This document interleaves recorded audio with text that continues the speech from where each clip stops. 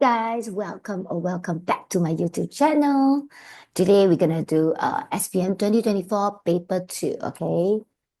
Okay, let's go. So question 1, they say, diagram 1 shows a sector BAC with center A. The moment I just read like that, I just look at it, I straight away know. Form 5, chapter 1, circular measure, that chapter. So they say, I highlight, okay? They say, show that the sector BAC with center A, BAC. Scared you guys cannot see, okay? Highlight for you guys. And then they say sector COD with center O. Okay, guys, different center make a huge difference one. Different center, their radius will be different. Okay, be careful of that. And then they say T lies on OP. Obviously, that one I can still see. So next one, they say, it's given that the area BAC, this one, area BAC is actually 113.4. That's what they provide. And then they say OA equals to half AC. I think this kind of information they try to give you ratio. So ratio, guys, just make it a fraction.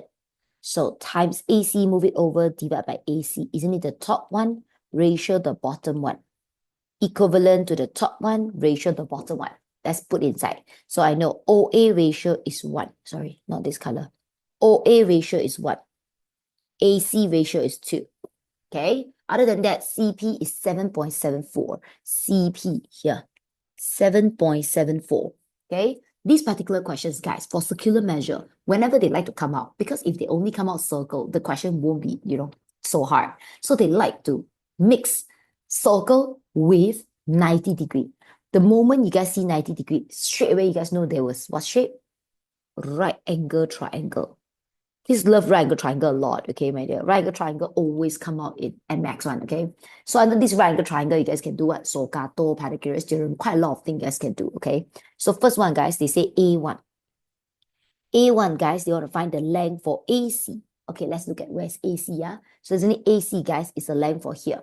So this one is actually, okay, only here, yeah? So isn't it, this particular AC is under the yellow color sector. And for the yellow color one, what they provide, I think they provide you area. So isn't it, they provide you area, you can use the area formula for sector. Area formula for sector, guys, is 1 over 2 r squared theta. Remember, this theta have no sin costan at the side. 100% is sub rad, unit rad inside, okay? So now you guys know the area is 113.4. Just in case you guys don't know which one I'm looking at the yellow color one. Yellow color one, So the area is 113.4 equals to 1 over 2. What is the R? The R is exactly what am I finding now? So R, I still put R. And then the angle, isn't it? They already give me 2.8 rad. So it's in rad. So you can straight away press calculator. 113.4 times 2 divided by 2.8. I hope you guys will get 81. Square, move it over square root. No need to write plus minus since you know negative is not possible. So isn't it the R value is 9 cm. And then the R is actually the AC leg, which is 9 cm. That. Let's look at the marks. 4 marks. I think 2 marks from here. 1 here, 1 here. 2. Okay. Next one, my dear. Of course, you don't stop there. Update your diagram. Okay. So you know this one is what? R. And then just now you guys know it's 9 cm. If that one is 9 cm and the 9 cm represent 2 ratio. So 9 cm represent 2 ratio. Every single ratio represent what, my dear? See, 9 cm. That means you will cut to 2 parts. So if you cut to 2 parts because the ratio is 2, isn't it each of the ratio represent 4.5 cm? Therefore, 2 ratio 9 cm, 1 ratio, isn't it 4.5 cm? Okay, don't stop there. Write the best thing you can ever write. Like write the full things that you guys ever can write. Okay, like the moment you know AC is 9 cm, the moment you know OA is 4.5 cm, straight away you guys know the whole line. The whole line, isn't it, will be 9 plus 4.5. Okay, 13.5. So 13.5 is for OC. Is it only for OC? No, because OC is actually the radius for the blue color sector. So the blue color sector, isn't it, not only here to here, 13.5 cm. Isn't it here to here? Should be 13.5 cm as well. Yeah, my dear, I think this all information you guys understand now, okay? Now, let's move on. Second part. A2.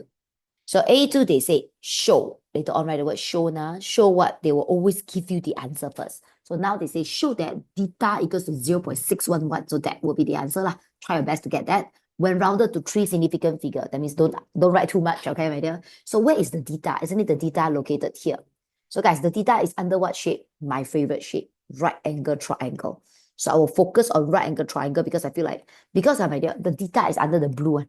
But the blue sector, they never provide me any information. Therefore, I'll look at right angle triangle. I feel like right angle triangle, I got a lot of information. I know what, I want to find this part.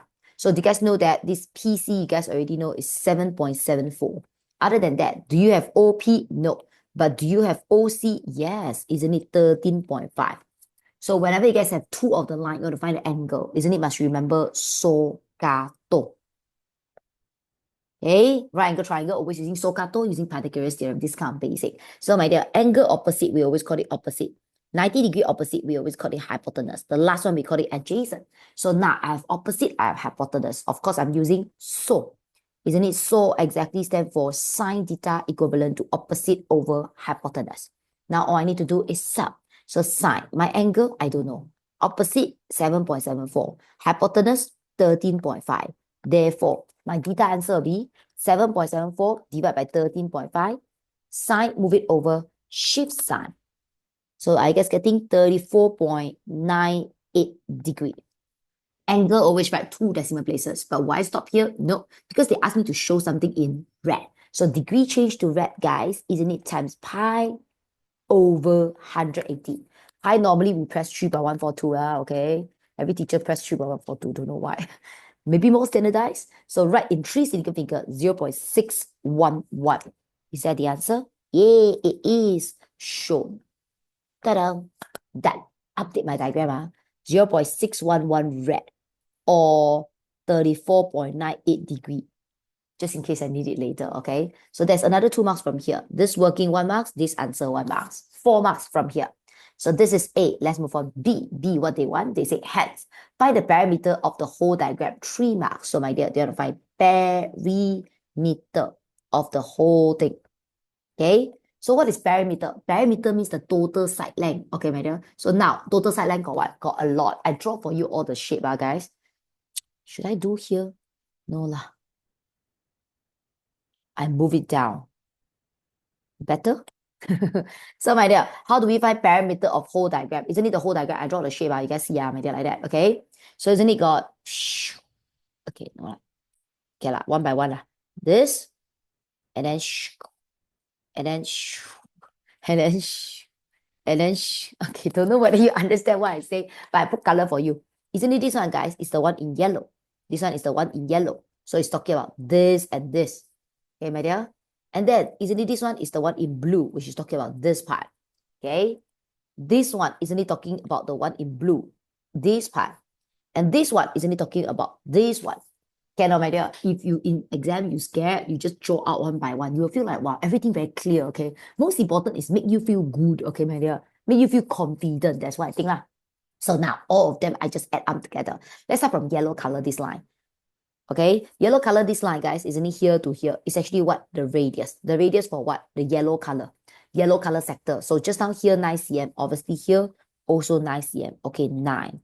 Next one, this curve, we call it what? This curve, we call it arc. Arc, we call it S. S actually got formula. S formula is R theta. S equals to R theta. This one, your formula paper having it, man, okay? So guys, how do we find the R? How do we find the theta? So when I look at the yellow color one, wait, when I look at the yellow color one, the R just now we know is 9 cm. The angle just now we know is 2.8 rad. Okay? Continue plus this curve. This curve is again what? It's still R. R is still S. S is still R times theta. But this one different. This one referring to the blue color pizza. Don't refer to the wrong pizza. This one yellow. This one blue. So guys, for the blue color pizza, what is the R? What is the theta? So let's go. The blue color R, 13.5. The angle just now, 0.611. Isn't it 13.5? 0.611. Okay, got it. Next one, plus this bottom line. This bottom line, isn't it one whole line? Just now we already know is what? 13.5. Continue plus the shorter part. The shorter part, isn't it here? Just now we already know is what? 4.5. So you see, quite easy, what? Just press calculator now. Try to get the answer for everything.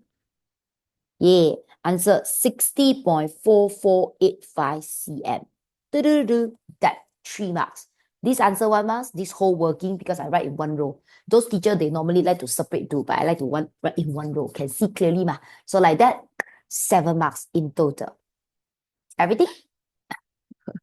Sorry, now it's early in the morning. That's the reason my voice sounds like that. Do my face look very fat also? I don't know lah. Okay, whatever. So my dear, everything okay, right? So just like that, 5, 4, 3, 2, 1. Guys, if for any new students, okay, if I'm way too fast for you, you can just pause me and ask me to wait for you, okay? This YouTube, you can actually control my speed, okay? Let's move on. Question 2, they say, the quadratic function, this one. So guys, they give me an equation such that p is a constant, has a minimum value of -1. Guys, quadratic function, minimum. Okay lah, Form 4, Chapter 2. I always tell my students how hard Form 4 Chapter 2 can be. So you guys Form 4 Chapter 2 basic need to be very, very good, okay? So now, okay, when I read the questions, my dear, I don't know whether you guys realize it, but I think the keyword will be minimum. Because under Form 4 Chapter 2, whenever you want to find maximum, minimum, there's actually a lot of way to find it. That's the keyword. And of course, I saw the word minimum value. The word value is very important, guys. Value always represent what? Y. For those who don't know, value, you're going to remember it, okay? Minimum value. Value, this word always represent the Y value. Okay, so write the word Y. So A, they say, using the method of completing the square, okay? They already say completing a square, 100% going to use that. You cannot choose other method. Find the values of P, okay? So how do we do that? Just in case you guys don't know, finding minimum value actually got a lot of method, my dear. Actually got 3 methods. The first method is using completing the square. I always call it CTS, okay? The second method is actually using a formula, x equals to negative b over 2a. Isn't it this one mathematics also, you guys using it?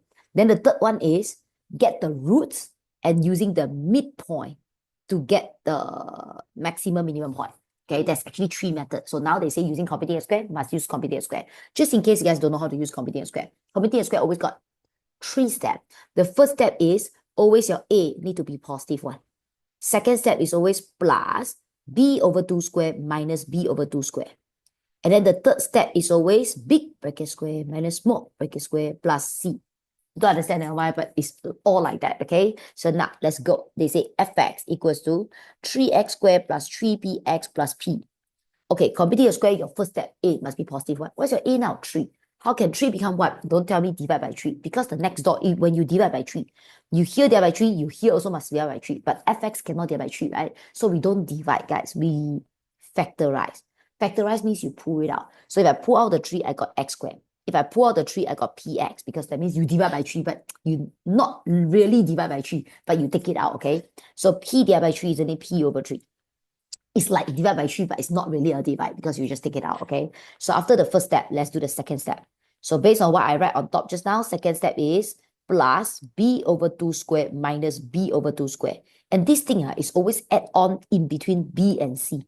So cannot be other spot. It must be there, okay? So what's your b now? So isn't it your b now is p? So here is p, here is p. Okay, this is your second step. Let's move on to the third step. The third step, guys, isn't it big bracket square minus small bracket square plus c.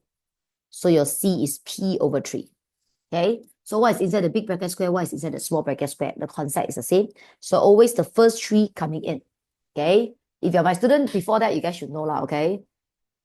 Yeah, you guys should know, okay? The guys, because I do have video about completing a square 5 years ago. That time, I only do 2 steps. Now I do 3 steps because the second step is now where the marks located at. So cannot just do 2 steps anymore, okay? Must do 3 steps, my dear. So always the big bracket square, you will write the one from the first 3. And then it's always the one with a square. I always tell my student it's a cap club. So those people who wearing a cap will be invited inside the club. But the rules of this club is when you walk inside, you're going to take out your cap. So square take out, you left x. Then this one square take out, you left p over 2. Okay? And then this one just copy from the top, p over 2. So guys, there you go. All the 3 steps done. So when all the 3 steps done, now just need to try to expand it.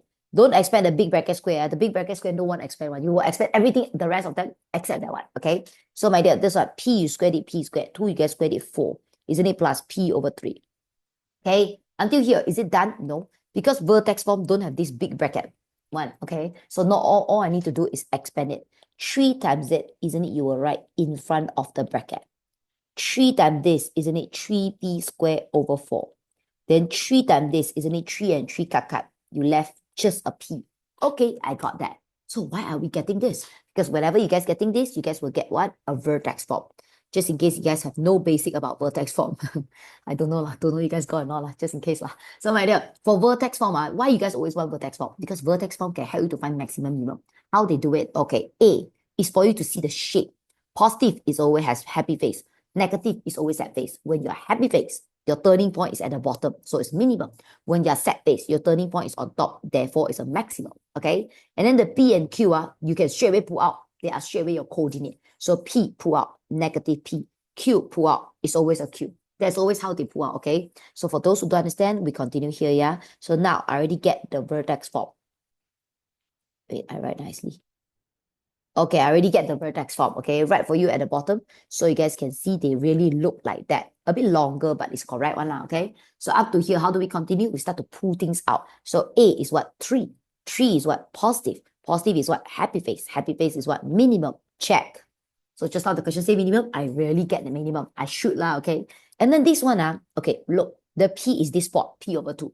So this P over 2 you pull out. Do you write P over 2? No. You positive, write negative. Negative, write positive. So P over 2, you guys will write negative P over 2. And then the Q, the Q is everything at the back. So everything at the back will be your Q, which is negative 3p squared over 4 plus P. Okay, that is my minimum point answer. So that is the minimum point I get. But you never, okay, but the question never asked for that. They never ask for minimum point. They ask for P. How do you guys find P? So X also got P, Y also got P. But because the question's got give me a value, which is negative 1. So the negative 1 is what? The Y. So isn't it, they pre-tell you your minimum Y should be negative 1. Then when you do yourself, whatever minimum Y you guys getting, isn't it should be same as the one they provide? Correct, right, my dear? You see, now I what? Compare. The one they give is Y. The one I get also Y. So I compare both Y. So of course, we don't like fraction. Everything we times 4. This one times 4, no more denominator 4. This one times 4, 4p. This one times 4, negative 4. I think they look like a general form. Everything move it to the positive side. Starting must be positive, okay? Can simplify, must simplify, but there's nothing to simplify lah. So I press calculator. I got the first P answer 2. Second P answer negative 2 over 3. Right back to the 2 bracket. So should I rejected one of them? No, because they say find the values of P. So I get 2 answer. Quite makes sense, my dear. That. So here you got 4 marks. You know where's the 4 marks? Now, my dear, completing a square, second step, always got 1 mark. So that one is very, very important. Getting the vertex form 1 marks. When you compare them, get 1 marks. When you get the answer, another 1 marks. There you go, 4 marks, okay? So this is A. Let's move on. B. B, they say sketch. Oh, guys, time to draw. Sketch the graph fx using the largest value of P from A. So just now, A, you guys getting these 2 answers. Which one largest? This one negative, this one positive. Of course, positive largest lah. So my dear, I'm using this value, okay, to sketch the graph. So how do I sketch the graph? Okay, my dear. Don't know whether you guys know. Just in case you guys don't know. Tell you guys, okay. Sketch graph got 3 steps, okay, based on what I teach my student. So first step, okay, don't know enough space or not. Better right here. First step, okay lah, the one. Right there. Step 1. Nicer, better. Just in case no more space, okay. Step 1, my dear. So whenever you guys want to what is that called? Want to sketch a graph, first thing you must have the maximum minimum point. So this question you guys already know is the minimum point. That means you must have the turning point answer lah, okay? So for this question, you guys already know minimum point is what? Negative P over 2, negative 3p squared over 4 plus P. So my dear, actually P you guys know is using what? 2. Isn't it P you guys know is using 2? So all the P adds up 2, yeah? So isn't it the front is negative 1? Then the back, negative 3, 2 squared over 4 plus 2, negative 1. Okay, my minimum point is negative 1, negative 1. That's my first point that I needed. Okay, enough, man? Nope, I still have step 2. Can lah, use some space at the bottom lah. I just looking at the whole structure. So guys, step 2 is having what? Having a table. Okay, you want to sketch a graph, 1 point is not enough. So usually you guys need more points. So how do you guys have more points? So you guys normally have a table. So like that, okay? So guys, the table, right? Wait, okay. The table normally when I tell my students, okay, show you. Tell you everything, okay? So normally when I show my students, I always tell them 5 column, 2 row. So the 2 row is 1 for X, 1 for Y, okay? Then why got 4 column? Because normally you need to find X-intercept, Y-intercept, okay, Y-intercept, X-intercept, sorry. So Y-intercept, X-intercept, and then I will tell my student, you will have starting and ending, provided they give you a domain range. So this question, do they ever say you must draw from where to where? No, they never tell you the domain range, so it's fine. No need to do the back two. Just do the front two. Okay, so how to do the front two? Sub inside. I show you the working up there, okay? Really no space, okay? So guys, just sub back to the original equation. So this original equation, isn't it the P is actually 2? Okay, the equation should be like that. 3x squared plus 6x plus 2. Okay, this one no need to show the working one, but I just show you just in case you guys don't understand. So first one is x0. X0, guys, if I sub 0 inside, isn't it you guys can straight away say, oh, the C is 2. Okay, guys, this is 2. Okay, next one is the y0. Y0, that means the fx becomes 0. The fx becomes 0, isn't it? They look like a general form. So press calculator to get the answer. Oh, so ugly. Negative 0.42 and negative 1.58. Okay, my dear? So guys, don't tell me, teacher, don't need to use quadratic formula. No, that one I use pencil, not even need to show the working, so it's fine, okay? So my dear, this one I write here. Negative 0.42, really very blur, right? Ish. Negative 0.42, negative 1.58. Not making things better or something like that, okay? So write back the coordinate for you guys. So that means from here, I know 0, 2 is 1. Negative 0.420 is 1. Negative 1.580 is another one. Okay, I got quite a lot of points already. So with all this, now we can do step 3. Step 3, make a guess. What is that? Sketch. No, nothing to do already, lor. So many points already, my dear. So now, you guys can see, my dear. Of course, you draw, no need to draw in the middle. So based on all the value, I can see all of them is negative. So, my dear, just leave more space for negative. Okay, I think it's like this is enough. So x0, the y called fx, okay? So how do I sketch it? First one, negative 1, negative 1. If here is negative 1, here is negative 1, this is the point you're talking about. Negative 1, negative 1. Highlight for you guys, isn't it negative 1, negative 1? Is this point. That, okay? Other than that, I have this coordinate 0, 2. Where is 0, 2? When x is 0, the y is 2. Sorry, don't run away. Okay, because I realized 2, I not really have enough space. Okay, fx. So here is 1, here is 2. Okay, this is 2. Isn't it, guys? This is 0, 2. Okay, negative 0.420, negative 0.42, somewhere in the middle here. Negative 0.42. Done again, 0. That means on the floor, because it's an x-intercept. Then this one, negative 1.580. Negative 1 is here, negative 1, negative 2 is here, negative 1.58 will be here. Negative 1.58 is in the middle here. Okay, done again. So everything done drawing, right, guys? Just connect them together. It should be very slim since I draw so small. Yeah, just like that. There's the graph, my dear. Okay, so if you're scared, you should write the equation at the side, but I don't think they really care. Just in case lah. Nowadays, they always change the way they give marks. I better write everything. This is the equation, guys. This is the equation, okay? 3x squared plus 6x plus 2. So 3x squared plus 6x plus 2. Last time they used to care axis of symmetry, so I still write for you guys, okay, just in case. So guys, the middle line, we always call it axis of symmetry. So now the middle line, vertical line is always x equals 2. So now you're touching negative 1, negative 1. Isn't it your x? That means it's negative 1. That. Okay, now, my dear? This graph itself, draw it correctly, 2 marks. So all the working of step 1, step 2, no marks. Step 3, the graph itself worth all the marks. So writing the correct minimum point, normally they check the y-intercept. But of course, I draw everything lah. So just like that, this question worth 6 marks. Dun, dun, dun, dun, that. So far, so good. 5, 4, 3, 2, 1.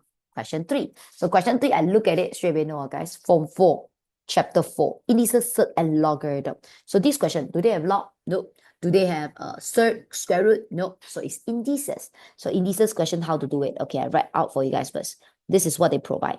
A, the dot means times, okay? So equivalent to this, that's what they give lah. Now, again, show, right? The word show now, show what? They will always tell you the answer.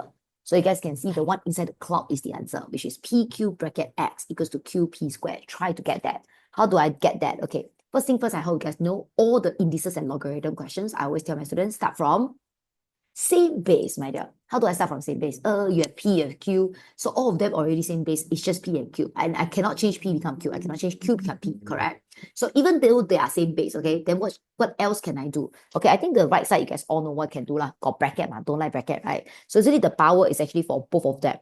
So isn't it is this one and this one? Make sense, all? Then how about left side? For left side, I look at it, my dear. Maybe I will try to combine them together, okay? So how do I combine them together? Okay, some students will just combine them together. Just combine a good method. Guys, actually, I won't combine, okay? Let me tell you what I will do, okay? I don't care about what you think, okay? So guys, what I will do is, when I look at this, guys, even this is P. Some student will combine the P, combine the Q. Of course, you will still get the answer. Of course, no matter what, you will get the answer. But actually, when I look at it, the first thing is, for right side, I will do like that lah. For left side, I will divorce it. What is divorce? When I teach my own students, I tell them there's a formula like this. Okay? There's also a formula that look like this. So isn't it times always when you combine is plus? Divide when you combine together, isn't it the power become minus? Okay? So when here go to here, it's like 2% become what? So married. So from here go to here, it's called divorce. So do you guys realize now the power got 2? And they are like, not the same, my dear. So what I will do is I will split them. How do I split them? See, P and P I write 2 times. Who is in front? X. Who is at the back? 2. I don't write the negative because negative, based on the formula here, negative, isn't it will become divide. So I'll write divide here. Can you understand? The dot, I still write dot, okay, just in case you're confused. So these are Q, isn't it? Still got 2Q because they got 2 power. One is X, one is 2. Then plus, then, isn't it plus? Separate, it become times. Okay, my dear, write nicely for you. P power X divided by P square times Q power X equals to Q square, equivalent to P power 2X times Q power 2X. I almost can see my answer already. You know why? Because guys, look at your future answer. Do you realize your future answer is just all the X at one side and then all the non-X at another side? So I decided to bring all the X to one side, okay? So my dear, all the X, let's say I move it to the right side. So these are P power 2X times Q power 2X, okay? All the X I move, So this one X, I move it over. Times, move it over, divide. This X also I move. Times, move it over, divide. Okay, like that. Can you understand all? Then the left side only left what? The left side, isn't it only left divide by P square and Q square? So divide by P square, that means you are at the bottom, please. Then times Q square, of course, is still on top lah. Okay? Can see the answer already or not? I already can see. Because guys, I got square, you got square, we can together pull out the square. How about the right side? The right side, my dear, you guys can cut. Okay, my dear. Isn't it 2X? This one P power 2X, this one P power X. Isn't it you guys can cut. For those who don't know why cut, never mind, I do for you guys, okay? I'm very scared you guys don't know, okay, my dear? So this one is a divide. So based on this formula, isn't it divide, combine together, power is minus. So P power 2X minus X, because this is divide, so the power you minus, times Q power 2X minus X. Okay, got it. QP squared equals to P power X times Q power X. So when I power X, you also power X, we can pull out the power X together. Isn't it just like that? Getting the answer. Proudly write the word, sure, 3 marks. Getting it, of course, 1 marks. Combining them, getting 1 marks, okay? And then split it, getting 1 marks. 3 marks from here, but that's just A. Let's move on. B. B, they say express. Oh, guys, third question, quite obvious, right? In the form of this, so they want this answer. Then in term of K, so your answer got K inside lah, okay? How do I do this third? Okay, let me write down for you guys first. This is what they provide. Third questions, my dear, to be honest lah. Third question, no matter how they come out, after all, they just care about rationalize, okay? So how do I do this? Okay, first thing first, I want to, of course, one is fraction, one is non-fraction. So what I do is I will combine them together. How do I combine them together? Make them same denominator. This one, nothing there is over 1. So the over 1, you guys will times 4 minus square root x This one also you will times 4 minus square root x, okay? That one need to show the teacher. So just like that, isn't it all the denominator now become 4 minus square root 7. So the top one I left, here I left k, here our open bracket, 4 times square root 28, okay? How about this one and this one? Negative. For those who don't know, you should know this formula. For those who don't know, never mind, I write for you. Cert A times cert B is actually cert A times B. These are not provided, okay? So therefore, this one times this one, how do we times? So cert 28 times cert 7 is actually cert 28 times 7. Isn't it 196? Okay, my dear, square root 196. So square root 196, can I simplify it? Maybe I can. Should try. Square root 196. Oh, it's 14. So nice, my dear. 14. I write 14 straight away. Okay. So guys, okay. Of course, I don't know whether you guys will check, but I will check. I will check whether all of the cert can still simplify it. Cert 7 cannot. Cert 28 can. If you're using this version of calculator, you press calculator, cert 28, you straight away know what is it. But for those who are using the older version of it, never mind. We can manually do it. How do we manually do it, my dear? So cert 28, I do here.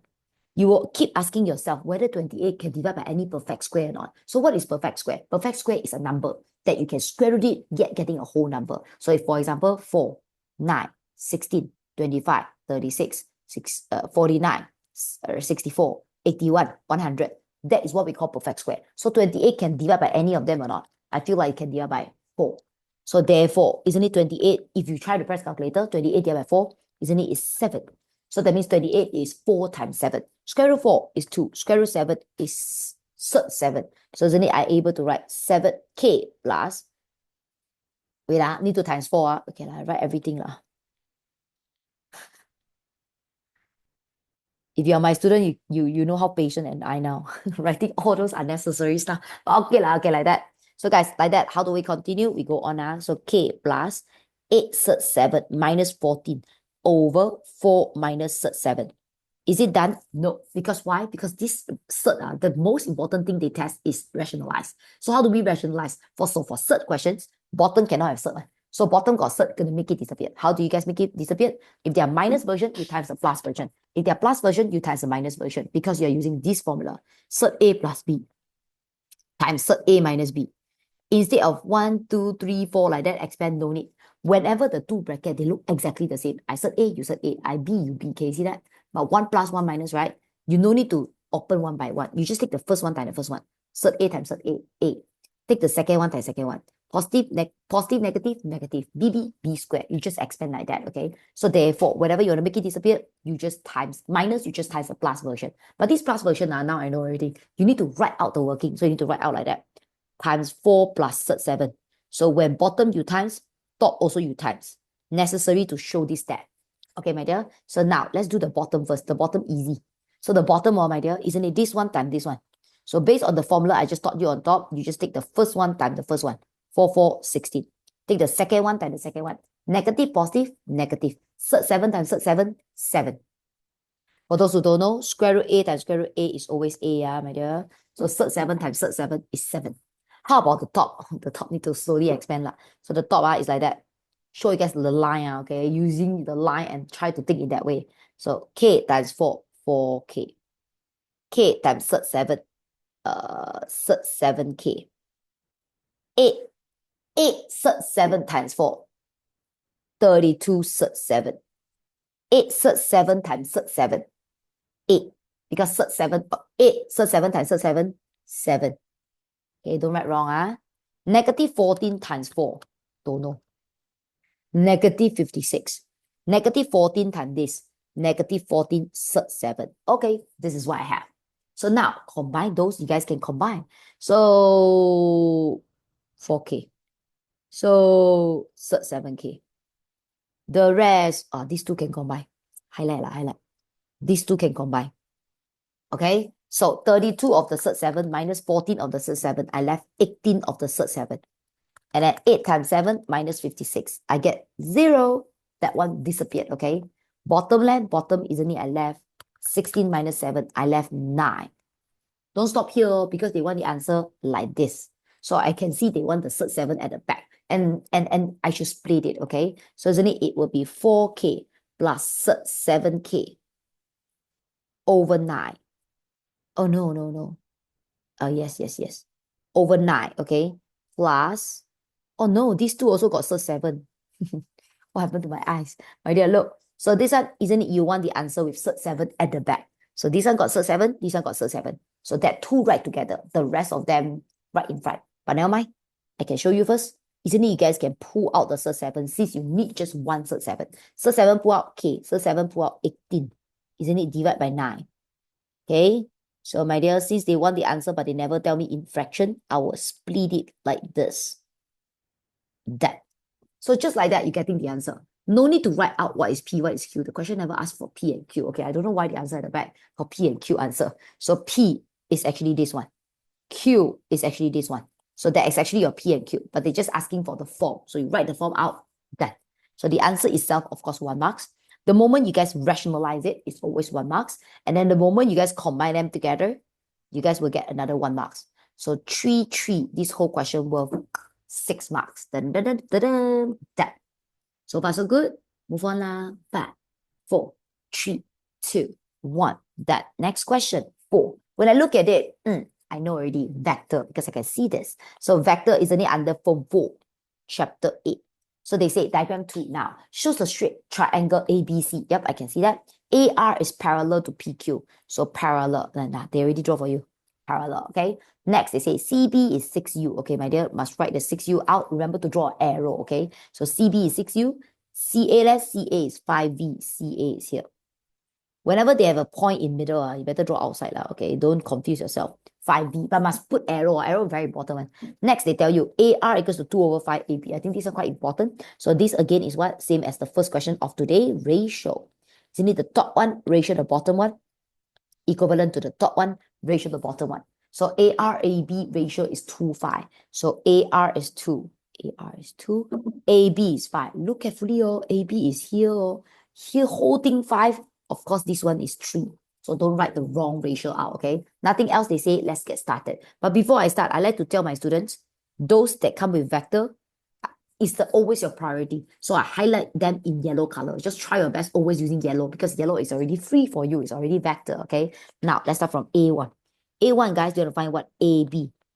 So from A walk to B. Let me show you guys. You want AB. Isn't it A is here, B is here. Supposedly walk straight will do, but walk straight, I don't have any vector. Therefore, I will walk my yellow color path. Can you guys see that? Understand, right? So isn't it A walk to O? And not O, it's a C. A walk to C. C walk out to B. So you see, you must start from A and with B. Okay, you must start from A and with B. So A go to C is the terbalik of this. So negative 5V. C go to B is following this sequence. Isn't it 6U? That. So that's the first part. Let's move on to second part. Second part, guys, you want to find what? CR. How do I find CR? From C walk to R. So let me show you guys one more time. CR, isn't it? C go to R is like that. Even though I have the path that I don't have any information there. Therefore, you guys can use other path. Isn't it? Can CAAR or CBBR. Answer same one, okay? Don't tell me, but teacher, AR is not yellow. AR is not yellow, but AR got ratio. Therefore, still doable, okay? No worries. So isn't it? C can walk to A walk to R. So first, C walk to A is what? 5V. The problem is AR. AR, I don't even have the vector, but I do have the ratio. So ratio always convert in a fraction form. So guys, write your own ratio on top too.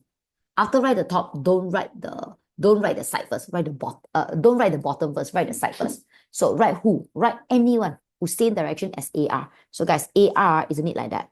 Who same direction as it? RB. Other than RB, AB also can. So I will definitely write AB. Why I will write AB? Because I already got the answer up there. So it's only sub straight away. Don't tell me, teacher, can I write BA? No, because AR coming down, AB must be coming down. So direction must same. Okay. Then now, writing AB ratio at the bottom. So A to B ratio is what? Then here 2, here 3, just now the whole line 5. So for those who thinking, teacher, then can I straight away sub this? Of course you can also. But not every single time able to sub straight away. Therefore, I explain it, okay? So AB, I will sub inside. So this is AB answer, I sub inside here. So isn't it negative 5V plus 6U? Open bracket for you. This one times this one, negative 2V. 2 times 6, 12 over 5U. Isn't it the answer? 3V plus 12 over 5U. That. Let's look at the marks. 3 marks. Here 1, doing this 1, getting this 1. Some of my students tell me that some of the marking scheme will give marks for all this kind of working. So you better write all this kind of working out, like those alphabet from where walk to where, you better write it out, okay? Just in case. So my dear, A that, let's move on. B. B, they say what? They say B1. It's not even B. B1, they tell you U equals to what? V equals to what? They want to find modulus CR. Okay, guys, how do we find modulus CR? Just want to tell you guys, CR, isn't it, is something you guys already have the information. So just sub the information in. So CR just now I already get 3V plus 12 over 5U. Okay, I hope you guys all know these two lines, these two things called modulus, correct? But under this chapter, they are not modulus. Under this chapter, they represent magnitude. For those who don't know what happened to your basic, my dear, is magnitude. Magnitude actually got formula. This one SPM provided. Okay, so you want to use the formula. Of course, you just need to have X and Y. Then don't tell me, teacher, 3 and 12 over 5 lah. Of course, no. X and Y, it must be in front of I and J. So you cannot be in front of what U and V. What is U and V? I don't know, man. So therefore, the V must make it disappear. How to make it disappear? They say V is I plus 4J. So then this one you guys can sub I plus 4J plus 12 over 5. U leh? Isn't it U is here? 5I. Okay, this one is 5I. See, at least now all of them is in terms of I and J. So let's open bracket, isn't it 3I plus 12J plus 12I. So I and I combined, isn't it 15I plus 12J? Okay, that is my CR vector answer. But they're not finding the vector, they're finding what? Magnitude. So remember to use the magnitude formula. So magnitude formula, guys, what is my X? My X is the one in front of my I, 15. The one in front of my J is the Y. So press calculator, get the answer. Write in cert form also can, write in decimal also can. So you can write 3 cert 41. But of course, if my calculator is the normal version, I will just write decimal. I don't need to write such a hard thing. Okay, my dear. So guys, isn't it 19.2094 units? Dun, dun, dun, dun, dun. That. How many marks for that? 5 marks. The bottom should be 3. Is it 3? Never mind, I do first, okay? Only I allocate the marks, okay? Let's move on. B2. B2, how do I do it? Read for you, hands. Find the shortest distance, my dear. If you're my student, this I read like 10,000 times already. The moment you guys see the word shortest distance, it means perpendicular distance. Shortest distance, guys, always means perpendicular distance. Perpendicular means 90 degrees. So 90 degrees is always the shortest, because if you slanted, where got shortest? Shortest must be straight away, 90 degrees, okay? So they want to find the 90 degree distance from A to CR. Okay, where is A to CR? Highlight for you guys first. So they say point A to CR. So guys, point A is here. CR, where's CR? CR is here, okay? So A to CR, isn't it the 90 degree? Okay, this also they never say 90 degree, right? But they look 90 degree though. Oh, this one is CR. My dear, I know they're 90 degree already. You know why? Because this one and this one, they say are parallel. So parallel and they connected to one line. So isn't it here and here will be 90 degree? Okay, our favorite shape again, right angle triangle. So my dear, now they want to find point A to CR. So point A to CR shortest distance is the 90 degree distance. So 90 degree distance, guys, isn't it this pink color one?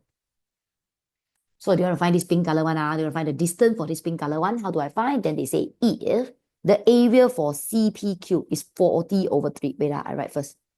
Area for CPQ, that triangle, is 40 over 3. At the same time, they tell you CQQR ratio is 1:2.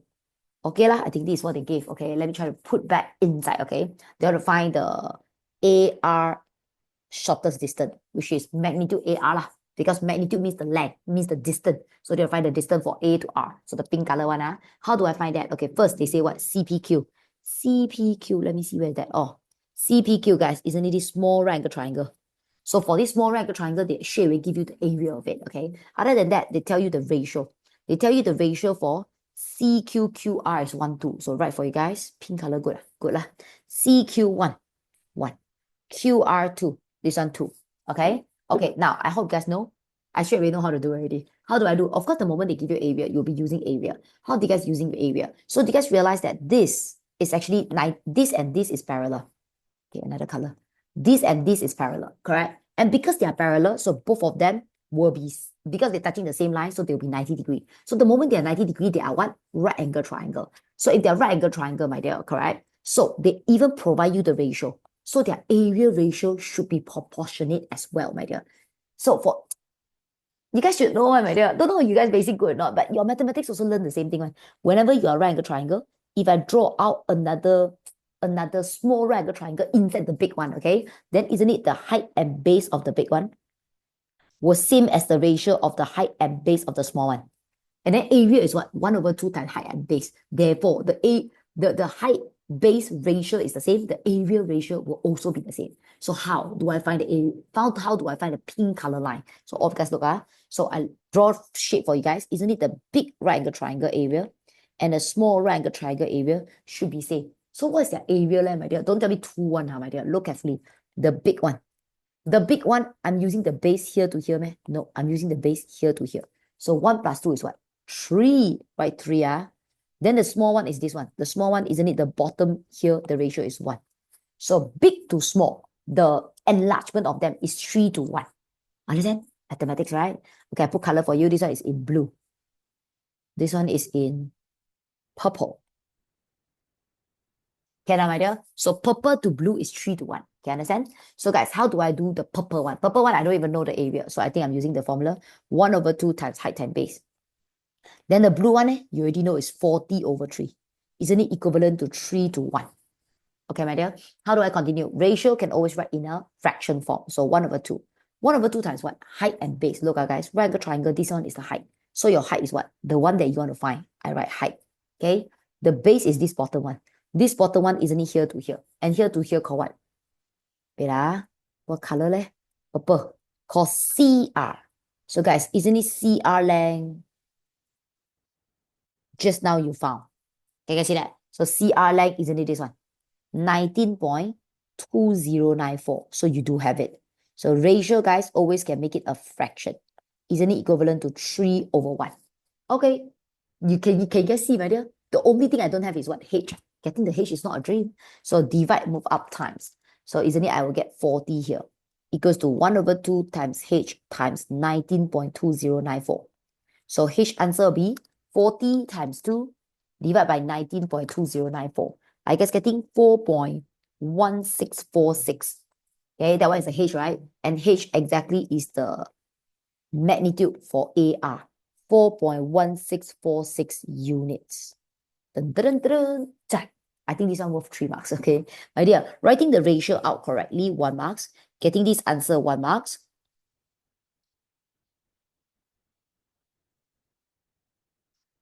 Should give 3 marks, man. Wait, this one, modulus, you get IJ 1 marks, you get this 1 marks. Magnitude got another 1 marks or not? Don't know lah.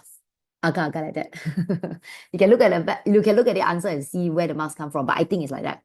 Because I don't really think ratio can still give what other marks. Don't have anymore. So it should be from the top. Sub inside 1 marks. Okay, so guys, here 3, here 5. Total this question worth 8 marks. Dun, dun, dun, dun, dun. Let's move on. 5, 4, 3, 2, 1, go. Question 5. A curve has a gradient function. No need to ask you. You also know gradient function from 5 chapter 2 or maybe from 5 chapter 2 and 3. Okay, so guys, I saw they asked me to find equation of curve. I know already lah. Got chapter 3 also. Let's get started. A.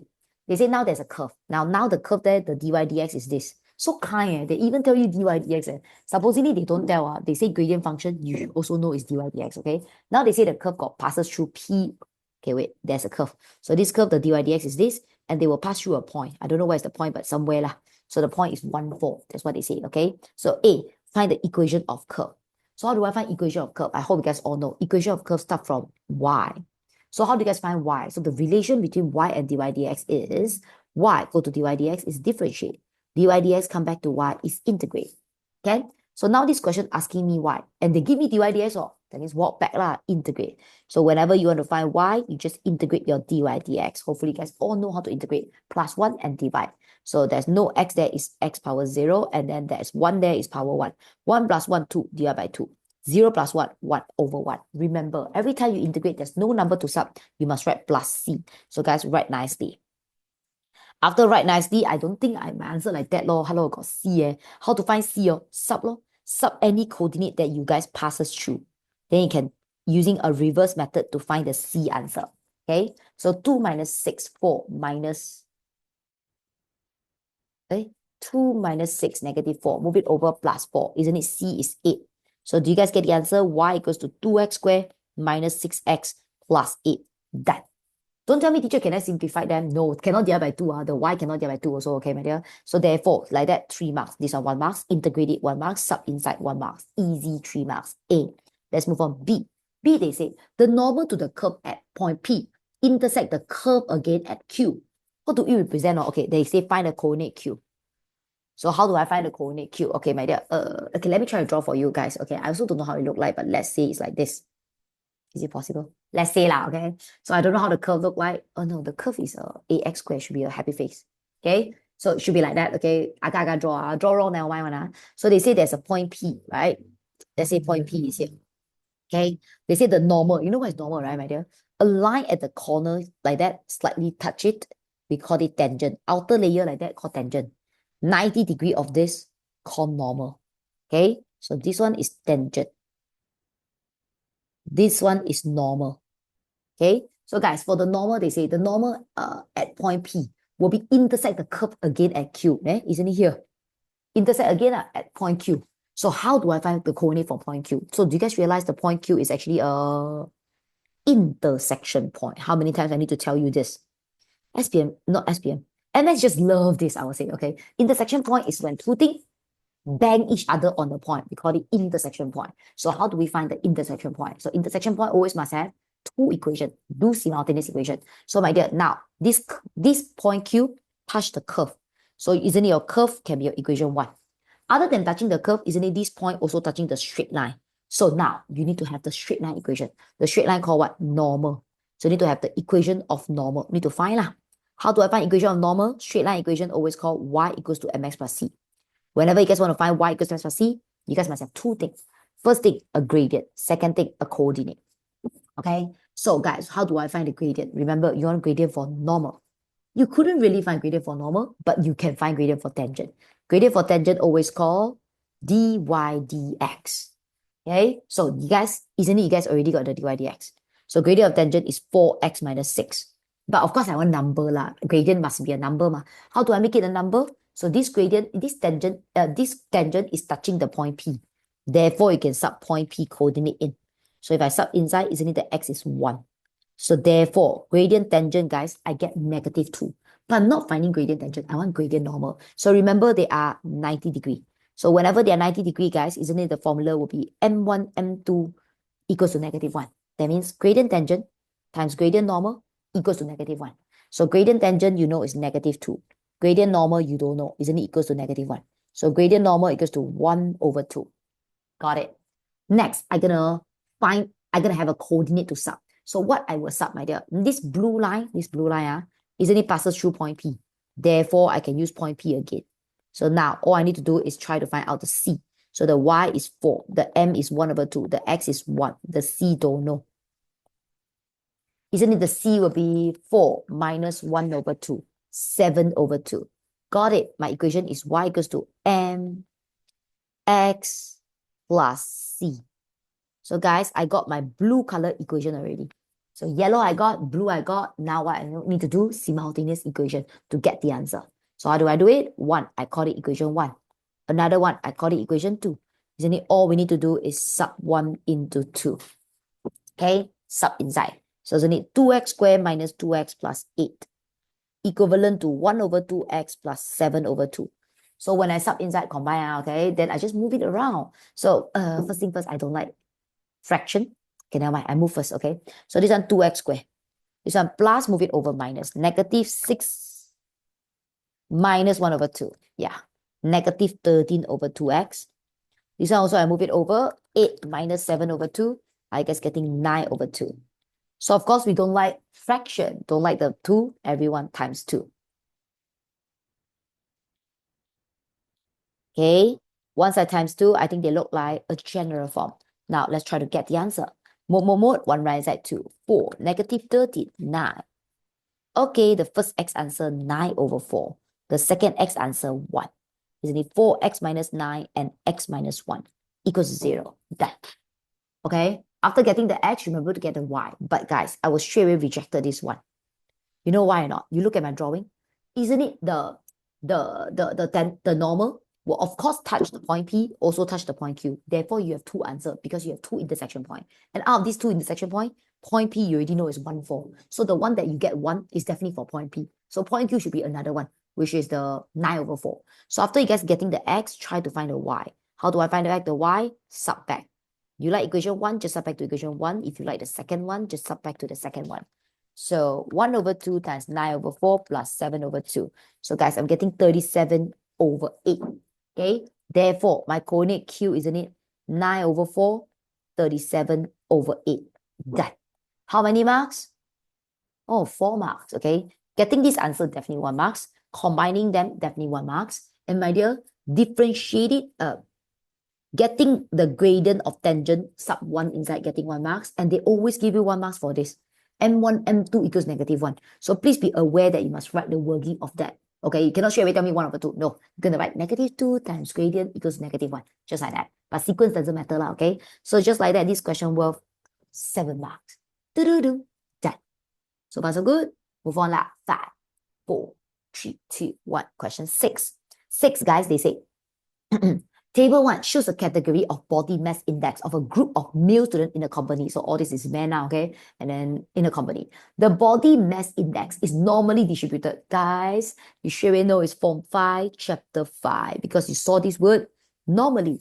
So guys, Form 5, Chapter 5 is called probability distribution. They got two types. One is binomial, one is normal. Normal is always using this table, okay? So now they say, it's given that, okay, read 44%, percentage is always a probability. So they say 44% of the worker are categorized as either underweight or normal weight. So or means plus. Okay, underweight and normal weight, this one got 44%. That's what they say. Next, while 12% were categorized as obese. So isn't it this one is 12%? Guys, total probability is always 100%. So 100 minus 44 minus 12. Oh, so overweight is 44% also. You understand? Now they say it's given that 1 out of n worker will be in underweight category, my dear. 1 out of n is what? 1/n. 1/n is what? Probability. Because probability is always like 1 out of 10 chances. Isn't it something like that? Fraction is always probability. So they say 1/n of them will be in underweight category. Okay? So when you tell me, teacher, underweight is here. How? Teacher, 44 divided by 2. Of course, no lah. No one ever say they balance. Okay? So that one you really don't know. Later on, you need to find. So they say find the value of n. Okay. How do I do this one? Okay, my dear. So see, I show you guys what you guys will actually plan to do first. So now, you guys know the probability for underweight now is 1/n. So you know, find the n, you're going to find the underweight. So the underweight, they say what? Underweight, isn't it, is this one. Isn't it x smaller than 18.5? Okay, this is what you plan to do, correct? Then normally when you guys want to use the table, you will change it to Z. Then when you change it to Z, most important is using this formula. Z equals to x minus mean divided by standard deviation. Suddenly, my first problem came. My problem is what? I don't have mean. I don't have standard deviation. So now I don't want to continue to do. I can't do it. So therefore, this question, you know what you need to do first? You need to find out the mean and the standard deviation first. How do I find out mean and standard deviation? So you know, find mean and standard deviation, you must have two information because you know, find two things. So where's the two information then, my dear? I think I will using overweight because I have the probability of it, 44%. Obese because I also have the probability of it. So you want to find two unknown, you must have two equations. So let me write for you guys, okay, my dear. Don't tell me, teacher, need to so troublesome. Yeah, 6 marks. You look at the marks, you guys know how much thing you guys need to write. So isn't it for the probability 25 bigger and equals to x smaller than 30? Isn't it equals to 0.44? Isn't it, guys? This one is based on the blue color one. Based on the top blue color. Another one, isn't it the obese one is x bigger and equals to 30 or equals to 0.12? Isn't it this one is the green color one? Okay, now let's start to do it. So remember, guys, always you must change it to what? Z. How do I change it to Z? Isn't it 25 minus the mean divided by the standard deviation? Okay, this one becomes Z. This one isn't it 30 minus the mean divided by standard deviation equals to 0.44. Okay, how do I continue? No, I don't want to press calculator. I can't. So I can't press calculator. Then how do I do it? I always ask my student, whenever you guys read until here, you must know, this question is a normal find or terbalik find. So normal find is, they give you the outside Z, ask for the probability. That one called normal find. Terbalik find is they give you the probability and ask back the Z. That one called terbalik find. This question, terbalik find. Why? Because the Z now is these two value. And quite obvious, these two value is not something I can get from the table. So no, I don't have the outside. I don't have the outside. You got to pray that you have the inside. Oh, so do you have the inside? Yes. Isn't it? You know the probability now is 0.44. So yes, you have the inside. Wait, put color for you. Isn't it? You guys have the inside, correct? So since you guys have the inside, then now what can I do, my dear? So I need to draw. So how I know where to draw? You guys need to try to draw it out, okay? So how do you guys try to draw it out? Wait, guys, I look at it, I feel like I shouldn't do this blue color one. I'm sorry, my dear. Of course, you can get the answer. Definitely, you guys will get the answer, but it's not that easy. So if I'm you, I won't even do this. I'm sorry. I changed my mind. That's always what I do. My dear, maybe you tell me, then teacher, why the blue one don't do? Of course you can do, my dear, but it's not very easy. I will choose an easier method. I show you what is the easier method. Look at the green one. The green one is a good one because the green one is probability Z bigger and equals to 30 minus mean divided by standard deviation. Isn't it equivalent to 0.12? Correct? And then you see with this, my dear, again, same like just now. The Z I already have. The Z is unknown. I don't have. The probability I having it. So this question is a terbalik find. So for terbalik find, I always tell my student, need to draw two graphs. I draw here. Why need to draw two graphs? Just to justify whether your Z is a positive Z or negative Z. Okay, I sketch for you first. They say Z bigger than this. Bigger, sketch the right side. Bigger, sketch the right side. Isn't it? Sketch here and sketch here. Okay, after you get sketch it, they say what? Which one correct or you think? Positive correct or negative? Positive. How I know positive? Because the probability need to be 0.12. 0.12 should be very small one, my dear. Isn't it? This one look like a small lake or mountain. This one look like a big one. How you know? You know, because small one is always the probability lesser than half.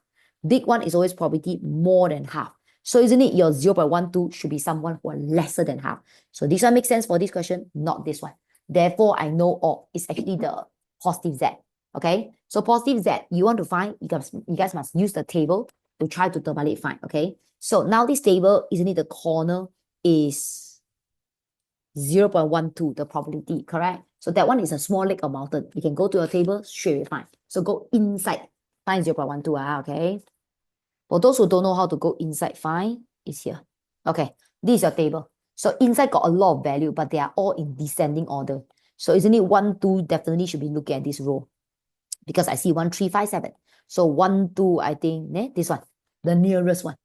You don't have the exact one, never mind. Just choose someone who is slightly higher. But I want 1, 2, I don't want a 10. So I will minus off the 10. Can you guys see 10 is here? So tolak, this one called minus tolak. Minus off the 10. Isn't it that is the answer you guys want? So the answer will be 1.175. 1.175. Come back here. Okay. So guys, I already know. I write for you guys again for those who don't know. 0.1210, I want to minus 10. Because if I minus 10, I get 0.12. That is what I want. So 1.175. Okay. So isn't it, guys, the 30 minus mean divided by standard deviation will be 1.175.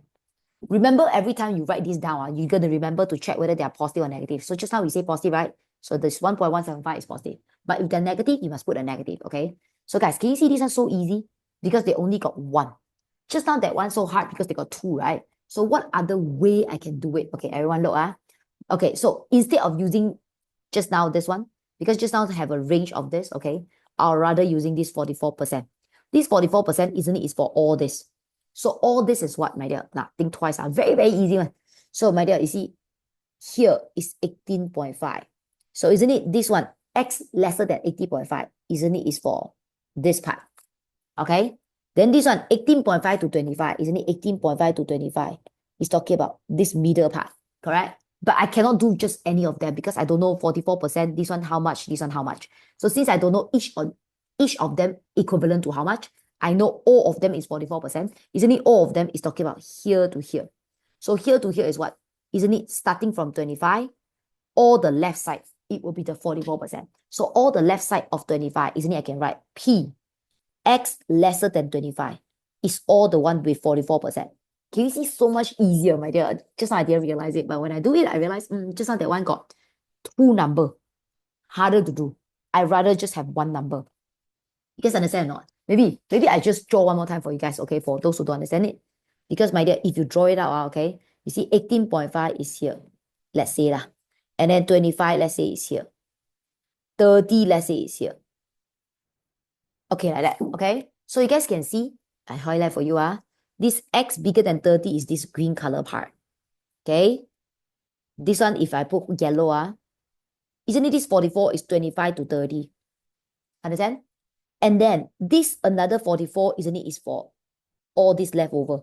How I so sure it's all this leftover? Because this one is X lesser than 18.5, which is here. This one 18.5 lesser than 18.5 to 25, isn't it, is here. Okay, you can see that? So you guys can see this one is 44%. This one is 12%. Isn't it all this is also 44%? Isn't it 44% is all below 25? Understand now? I think I explained until quite good. I think. So my dear, so write Z lesser than 25 minus mean divided by standard deviation equals to 0.44.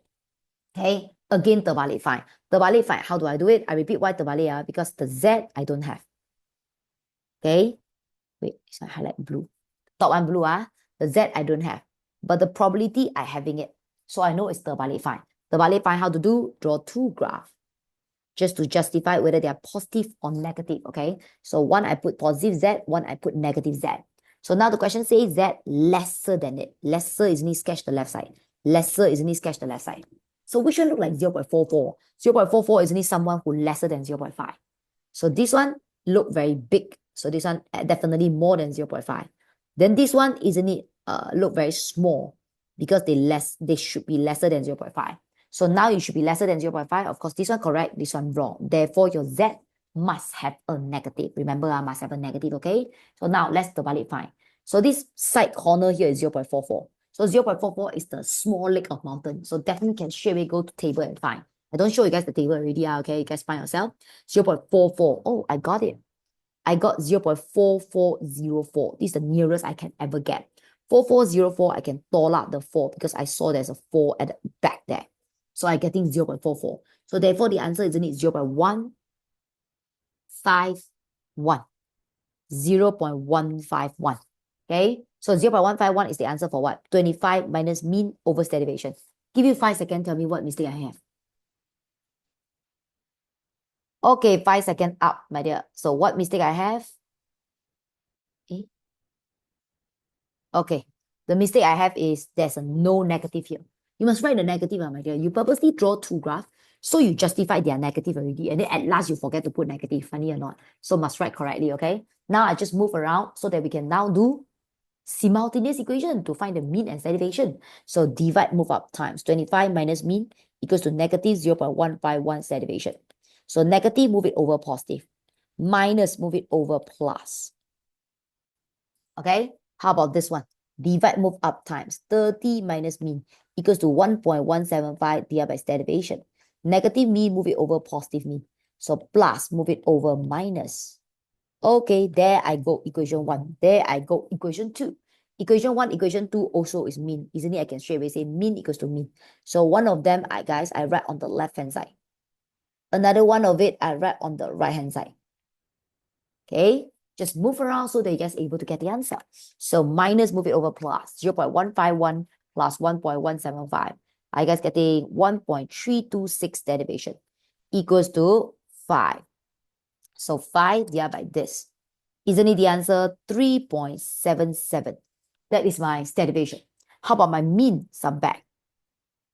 You like your equation 1, sub back to equation 1. If you like your equation 2, just sub back to your equation 2. So this one times 0.151 plus 25. I guess getting 25.57. Finally, we got that.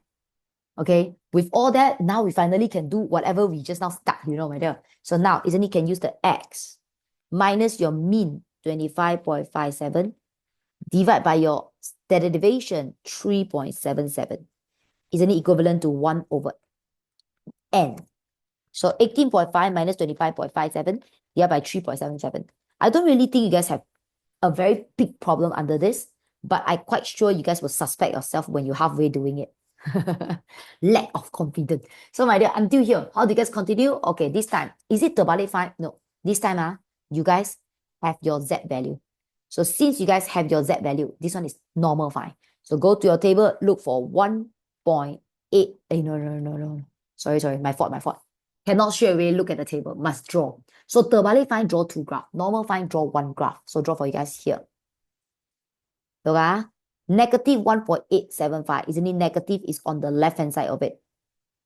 Because origin is in the middle, negative should be on the left side, okay? Now they say the Z smaller than this. Smaller, isn't it? Sketch the left side, which is here. The pink color part, okay? So how do we find the pink color part? So pink color part, my dear, is it a lake or mountain? Yes, that means you can go table and look for it. So 1.875. So I go to my table, look for 1.8, put a ruler there, look for 7, 0.0307, 5 is 4. So minus it, always minus the last digit. So it's 0.0303. So guys, I know the probability is 0.0303. Isn't it? This answer should equivalent to 1 over n. Therefore, n is what? Divide, move up, times.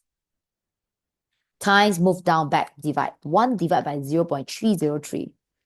Quite nice. 33 point something. But approximately 33 lah. That the answer is 33. That means if you press 1 divided by 33, you will get back this 0.0303, which is getting back the probability. Isn't it correct? So this answer 1 marks. Okay. Writing this out, obviously 1 marks. Okay. Just now there should have another 4 marks.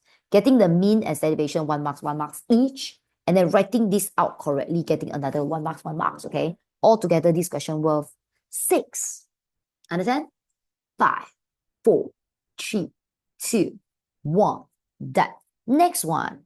7. Haha. This one. Oh, what happened to my screen?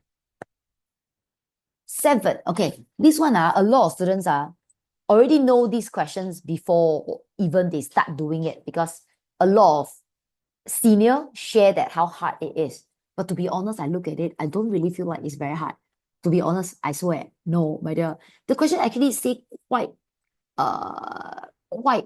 details, in a very detailed way. So it's not that hard to understand. It's just maybe you guys just don't like diagram. Whenever they're very long, you guys just, you guys just get by yourself, okay? So my dear, look at these questions 7. Let's read the English part. Diagram 3 shows a symmetrical tube such that A and B are on the same level. Symmetrical, that means left side and right side balanced. That means this is a very balanced mile. And then the A and B is on the same height. So both of them same height. Everything balanced eventually. Next one, a marble is released. Marble question, okay? A marble is released from point A. So from point A, marble, and move towards the tube, through the tube towards B. So it will like that, go over that, like that, okay? Until it stopped instantaneously for the first time at C. So they go up. You can imagine this is a bowl. You start to put a bowl, marble inside, isn't it? They were like, I can even imagine the marble is silver color. So by the isn't it like that? So now they go up and then they will actually stop at C. That's what they say, okay? Next one. Here, okay? The marble will move back and forth through the tube until it stopped completely at C. Oh, because of gravity. Of course, at the end, you will stop at where the heaviest is, where the center is, isn't it? Origin, okay? They say the marble stopped instantaneously for the second time at D, and it stopped instantaneously for the third time at E. Okay, everyone look, you start from here, and then you over there, but when you stop at C. C you stop at, after that you stop at D. D after that you stop at E. Isn't it with this? Let me draw for you guys first. You marble start from here, isn't it like that? Okay. You go to B, then you stop at C. So stop is C, okay? Then C, you guys come back here to D. D, you guys come back here to E. Okay. All right, that you guys understand? So isn't it will become shorter and shorter and shorter and shorter and shorter until they stop. Okay. So now they say the distance traveled by the marble from A to C, C to D, and the subsequent distance are in the same ratio. Guys, have a feeling, right? What chapter? Form 4, chapter 5 lah. I straight away know already. Because they're like that, isn't it? Decreasing in the constant way, isn't it? It's a AP-GP and same ratio. So it's a GP, my dear. So for those who don't know, it's GP. I don't know what happened to you. You maybe didn't practice enough to realize that, okay? Next one, they say the total distance traveled by the marble from A to C and then C to D is this one. Okay, write it out straight away. This 629 over 4 is actually what? They say is the total distance. So a lot of you guys will write S. Maybe you read first. Only one, two thing. Normally you write T. So total distance travel from A to C, C to D. Guys, A to C, this is A. A to C, isn't it, is T1. C to D, isn't it, is T2. So I will write T1 plus T2. Isn't it the first term and the second term distance, they say is 629 over 4. That's what they say, okay? The distance traveled from D to E. D to E, isn't it, is T3. So isn't it, guys, they try to tell you T3 is 4913 over 80. So you know, sometimes you guys don't really understand the question. I feel it's because you don't read words by word. You guys very rush and then straight away want to go and read the requirement. You should read every single word, try to understand it. It's more important. Read one sentence, digest one sentence. Read one sentence, digest one sentence. If needed, draw it out. Draw it out will make you understand so much thing. Now you understand me because I draw, right? You also draw in exam, okay? Next, they say, if the marble take 1 minute to stop completely at O. So my dear, that means you like that, the whole journey take 1 minute, okay? Determine whether the average speed of the marble exceed 10 cm per second or not. Show your calculation, okay? 10 marks, okay? Maybe you scared because you see 10 marks, okay? But my dear, it's really not that scary, okay? Maybe you don't understand the second sentence. But even you understand or you understand, I think you will definitely do the T1, T2, T3 thing, all right? So let's start from there first, okay? Why don't we start from there first? We ignore this sentence first, okay? Because I think the one that confused you maybe is this sentence. I don't know, okay? I read the top first. I do the top first, okay? Which is T1, T2. So this question, you know, is a GP. So GP-TM formula look like this. So guys, I'm using this formula. So T1 is A. T2, isn't it? I need to use this formula. So T3, I also need to use this formula. But never mind, I focus on the right side first. So A, how much? Don't know. A, how much? Don't know. R, how much? Don't know. But the N is 2. So 2 minus 1, isn't it AR, equals to 629 over 4. For GP, I don't know whether you guys ever learned, but normally I don't do anything. I just call it equation 1. No need to move around, okay? Then this one also same. Isn't it AR 3 minus 1? Isn't it AR squared, guys, equals to 4913 over 80. Okay, I call it equation 2. Okay? And then for you guys to do GP, right, my dear, I'm not using sub. AP, we are using sub, but GP, I always using divide. I always tell my students I'm using divide. Which one divide by which one doesn't matter. You can 1 divide by 2, you can 2 divide by 1, just divide. So let's say I'm using 2 divided by 1. So equation 2, guys, I write on top.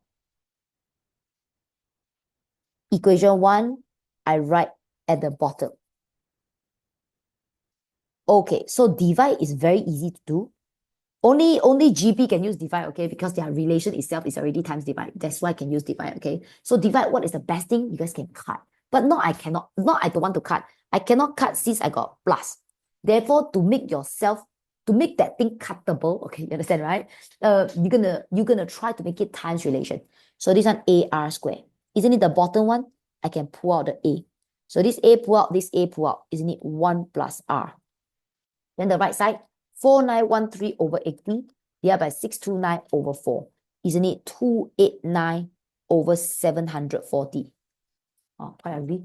So my dear, A and A cut. I think I can cross multiply it. Isn't it 740 R squared equivalent to 289 times 1 plus R? Straight away times lah. Okay, isn't it getting this? What do they look like? I think they look like a general form. Everything move it to one side. And I don't think you can simplify it because one odd number, one even number. No need to think already, my dear. So now let's press calculator. 740, negative 289, and negative 289. Oh, our answer 17 over 20. Negative 17 over 37. I really feel like maybe you do it correctly. Also, you might write it off. Because you feel like, wow, teacher, the answer so weird. Correct, man? Correct, my dear. Have some confidence, can please. I feel like maybe half of the times you're not really able to continue is all because you scared by yourself, okay? So guys, I'm getting these two answers. So, okay, so for these two answers, my dear, obviously the R cannot be negative because if my common ratio is negative, then my distance will have positive, negative, positive, negative, positive, negative. But I cannot have distant negative, right? So the negative, I rejected. So my dear, I think you guys already know, oh, the R is 17 over 20. When you guys know the R, finding the A is not a dream. So guys, I sub. You like equation 1, sub back to equation 1. You like equation 2, just sub back to equation 2. So 1 plus 17 over 20, I get 37 over 20A, equivalent to 629 over 4. So the A answer, 629 over 4, divided by 37 over 20. So guys, A, I'm getting 85. Done. Finally, guys, we got the first term, we got the second term. I write the progression for you, why not? See, now I know the first one is 85. Then the next one is 85 times 17 over 20. 85 times 17 over 20. Isn't it the next one is 72.25? Then 72.25, you guys continue times 17 over 20. Isn't it is 61.4125? And go on and go on and go on and go on. Isn't it? It's a GP questions. Now continue. They say what? Okay, now finally we're gonna read the sentence. If the mother bubble take 1 minute to stop, determine whether the average speed of the mother bubble will exceed 10 cm per second or not. So this 10 cm per second is not the answer. It's just a guideline, a rules for you to tell you exceed or you didn't exceed. How you guys know that? So guys, these questions, they say what? They want you to determine average speed. How do you guys determine average speed? So my dear, let me ask you guys, how do you guys find speed? I think your mathematics, you guys learned it before. Speed, isn't it, is distance over time. So now, do you guys have the time? Yes. 1 minute, correct? And now I think I need the distance. So not distance for one line, distance for everything. So distance for everything called what? S, my dear. S what? Of course, until you stop is S infinity. Remember you guys doing the bouncing question, my dear? When they bounce until they stop, it's always infinity. So guys, isn't it finding the S infinity? And infinity only work when the R lesser than 1. That means it's decreasing. Now you're decreasing. That's why you guys can use it. So the A is 85. The R just now we know is 17 over 20. I press 1 minus 17 over 20. 85 divided by 8. Isn't it 5662 over 3 cm? So the whole journey until you stop is this distance. So what is your average speed? So guys, your average speed, isn't it, will be this particular distance divided by 1 minute. Don't write 1 because I saw the unit is per second. 1 minute, how many seconds? 60 seconds. Can you see? This one cm, this one second. So this one divided by 60. Or 9.44 cm per second. So do they exceed 10 or not? No. No. Average speed of the marble does not exceed 10 cm per second. Yay! Done! 10 marks. Now I do it. Do you feel it's hard? I hope you don't feel it because I really don't think it's hard. So my dear, writing this out, 1 marks. Writing this out, 1 marks. Divide them, combine them together. Okay, getting the answer, 1 marks. Getting A, 1 marks. No, 1 marks. Average speed, 1 marks. Getting the answer, 1 marks. Doing infinity, 1 marks. 1, 2, 3, 4, 5, 6, 7, 8. Getting the answer, 1 marks. 9. Combine them together using divide, 1 marks. Of course, using sub also can, but the moment you combine them is 1 marks. This whole question worth 10 marks. Dun, dun, dun, dun, dun. Quite easy, right, guys? Hopefully, you guys all understand it. Okay, let's go to the next questions, guys. So the next questions is questions 8. So now it's in section B. So section B, 4 questions, need to choose 3 questions only, okay? No need to do all 4, yeah? So question 8A, guys, they say, proof. Oh, the moment I look at it, I straight away know. Form 5, chapter 6, trigonometry function again. So guys, A1. Try your best to do proof. Don't straight away give up when you started it, okay? So guys, they asked me to prove cos 2 theta equals to cos square theta minus sin square theta. So actually, how do I prove this? I want to say this is actually not a proof question because actually this particular formula is inside the formula they provided in SPM. So this is actually a derived. So how do we actually derive this particular formula? So it's not very hard. Cos 2 theta, they say need to equivalent to cos square theta minus sin square theta. What you need to do is you're going to start from one side, try to get another side. So normally we will always start from left side. So now our aim is to get the right side one. How do we get the right side one? So my dear, it's kind of easy whenever you do cos 2 theta, cos 3 theta, because cos 2 theta, isn't it, is cos theta plus theta. Am I saying it correctly? Theta plus theta, 2 theta lah. So how do we do cos theta plus theta? Do we open bracket like that? Of course, no. There's a formula. Hopefully, you guys remember your formula paper, the one that SPM provided, do provide you this particular addition and subtraction formula. So this is for cos, okay? So now you can use this one. So cos A, cos B, cos theta, okay? So I'm doing a plus now. Plus is the top sign.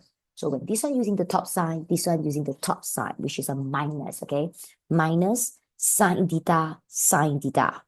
So cos theta times cos theta, we call it cos square theta. Sine theta times sine theta, we call it sine square theta. Whoa, we got it. Proven that 2 marks. Easy or not? Getting this 1 marks, getting the answer 1 marks. Whoa, second part. Hence, solve. Solve, that means find the angle out.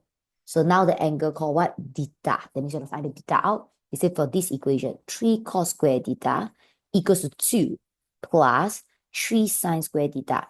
Look carefully. Normally they will, nowadays all the soft questions, they don't like to ask from 0 to 360. So they will tell you the special range. So remember to do that particular range, okay?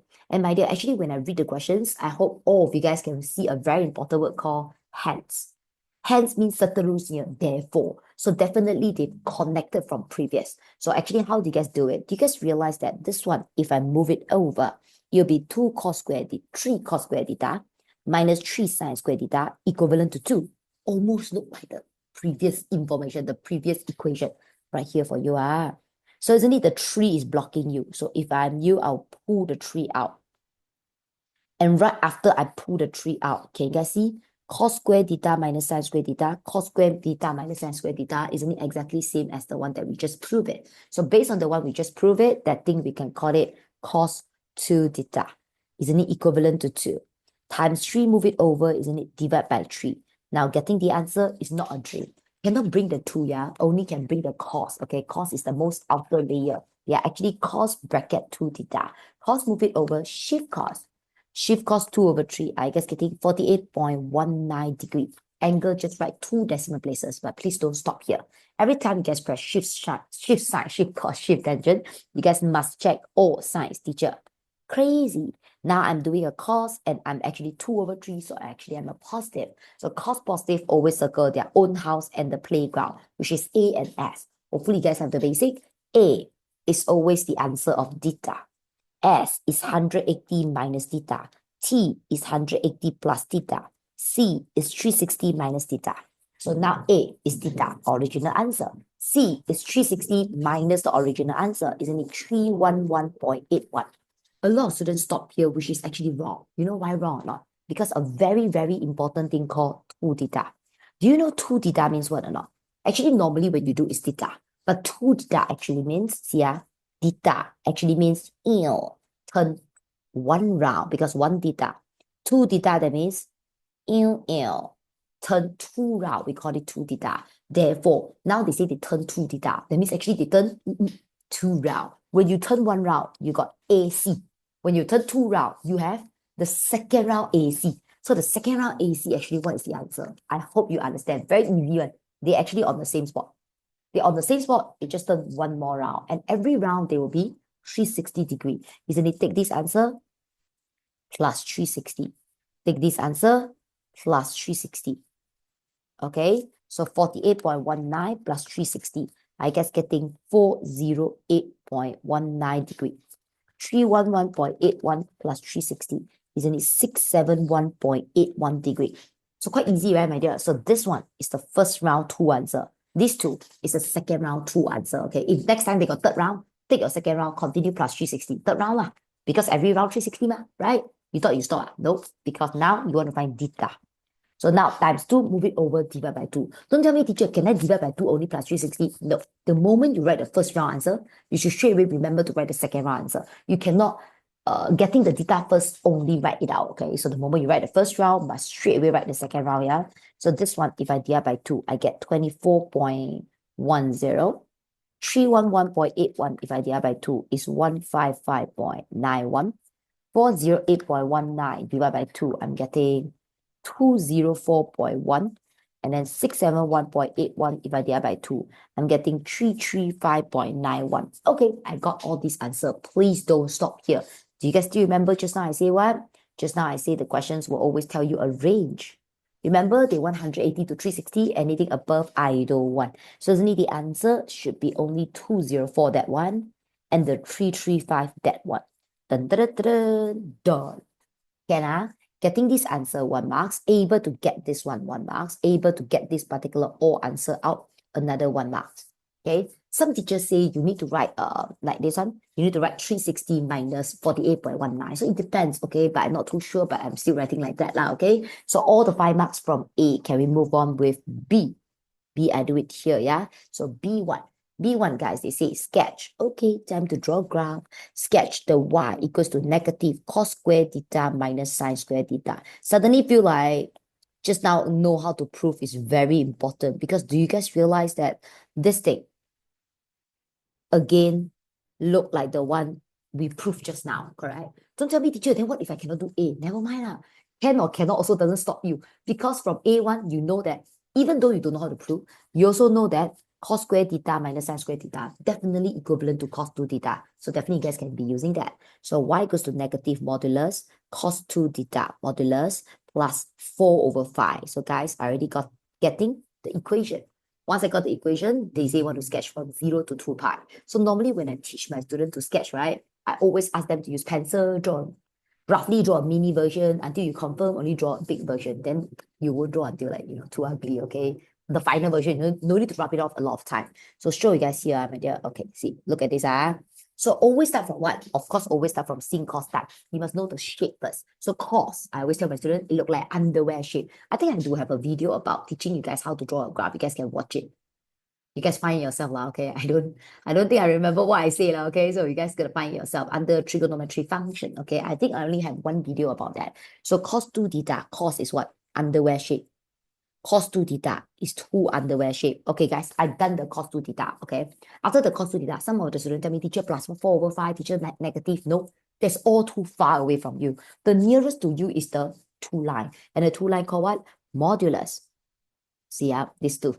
Modulus. Modulus means what? Everything become positive. So bottom one go up, bottom one go up. Do the top one need to come down or not? No, only bottom one go up. So you can see, wow, now everyone on top like look like half of the egg like that, okay? So my dear, all of them go up. Don't tell me, teacher, how you know the height is the same? Because originally they are 1 to negative 1. So definitely their height is the same now, okay? Then after that, done already? No. Don't tell me, teacher, plus 4 over 5. No, of course you do times divide first before you do plus minus. So after I settle all this inside one, what's the next thing? What's the next? Up to 9, isn't it the negative? So negative means what? Because you times negative first, only you plus 4 over 5. So times negative, that means everything go to the negative side. So negative supposedly go to positive. Positive go to negative. But since my bottom already have nothing, of course nothing to go up, and nothing to go up, but the up one need to come down. So how do you guys go down? You see, this one is 0. 1. 1 you put a negative, negative 1. 1 you put a negative, negative 1. 1 you put a negative, negative 1. Everything just go down. 0 you put a negative is still 0. So isn't it like this? Okay, become this pink color one. Okay, guys, this is the neck. This one I done all the front part already. Okay, and the last thing. The last thing is what? Plus 4 over 5. So plus 4 over 5 is like plus decimal 0.8. Go up, my dear. Plus 1 means doom, move up 1 step. Minus 1 means doom, move down 1 step. So plus 0.8 means move 0.8 step. So my dear, if you move 0.8 step, now look out, guys. Negative 1. Negative 1 plus 0.8 is negative 0.2, or we can say negative 1 over 5 if you need a decimal. So this one move up also here. This one move up also here. This one move up still here. This one move up here as well. Then the top is 0. 0 move up 4 over 5. It will become 0.8, which is 4 over 5 lah. So this one move up, move up, move up, move up. Isn't it the whole graph become this purple color one? I hope you guys all understand. Okay, I do it step by step. You can replay it if you don't understand it, okay? Or watch the video lah, okay? Watch the video that I teach you guys detail. So they become the purple color one. Don't always expect, oh, this one, teacher can draw already. Oh, sometimes you need to care whether they say until 2 pi. Because guys, every single equation they say, right? I mean, every equation, every equation they mentioned here is always from 0 to 2 pi. So that means this is always 2 pi. Because sometimes they write pi here. They write pi here, some of my students change this to pi. Hello, cannot change one, Every time they are 2 pi. No matter what you write at the side, you are 2 pi. But if they suddenly put pi, you just draw until pi. You just draw this one. the back part don't draw. That's the meaning of it, okay? But now good lah. Now they say 2 pi, so definitely drawing the whole thing out lah, okay? So now let's try to draw it out. Draw out, of course, using pencil lah, for those who thinking, okay? You can use pencil, but because I just want to draw out nicely for you guys, so I draw like that, okay? Now, let's say the top is what? Oh, 0.8 is on top. Then I better draw down a bit. Okay lah. Let's say 0.2, 0.2, 0.4, 0.6, 0.8. Okay, let's say 0.8 is here. Then let's say negative 0.2 is here. As long as it's reasonable, then it's fine, okay? It is pencil one, not necessarily need to draw, but I'm drawing this because if you are very bad at drawing, if you have this light, very light one, very light pencil line, then you guys can draw a very nice one, okay? I just helping for those who haven't mastered drawing yet, okay? So my dear, now let's draw it out. So remember this one, okay? See, this one is middle one. So middle of this is here. So you can see it's 1.5. So it's here, 1.5 up, down, 1.5 up, down, 1.5 up, down, 1.5 up, down. So you see my graph so balanced. Whenever you guys didn't draw the pencil box, you guys pencil boxes, okay, not pencil box. When they are pencil boxes, you guys always draw until they imbalance, like some of them too high, some of them too low, like suddenly from big to small, suddenly some of them fat, some of them slim. I don't understand. Hello, they all say one, okay? So you should actually draw boxes to make it nicer if drawing is your problem now, lah, okay? If no problem, should be fine. So my dear, just write the equation at the side. Done. Okay, my dear. So sketching it correct. Oh, sorry. I forget to label yet. So these are 2 pi ending. Middle is pi. So actually you label pi and 2 pi is more than enough. But if you want to label the rest, also is fine. So I label everything for you guys, okay? So if you guys can draw it correctly, you guys should get 3 marks from here. For every single thing on y-axis labeling, x-axis labeling, with the graph labeling, okay? So next one, second part. They say there are 8 solutions. I think you guys did a lot of homework. You guys should know that whenever after they sketch, they like to ask number of solution. Number of solution, I always call it NOS. So number of solution is actually the intersection point. So this question, do they ask you the number of solutions? No, they give me instead. They say the number of solution is 8. So isn't it now you know the NOS is 8. They say when what? When the Y is H. That means because number of solution is intersection point. So now you already have the curve. So the curve and the intersection point with Y equals to H, because they only tell you Y equals to H. So these 2% intersection point should have 8. But where is the Y equals to H? I don't know. Then they ask me to write out the range of H. Range of your answer should have bigger, smaller sign. So my dear, I hope you guys have this particular basic. Any slanted line, we call it Y equals to MX plus C. Okay, anything slanted is Y equals to MX plus C. So is it Y equals to MX plus C? No. So that's definitely that straight line is not slanted one. Okay. And then if the line is Y equals to something, just Y only, don't have X, or you're horizontal line. If only got X but no Y, it's vertical line. So now this equation, they say Y equals to H. I already know you are a horizontal line. So can I draw anywhere? I don't think so. Let me show you guys. I cannot draw here. Because, okay, guys, this green color, you don't need to draw for teacher, but I just draw for you, okay? If I draw this green color one, isn't it I will touch 1, 2, 3, 4. 4 points. So my number of solution is 4. But I want number of solution 8. So cannot here. So cannot green. Then can here or not? Count and see. Isn't it here 1, 2, 3, 4, 5. I don't want 5. I want 8. Okay, cannot there also. Then obviously, guys, cannot all the up one or cannot all the down one or all that kosong 0, right? So my dear, then where it will be? Middle. Why middle? You see, I simply draw 1 for you. If I draw just slightly down, okay? So isn't it here 1, 2, 3, 4, 5, 6, 7, 8. Meh? Got 8. So no matter you draw here, all got 8. So you know your answer for it is actually in between this range. So this green color line, no need to draw, okay? No need to highlight one, I just show you. So I know cannot be 4 over 5, cannot be negative 1 over 5, but can be anything below 4 over 5, above negative 1 over 5. So isn't it your H answer? Is it H? Yeah. Your H answer should be bigger than negative 4 over 5, smaller than 4 over 5, because you are in between. Should I put equal sign? No, because it doesn't include the top, doesn't include the bottom. Can you guys see that, my dear? So this particular answer worth 1 mark. Sketching it got marks or not? Then I will straight away say this one 2 marks. Okay, my dear. So guys, just like that, this question worth 10. Dun, dun, dun, dun, dun. Understand? 5. 3, 2, 1, go. Next one. Question 9. This is so troublesome. But yeah, it's easy chapter lah, okay? So Form 4, chapter, what's that? 6? 6, yeah. Linear law, okay? This particular chapter, actually, if you can do other chapter, I would suggest you guys to do other chapter because linear law kind of waste of time, very time consuming lah, okay? So they say, Table 2.1, this one, shows you two variables, x and y, obtained from an experiment. The variables x and y are related by this equation. You see, they always give you equation. This chapter only got two kind of equation, linear and non-linear. Normally, they give you non-linear. Never mind, later on we justify. So A, they say, based on table 2.1, fill in table 2.2. 2.2 is here. Okay, let's try to fill inside. So my dear, this is x. So all the x you see is the top, same value. But the bottom is 1 over y. So take your calculator, press it. So you know what is 1 over y, or press like that. 1 divided by 0.28. Wow, a lot of decimal. Write how many? 2 decimal. Always just write 2. Don't tell me teacher cannot write 3. Cannot.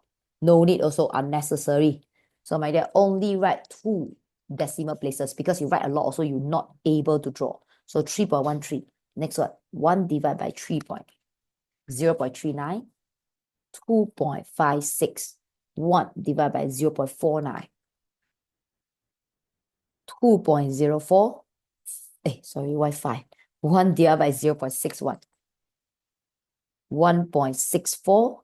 1 divided by 1. 1. Do I get full marks? No. You guess what? These are only 1 marks, you know. You write like that, you don't get 1 marks. Can you tell me why? I don't know why they care, but you must write 0.00. That means when everyone write 2 decimal places, this one must also standardize with others, okay? Maybe they are a very neat person. I don't know lah, okay? But must be everyone same decimal places. So even you have no decimal places, you also need to write 0.00. So just like that, guys, you guys should be getting 1 marks from here, okay? Next one, B, plot. Okay, plot, draw 1 over y against x using a scale 2 cm to 0.5, 2 cm to 1 unit on x-axis. Hand, draw the best fit line. So always best fit line, they cannot touch everything. You're going to draw a balanced line, okay? So let's try. My dear, now I look at it, okay? Your number, your x is increasing, your y is decreasing. I sure away know the graph will look like this. You know why I don't need to know about this? Because I need to know about this so that I know whether I need some negative part. So I don't think I need some negative part. So I go to my graph. I'll just draw my y-axis here. Oh, a bit ugly, Why? Okay, not bad. Y-axis here. I just draw my x-axis here. Okay, this x, this 0. This is 1 over y. So just want to say what? 2 cm to 0.5 units. So isn't it here 0.5, 1.0, 1.5, 2.0, 2.5, 3.0, 3.5, 4.0. I think enough, but never mind. I like to give them an illusion of like my graph is very, very tall. So yeah, I continue right, okay? And then for x-axis, they say every single 2 cm is 1. So 1, 2, 3, 4, 5, 6, 7. Okay, I'm getting all this, okay? So now let's try to draw it out. But before you draw it out, please lah, guys, please understand every single box equivalent to how much before you draw. Okay, you don't simply draw. Hello, cannot chin chin chai chai one, okay? So my dear, here, 0 to 0.5. 0.5, I got 10 boxes. Every box is what? 0.05. It means every 2 box, 0.1, 0.2, 0.3, 0.4, 0.5. Make sense, right, my dear? The 1, 2, 3, 4, 5, I think guys know, but never mind, I count for you. 0 to 1 got 1. I got 10 boxes. Isn't it? Every box is 0.1. So 0.1, 0.2, 0.3, 0.4, 0.5, 0.6, 0.7, 0.8, 0.9, 1.0. All the green color one don't need to buy out, okay? I just tell you what your brain need to know, okay, my dear? So now let's start to draw the first one. The first one, isn't it? 1, 3.57. So 1 is here, 3.57. You see, this is 3.5, 3.55, 3.6. So 5.7, isn't it in middle? Here. Draw a cross, don't draw a dot, okay? Don't draw too small. Don't draw too big as well. Middle, okay? So next one, my dear. 2, 3.13. 2, 3. You see, this is 3. This is 3.1. This is 3.2. This is 3. This is 3.15. 1, 3, isn't it in between of 1, 5 and 1? Done. Draw a cross, okay? Next one, my dear, is 2.56. 2.5 is here. 2.6 is here. Middle is 2.55. 5.5 is almost 5.6. draw here. That, okay? Next one, 2.04. 2 is here. 2.1 is here. 2.04 isn't it in the middle here? Draw another cross. Next one, 1.64. 5, 1.6. Okay, 1.5 is here. 1.6 is here. 1.7 is here. So 1.64. 6 is here. 6.5 is here. 6.4 is almost 6.5, man. Isn't it that? Okay. And then the last one is 6.1. Oh, this is so accurate. Just like that. Okay. Now all you guys need to do is connect them together. Try to find the best fit line out, okay? Oh, I remember their best fit line is like that. I think it's something like that. Let me try to draw it out.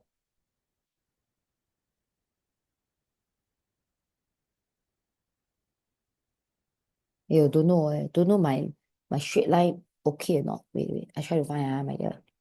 Give me some time. Yo. Oh, not bad. Oh, not bad. Okay. Now, my dear, this is the best fit line. You guys can see I try my best to touch everything. So when I don't touch it, right, my dear, I touch like, 3, 2 lah, I would say. And then I can see this one slightly top, this one slightly bottom. So it's balanced one, okay? This is what I will draw lah, okay? So my dear, drawing it out, how many marks? Hey, if I'm way too fast, you just pause me and then look carefully how I draw, okay? I got say it quite detailed, okay? 3 marks, okay? So after you guys draw it out, next one, C. C1, guys, using the graph. Remember the word using the graph. So you cannot tell me, oh, teacher, I use max count, can? Of course, cannot lah. They already say using the graph. First one, find the value of y when the x is 4.5. So they say x is 4.5. You must use the graph. Okay, wait, I write everything first. Second one, reduce y equals to a over b minus x into a linear form. Hence, find the value of a and b. Okay lah. This is all the requirement that we need to do so far. Okay, so first thing first, my dear, they say x is 4.5. I want to find the y. How do I find? Using equation. Can I sub? Cannot. Using the graph. So go to your graph, find 4.5. After 4.5, put a dot line. Okay. After a dot line, once you guys touch, bend it over. Okay. So guys, I bend it over. I'm getting, why am I getting middle? So guys, I getting middle, I'll use middle, okay, my dear. I don't really care about the answer, but because my graph is like that, okay? But of course, it should be around the range. They should have a range for you to accept it, but I'm using mine, okay? So my one, I'm touching the middle here. The middle here is what of? Can I up a bit or down a bit? Cannot. Seriously, middle. I'm a bit sad now. But never mind. I'll use middle. I'm very honest. My dear, you must know how to count, please. This one, okay, I count for you. This one 1.6. This one 1.7. This one 1.8. Okay, this one 1.8. This one 1.85. So I'm middle. I'm 1.825.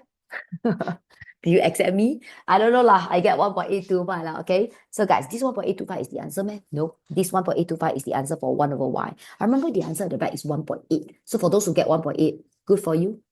Not good for me, but I'm getting 1.825, so I'm going to write 1.825. So 1.825 is not the answer, please. Hello, the line called 1 over y. So 1.825 obviously is the 1 over y answer. Is the big y answer. So what's the y answer? Move around, divide, move up, times. Times, move down, divide. So the answer, 1 divided by 1.825. I guess getting 0.5479. Done. This one 1 marks. 5 marks here. 1, 2, 3, 4, 5. I think only 1 marks here. Okay. So it should be plus minus 0.01. Okay. So guys, next one. Let's move on to the second part. So guys, the second part, how do we get it? Oh guys, I don't know why, but I'm using 1.825. If you're using 1.8, your answer also almost there one. Oh no, 1.8, you are 0.555. Then my answer very accurate. Is it? I don't know. You can comment below. Don't know what am I talking to. Okay, my dear. But yeah, second part. They say what? This one? Make it a linear form. How do I make it linear form? Remember, linear form is always y equals to mx plus c. So to make it a linear form, you must know what is your big y, what is your big x. Normally you have these two. And then you want to find these two. So what's your big y, big x, guys? Always look at your graph. The hint of that is always your y-axis. Oh, my y-axis is 1 over y. My x-axis is what? My x-axis is x. That means my big y must be 1 over y. My big x must be x. I cannot see 1 over y, I see y. You guys should all know. Y become 1 over y is always the easiest because left side is one fraction, right side is one fraction. You guys can flip them upside down. So if I flip it 1 over y, if I flip it b minus x over a, that. After I flip it, my dear, the denominator only got 1. I can split it. After I split it, I really feel like they look like y equals to mx plus c. Isn't it? This is the y. The b over a don't have x, right? That one should be the c. So these two person, I terbalik it. Okay, negative become in front, positive become the back. Don't negative become positive, okay? I never move to the left side of the equal, okay? So of course, write nicely, guys. Y equals to mx plus c. Remember, you know the big Y, which is 1 over y. You know the big X, which for this question, the big X is what? It's just an X. So think about it. This X, if you write it out, what is in front? Nothing left or left over A. So you write negative over A at the bottom. Nothing on top of 1. So this is Y equals to mx plus c. The big Y, same. The big X, same. Therefore, the m, isn't it negative 1 over A? The c, isn't it b over A? Okay, so you want to find A and B. Find M and C. M stand for gradient, C stand for y-intercept. Normally, I will do y-intercept first, but the y-intercept got B, got A. I don't think I can do y-intercept first. I have to do gradient first. So guys, how do I do gradient?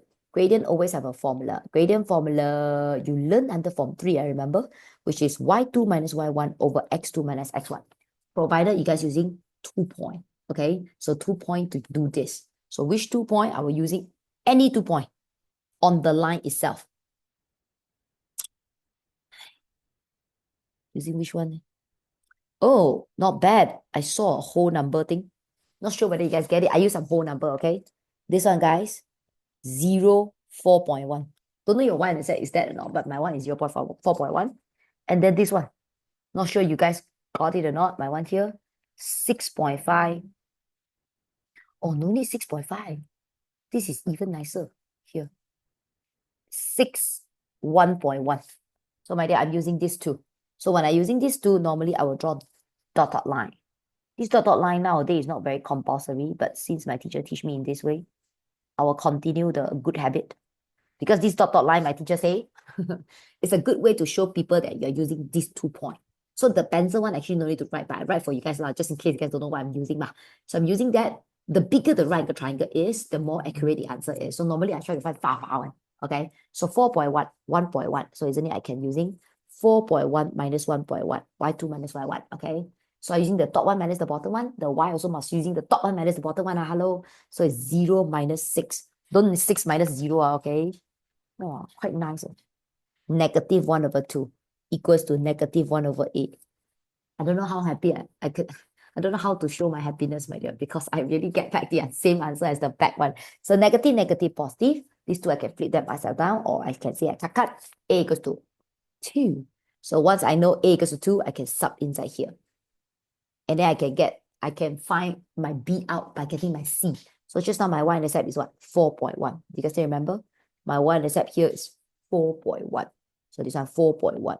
So 8.2. Yeah. Dun, dun, dun, dun, done. Don't know whether you guys getting it, but I'm getting this. This answer 1 marks for your linear form.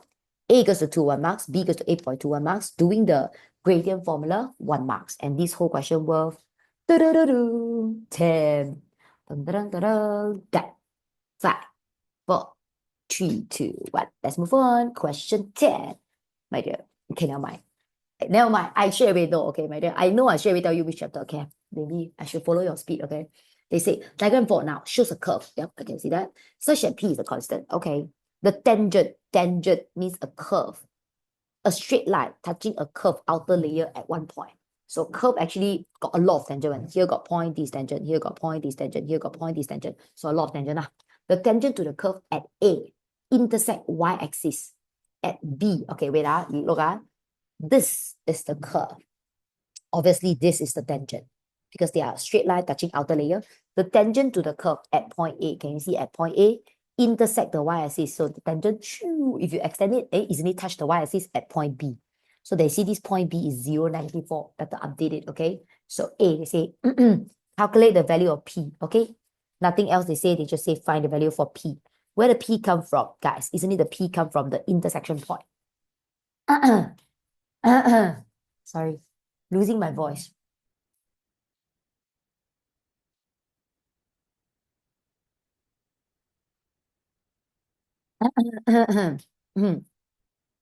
Okay. If you're watching my video 5 years ago, you can hear my voice actually have a huge difference. Okay. I don't know, like I shout too much, maybe. Okay. So my dear, how do I get the P answer? So the P is actually the intersection point of the curve and the tangent, okay? So you better connect both of them together to get the P answer. So how do I connect them? I can, sub one into two, or maybe I can do other stuff, okay? So curve and tangent actually got what relation? I can straight away tell you. A very important, by the way, the moment I see like curve and tangent, I straight away know Form 5 Chapter 2. Okay, why I can do that? Because under Form 5 Chapter 2, you guys learn that gradient for curve, we call it dy dx. Isn't it gradient of tangent? We also call it dy dx. I can use this to do. You know why? I show you. Gradient tangent will be dy dx, okay? I should separate do and for you, okay? First, how do we find dy dx? Dy dx, guys, we always differentiate the curve equation. So the curve equation is this times and then minus 1. Okay, I got my dy dx. But my dy dx, of course, I want to find p. The x should be a number. So now we are talking about dy dx at the point 1p. So you guys can sub the x, which is 1 inside. So do you guys realize, oh, my dy dx is 3p. Next, can I still find another gradient tangent? Yes. How do I find gradient tangent if I'm talking about this one? Don't tell me, teacher, dy dx lah. My dear, I already find the dy dx. I want to find another gradient tangent, but it's not using the method of dy dx. Do I have it? Yes. Previous question, we just do it. Isn't it y2 minus y1 over x2 minus x1? Because we have 2 points on that tangent line. Make sense or not? Don't tell me, but teacher got P. Never mind, I'm finding P. I use that. Okay, what? So isn't it y2 minus y1 over x2 minus x1? So P plus 4 over 1. Guys, I already have it. So isn't it P plus 4 will equals to 3P? So therefore, plus, move it over minus, times, move it over divide. So easy. P answer 2. Don't know why they give me 4 marks, but haha, I did it like super duper fast. So 1 marks here, 1 marks here, differentiate it 1 marks, combine them together 1 marks. Done. A done. Let's move on. B. B, they say what? Find the area of shaded region. Yeah lah, have a feeling lah, from 5 chapter 3 lah, okay? So guys, you have to find area of a shaded region. Okay, just to remind you guys, once you guys get the answer, please have a good habit to update your diagram. This is what 2. This is what 2. So always I want to tell my students, you want to find like area or volume, always remember focus on the x-axis, y-axis coordinate. So now 1, 2, isn't it? You put dot line down here, this is 1. You put dot line horizontally, this is 2. And this one, isn't it, negative 4? Okay, so this is whatever you guys have so far. And what else? Nothing else, okay? Now, you're to find area of shaded region. How do you guys find area of shaded region? So when I teach my students, which I have video about integration, I think I have a playlist of integration. You can watch it, okay, for area, and you can watch it. So for area of shaded region, you're going to ask yourself, there's only 2 ways to find, either using dx or using dy. It depends on where you fully stick. Fully, like that, fully stick. Cannot just like that. That one called touch. I want stick. So when I look at this shaded region, my dear, I don't, okay, maybe you guys will tell me, teacher, they stick at y axis. No, because they from here stick until here. But the shaded region didn't stop here. Here to here also still have shaded region. Correct, my dear? But they never stick already. So they stick half, don't stick half. So that means they are not fully stick on y-axis. Maybe some of you guys will tell me, but teacher, they can stick on axis, no? Because here to here they stick. Here to here they are not sticking. And the top still got shaded region. Okay, you can see that? So this one called flying. Flying using what method? Big minus small. But the problem now is the top and the bottom is actually a bit different. So normally I will be using dx. So if I'm you, I would split them like that. When I split them like that, easily the bottom one is actually just a right angle triangle. Quite easy to find, right? Then I just need to make effort to find the top. How do I? Okay, the bottom one, okay. Not okay. What color for you? The bottom one, okay. So this is the bottom one plus the top one. How do I plus the top one? So do you guys realize the top one not fully stick on the axis? So 0 to this point, which I don't even know what's this point, man. So I better find it out. This point is on the axis. On the axis, we call it x-intercept. So x-intercept, y equals 0. Okay, so I will sub into the equation. Oh, I don't have equation of tangent. Oh my God, I need to find equation of tangent. No need. Okay lah, don't want to confuse you. Were you being confused? Never mind lah, don't be lazy lah. I find the equation of tangent out for you guys, okay? So my dear, equation of tangent. Because I better have the line. Then I sub y equals 0, I will get the answer out. So how do we get equation of tangent? Tangent, isn't it y equals to mx plus c? Whenever you guys want to find equation of tangent, you guys must have two things. First, gradient. Second, coordinate. This time your coordinate got passes through 1, 2, and 0, -4. I was straight away using 0, -4 because that will be my y-intercept. I straight away know the c is -4. And the gradient of tangent, isn't it just now we already found it? This one, p plus 4. Or you can write 3p also can. So let's say it's p plus 4. The p is 2 plus 4. Isn't it gradient of tangent is 6? So the equation is y equals to 6x minus 4. See, I straight away got it. Y equals to mx plus c. So now I know the y is 0. I sub 0 inside. So minus, move it over plus. Times, move it over divide. Oh, guys, this is 2 over 3 here. Can? So once I know the 2 over 3 here, how do I find that? So I repeat again. So this particular shaded region, they didn't fully stick on the axis.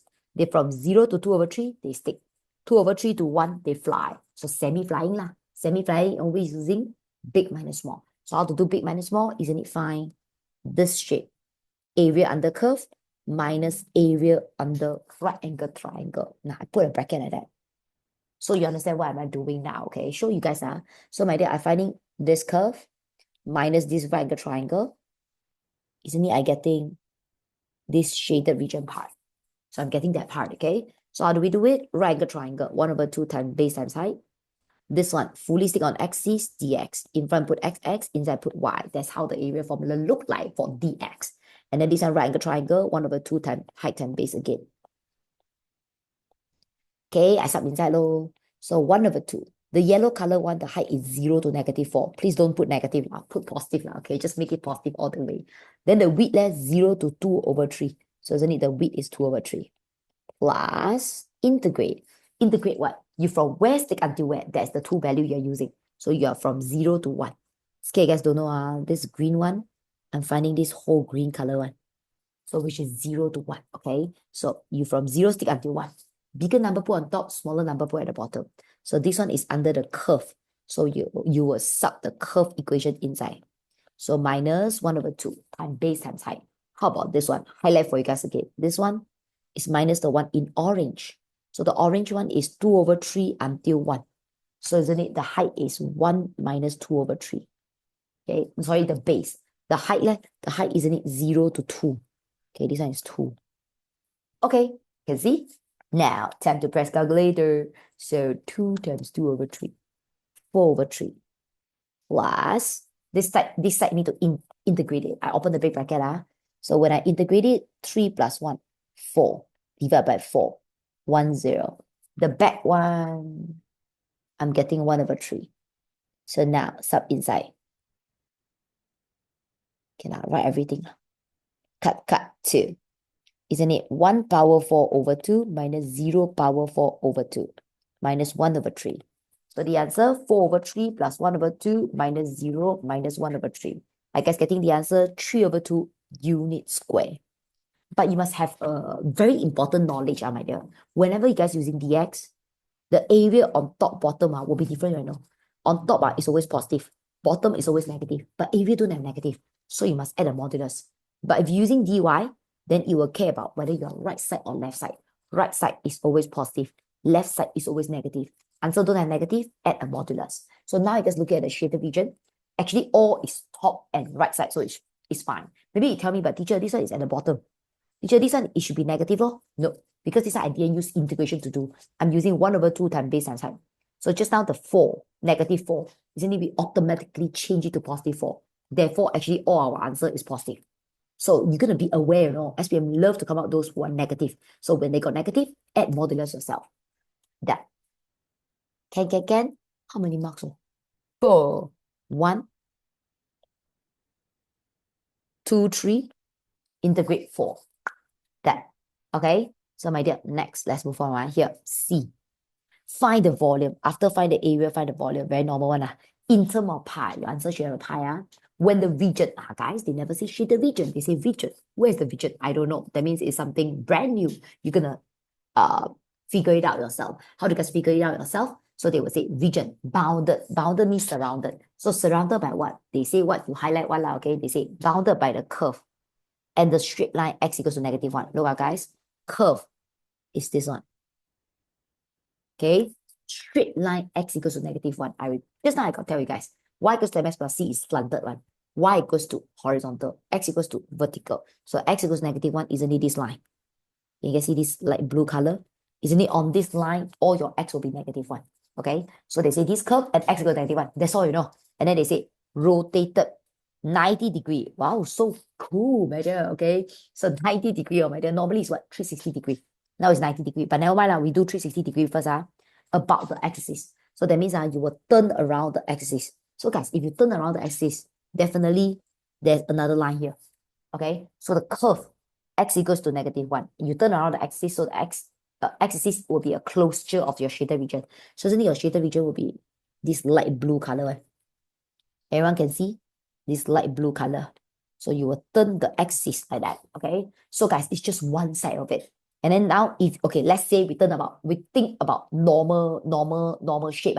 So normally we will turn around 360 degrees. We do the 360 version first.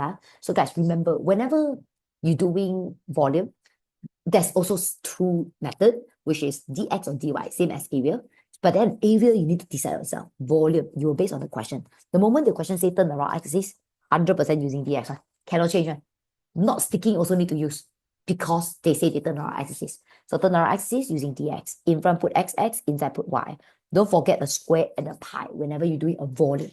Area, no square, no pi. Volume got square, got pi, okay? So now, of course, need to care about stick or not. Still need to check, but cannot decide based on that. So dx, isn't it fully stick on axis? Quite good. They stick from where? I look at it, 0 to 1. Isn't it this one 0? This one 1. So 1 on top, 0 at the bottom. The curve equation is y equals to 2x cubed. But now I need what? I need y square. How do I have y square? The whole thing add a square. 2, you squared it 4. 2 times 3, 6. 4x power 6 dx. Now let's start to integrate it. 6 plus 1, 7. Divide by 7. 1, 0. So guys, sub 1 inside minus sub 0 inside. Okay, so 4 over 7 minus 0. Oh, 4 over 7 pi. Guys, I got it. Don't stop there. You are not turning 360. This is 360 answer. You want 90. So my dear, why this is 360 answer? Because, okay, I always tell my students, normally those exercises you guys did is 180 degree. This one 360. So 180 and 360. Okay, 180 and 360. Okay, I analyze about 180 first. So, okay, now I tell you 360 first. So 360, right? It always depends on you shape the one that you turn. You shape one side or two sides. So now you shape one side. So when you turn 360, you know how the 3D shape look like? The 3D shape will look like this. Look like a curve. Vietnam cap. Vietnam hat. Okay, my dear. But then if you shape both sides of it, and then you tell me you turn 360, then guys, sorry lah, you are not one Vietnam hat. Because the top one, when they turn 360, is already one Vietnam hat. And then the bottom one, you also turn 360. Isn't it another Vietnam hat? Wow, got two Vietnam hat already, okay? But never see them coming out like that lah. Then how about 180 degree? Okay, look guys. So for 180 degree, isn't it if they shape one side? So if they shape one side, they say they turn 180 degree. So they are legit only turn half round. So if they only turn half round, isn't it you will only get half of the Vietnam hat? Can you imagine half of a Vietnam hat, okay? So 180 degree, if they shape both sides, now my dear, whenever they say they shape both sides, they turn 180 degree, fake one. Because when you do, you cannot do both sides. You can only do one side. Because every single time when you do this, my dear, you see, dx represent axis. X equals to 1 here. X equals 0 here. This one is the curve. Do you realize you can only surround one side? You can never surround two sides. So when you do, you can only do one side. So when they sketch two sides, they say they turn 180 degree. Actually fake one, because the top one, okay, you see, because the top one, when you shape turn 180 degree, you'll be a half Vietnam hat. The bottom one, if you turn 180 degree, you will be another half of the Vietnam hat. And these two actually together, isn't it, is one Vietnam hat. Correct? So do you guys realize this answer and this answer is actually the same? Okay, so it means what, it means next time, okay, so like that one, okay, whenever 360 actually just normal do, okay, but of course depending on whether they are shaded one side or two side. Okay, so whenever they shade one side, they turn 360, one solid. They shade two side, they turn what 360, then they have two solid already. Then 180 degree there, 180 degree, isn't it? They shade one side, they turn 180 degree. They only shade half, they turn half, then seriously it's half. But if they shade both side, okay, both side, they say they turn half, they are actually one solid coming out. So these two answer is always the same. So definitely 360 of half of the shaded region and 180 degree of two of the shaded region, both sides of the shaded region, the answer will be the same one. Okay, so this is the basic of it. Then now this, so my dear, so whenever I always tell my student, whenever you're doing 180 degree, just check whether they shade one side, okay, or they shade two side. They shade one side, they are real 180 degree. They shade two side, they are fake 180 degree. They are actually 360, okay? So now look at the shaded region. They shade what? Half side. So everything they turn real one, my dear. So they turn 360, a real one Vietnam hat. They turn 180 degree, real half Vietnam hat. They turn 90 degree, real quarter Vietnam hat. Therefore, your volume answer, isn't it, would be half of the 180 degree. So 180 degree, you will times 1/2. Then 90 degree, you will times 1/4. So I guess getting the answer 1/7 pi units cube. Ta-da! Done. I really hope you guys understand what am I talking, okay? So my dear, writing it out, integrate it correctly, 1 marks. Getting this answer, 1 marks. Easy, 10 marks. Dun, dun, dun, dun, dun. Done. Can move on. 11, they say. Solution by skill drawing and I or vector are not accepted. Diagram 5 shows the triangle PQR on a Cartesian plane. Given that gradient of a straight line PQ, QR, PR is this. Okay, I tried for you guys. PQ is this one. The gradient is negative 3m. QR is this one. The gradient is m. PR is this one. The gradient is 3m. That's what they say. Such that m is a constant. A, show. Right away, show now. Show that m equals to half. So how do I show that m equivalent to half, my dear? So everything I need to link to m. So how do I link to m? Okay, they already say this is actually a triangle PQR. Gradient. Oh, quite easy. Why I can find? Okay, my dear. This gradient, I can't find the m out. This m, I also cannot find. I can find this m. Because these questions, other than the gradient, the only thing they provide is these 2 points. Isn't it this 2 points will help you to find this gradient by using the formula that whatever I teach you guys just now. So quite easy. A, I can find gradient for QP, which means I can use the formula again. Y2 minus Y1 over X2 minus X1. Guys, I consecutively 3 questions using this basic. You better understand it, okay? So isn't it 4 minus 1 over negative 1 minus 1 equals to negative 3m. So isn't it can terbalik, find back the answer. Negative 3/2 equals to negative 3m. Negative, positive, times, move them, divide. Yeah. Do you guys get 1/2? 2 marks. Oh, no. I should write the word should. Writing this 1 marks, able to show 1 marks, 2 marks. Okay, easy peasy. Let's move on. B. B, they say what? Find the coordinate R, 3 marks. How do I suddenly find coordinate R? Can you guys see R is here? So what is R? Don't tell me what midpoint. They are not. Ratio, no. X-intercept, no. Y-intercept, no, my dear. This paper came out just now because this is always their favorite. What do we call this? Intersection point. So just now, I got tell you guys, don't know whether you guys remember or not, intersection point is 2 lines touch each other at a point, we call it intersection point. So intersection point always just connect the 2 line equation together. So isn't it this point touching this line? This point also touching this line. So we just combine them together. So first, we can have the yellow line equation. How do we have the yellow line equation? I do the yellow line first. We do the equation for QR. So guys, isn't it y equals to mx plus c again? So whenever you guys want to do that, you guys must have 2 things. First, a gradient. Second, a coordinate. I do all the steps. So the gradient for yellow line is m. And just now we get m is 1/2. Okay, I know the yellow line gradient is 1/2. The coordinate, I can only using negative 1/4 because the yellow line touched that. So y equals to mx plus c. So the y is 4, the m is 1/2, the x is negative 1 plus c. Negative 1/2 plus c. And c equivalent to 9/2. Got it. Y equivalent to mx plus c. So guys, I'm getting the yellow line equation. Okay, next one.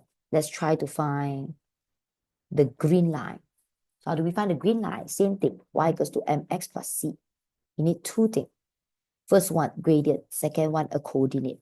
Okay, so guys, for the green line, the gradient is 3m. And then the m, we already know is 1 over 2. So isn't it is 3 over 2. Okay, how about the coordinate? The coordinate I got passes through 1, 1. So we can use 1, 1. So y equals to mx plus c. Y equals to 1, m is 3 over 2, the x is 1, the c don't know.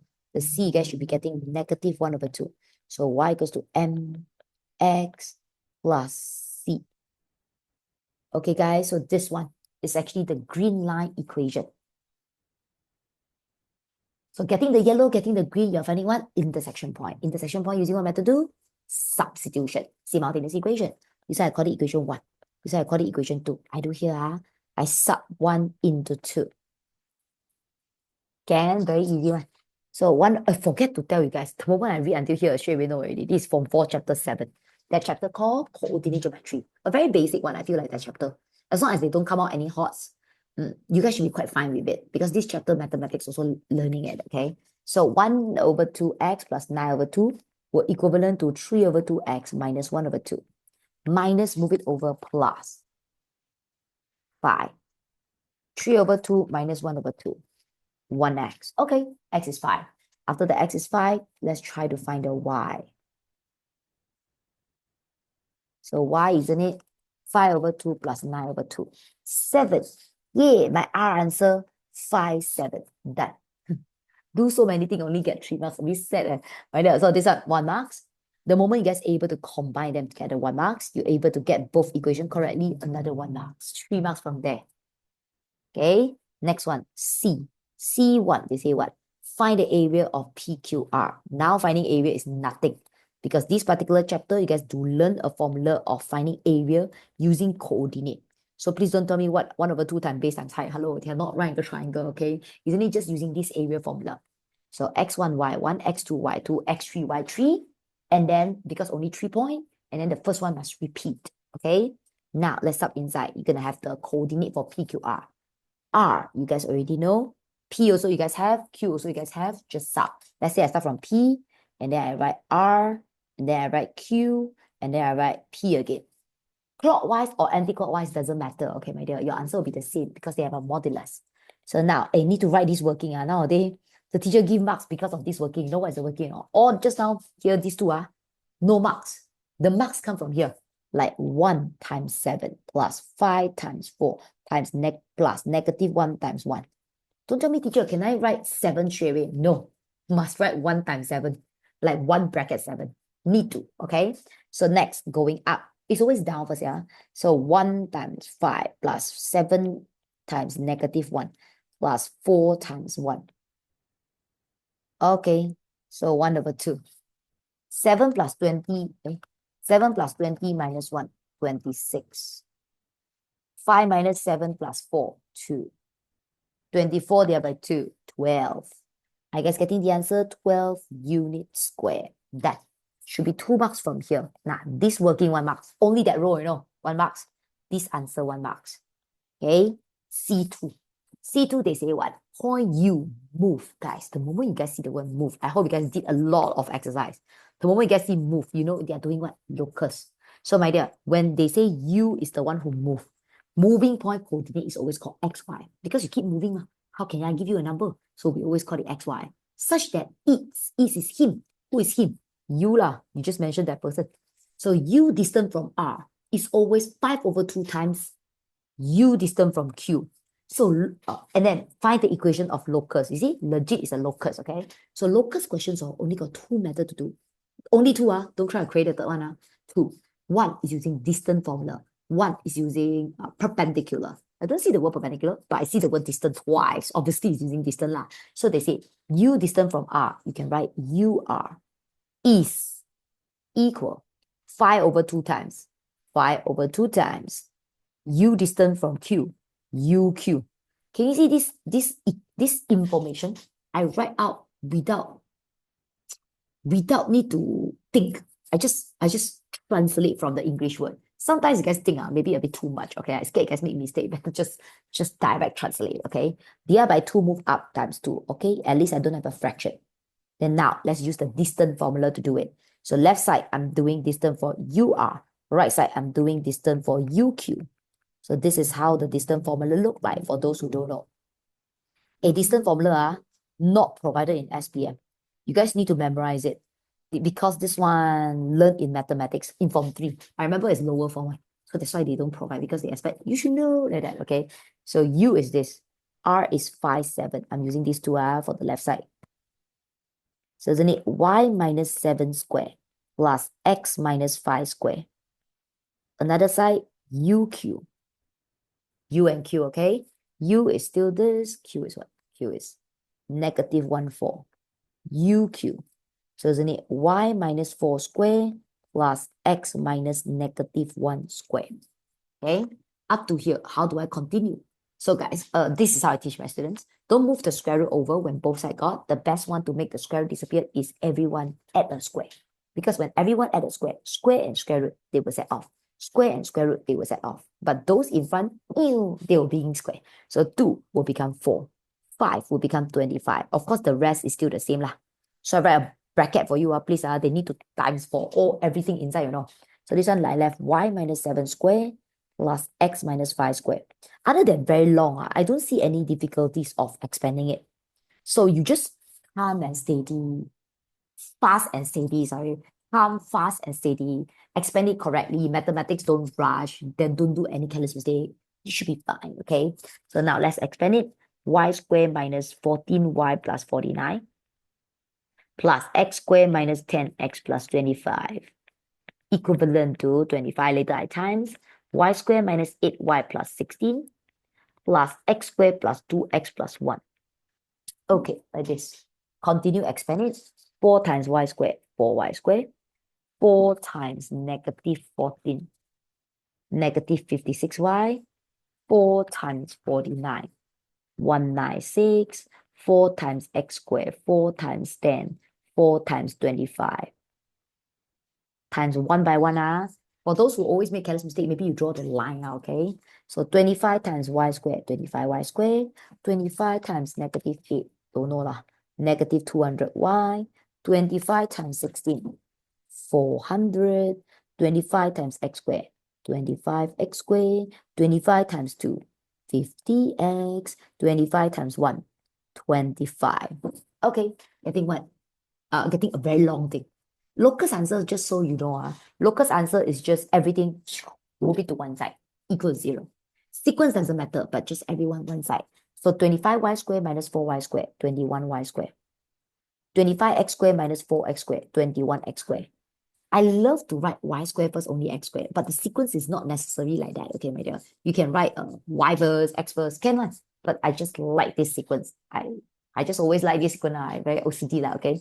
So, negative 20, why I write 200? Oh, it's 200, sorry. Negative 200y plus 56 minus, move it over plus, negative 144y. 50x, if I plus 40, 90x. The rest is number. 400 plus 25 minus 196 minus 100. Isn't it 129? Don't stop here. Can simplify, let me see. Can divide by 3? Oh, can divide by 3? Everyone, I think, can divide by 3, my dear. If I divide by 3, 7y squared, 7x squared. Can more. 48y, 30x, 43. Yeah. That. This working itself 1 marks. Expand it correctly 1 marks. Getting the simplest form answer 1 marks. There you go, 10 marks. These 4 questions, I will 100% choose this question. So easy, right there. Okay, actually all also easy. I think this section B quite easy. Overall, very normal, I would say. So it depends on your standard, I guess, okay? Let's move on. Section C. Section C, guys, definitely only got 4 chapters. Solution of triangle, index number, linear programming, and kinematic of linear motion. I always encourage my students to choose solution of triangle and index number, but not for this particular set. this particular set, their solution of triangle is so hard, my dear. Let me show you guys. Question 12. This is Form 4, Chapter 9, Solution of Triangle. This chapter normally I will choose, but not when they have to derive something. Oh, hate right? So my dear, question 12. Diagram 6.1 shows a triangular cardboard M and H. So these are triangle. Based on the diagram, 6.1, derive the cosine rule. You still need to know, my dear. Normally they will tell you derive 1. Now they don't even want to tell you. They just tell you cosine rule. Wow. Just in case you don't know what is cosine rule, man, my dear. Right for you guys. Cosine rule, right, is this one. A squared equals to B squared plus C squared minus 2BC cos A. Because, my dear, this particular solution of triangle only got 4 formula. Cosine rule, sine rule. So cosine is cos law, sine rule is sine law, and then area formula and Heron formula. Okay, there's only 4 types. Okay, so this is the cosine rule formula. So how do I derive this? Okay, this one you need to know lah. Okay, so my dear, let me show you guys. So this one A equals to just in case you have no basic about ABC, can I talk about it? When I teach my own students, I always tell them crocodile mouth method. How big your mouth open is always the A, provided your throat is here. So when your throat is there, what it's facing is always the mouth size. So the mouth size is A. Then BC is the corner of the 2 lines, and the one right in the middle of B and C, we call it big A. So A, B, C, big A. Okay, this is I got what it is lah. Okay, so now how do we actually find this? So can you guys see actually you have this, you have this, you have this. That means you have the A, you have the B, you have the C. You just don't have the angle. So I think you need to do with the angle. So how do I do with the angle, my dear? So this triangle, I look at it, I won't be like able to suddenly, I won't be able to suddenly make it an equation like I sub inside. It doesn't help me to derive. Therefore, what else I can do? You look at it for 10 years or so, you don't know, right? So I hope you guys remember, whenever you feel like, I cannot guarantee lah, but I always look at MX paper, I always feel like you really need to be very good at what? Right angle triangle. I keep saying that, my dear. Look at this shape. It's not a right angle triangle. Don't tell me, but teacher, it's not. I know it is not, okay? But I can make it one. I can go down. Whoa, I got 2 right angle triangle, okay? Then these 2 right angle triangle, what can I do? Okay, my dear, you need to create more alphabet. I know it doesn't make any sense, but derive is always like that. Because I repeat again, derive is like the history of the formula. So the formula, actually the person create like that. So we're going to remember why he can do that. Okay, my dear. Let me show you guys. Like, derive is always like that. When I teach you, wow, everything makes sense, man. But when you do yourself, it just depends on whether you remember it or not, okay? So guys, when you do look at this, isn't it right side got 1 right angle triangle? Left side got 1 right angle triangle. So right angle triangle, very good because you can do Pythagoras theorem, you can do Stoccato, which Stoccato will link with angle, correct, my dear? So this one is the hypotenuse. Do I have anything here? No, don't have. I simply write x. If here to here, I call it x. Isn't it I know the whole thing called n? So I think here to here, you guys can call it n minus x. Then the height, I don't know. I call it y lah. Okay, my dear. So based on this, what you guys able to form? I repeat, right angle triangle legit have nothing, no magic already. It's Pythagoras theorem or Stoccato. So under right angle triangle on the left hand side, isn't it I can say the longest one square equivalent to the shorter one square plus another shorter one square. Makes sense, right? What I write is like, I feel like it makes sense, okay? Now, my daddy is the orange color one. Wait, this one. Okay, under Pythagoras theorem. I write nicely. M square equals to M square minus 2mx plus x square plus y square. Okay, next, let's try to do the yellow one. Yellow one, isn't it, can also do Pythagoras theorem. So isn't it h square, the longest one, equals to the short one square plus the short one square. Okay, this is somehow whatever I'm able to write. Then other than that, using all these are not enough. I want to do like with sin cos time. So sin cos, because I want my formula with a cos. So cos, that means I need an angle. So my dear, for this triangle, you don't tell me teacher angle here, here. No, I won't using this. You know why? I'm doing the whole shape. So I'm doing the whole shape, I must be using this angle, this angle, or this angle. So now this angle already cut to half. Of course, not using it. So you're either using right or left. Let's say I'm using the right side one. So if I call this theta, so how do I relate this theta to the formula? The formula is cos, called cos using what? So angle opposite called opposite, 90-degree opposite called hypotenuse. Last one called adjacent. I will be using ka, Stoccato ka, because ka stands for cos theta equals to adjacent over hypotenuse. We must be using something with cos. So cos, the theta, don't know. Adjacent, x. Hypotenuse, h. Okay, isn't it x over h? Wait, let me look at it.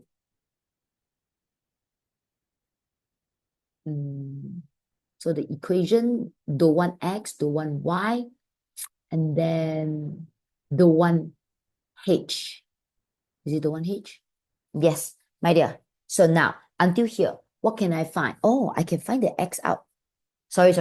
The one x and y. Okay, maybe you don't understand what I say, but let me see. Okay, let me show you guys, my dear. I do until here. This is everything I'm able to write, and it makes sense, right? For right angle triangle, Pythagoras theorem, and Stokasov. So when I look at it all, remember what you want to derive is this formula.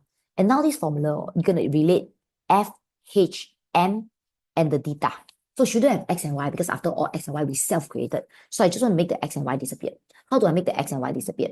So I show you guys the first thing that you guys all able to realize it one, okay? So if I call this equation 1, if I call this equation 2, I feel like I can sub 1 into 2. Why I can sub inside? I have for you. This one called x squared plus y squared. I don't want the x and y. So x squared plus y squared, I can straight away call it h squared. So can you guys see this one got x squared, this one got y squared. I can sub inside here. So then the f squared equals to m squared minus 2mx plus h squared. Wow, quite good. Okay. But still got the x there. How the x disappeared? Here. From the Stokasov here, I can call it equation 3. So isn't it this one? I can also sub inside here. Don't know whether you guys understand, but you can see the answer, my dear. Isn't it m squared minus 2m h cos theta plus h squared? My dear, I already can derive it. I write nicely, m squared plus h squared minus 2mh cos theta. Guys, a squared equals to b squared plus c squared minus 2bc cos a. Woo! Isn't it? I'm getting it. 3 marks, my dear. Able to derive it, of course, 1 marks. The moment you guys sub in correctly, 1 marks. 3 marks. Forming Pythagoras theorem, 1 marks. Doing the sin cos tan, 1 marks. 3 marks. Hey. So, my dear, I want to say, for those who keep choosing solution of triangle all the time, please have some backup plan, okay? Don't always just focus on 2 chapters. Just these 2 chapters come out hard one, or gone already, or gone case on, my dear. Always must have plan B, okay, my dear, please, okay? Please try to understand linear programming or kinematic of linear motion. Linear programming actually is more time consuming. I prefer kinematic of linear motion, but better you try all 4 lah, because I have all the video. You guys can keep watching it until you guys familiar with it, okay? So let's move on. B. The cardboard is placed into a cuboid. So just now the top one placed inside. So no need to look at the top one anymore. Whoa, 3D shape. So now they say it's given that M is the midpoint of AB. So M is the midpoint. And write out more things. This is a cuboid. Cuboid, of course, here 12, here 12, here 12, here 12. Scared guys don't know, write out everything. Here 12, here 12. So this one will be 6, 6. This one will be 12. Can? Here 9, here 9, here 9, here 9. Even though not necessary to write out everything, but just in case later on, 2 seconds later, you forget. The height here is 5, 5, 5, 5. Okay lah, this is everything I have. Now, let's start from B1. Find the angle MFH. 3D shape, guys, to be honest, it's not very hard. Like 3D shape is hard. It's just because they got too many triangles. You're going to focus on the correct one. So MFH. Do you guys realize you're going to find this angle? And do you guys realize this angle is under this yellow color triangle? So you need to purposely focus on the yellow color triangle. But I realize this yellow color triangle, I know nothing. So when I know nothing, I'm going to find out something so that I'm able to do it. Okay, so what I'm able to find out, first thing first, guys, I think finding MF length is not a dream, because MF, guys, isn't it under this part? Isn't it this one look like a right angle triangle? You can see that? Draw here. For this right angle triangle, here 6, here 5. I want to find the MF length. Isn't it can using Pythagoras theorem? So isn't it MF equivalent to 6 square plus 5 square square root it? We're getting the value. Not a dream, I would say. 7.8102. 7.8102. Okay, got it. I update here. 7.8102. Other than that, I don't think you're able to find any angle. Okay, so I try to find others. So I think this one is easy to find. This one, isn't it under the bottom right angle triangle? Like that. Can you see that? So isn't it again a right angle triangle? This right angle triangle, isn't it here 9, here 12? You want to find, what's this called? HF. So how do we find HF? Isn't it HF again? Anything I write in blue, I need to write out one, okay? Just in case there's marks there, okay? So isn't it the short one square plus the short one square square root it? You guys should be able to get the longest one square.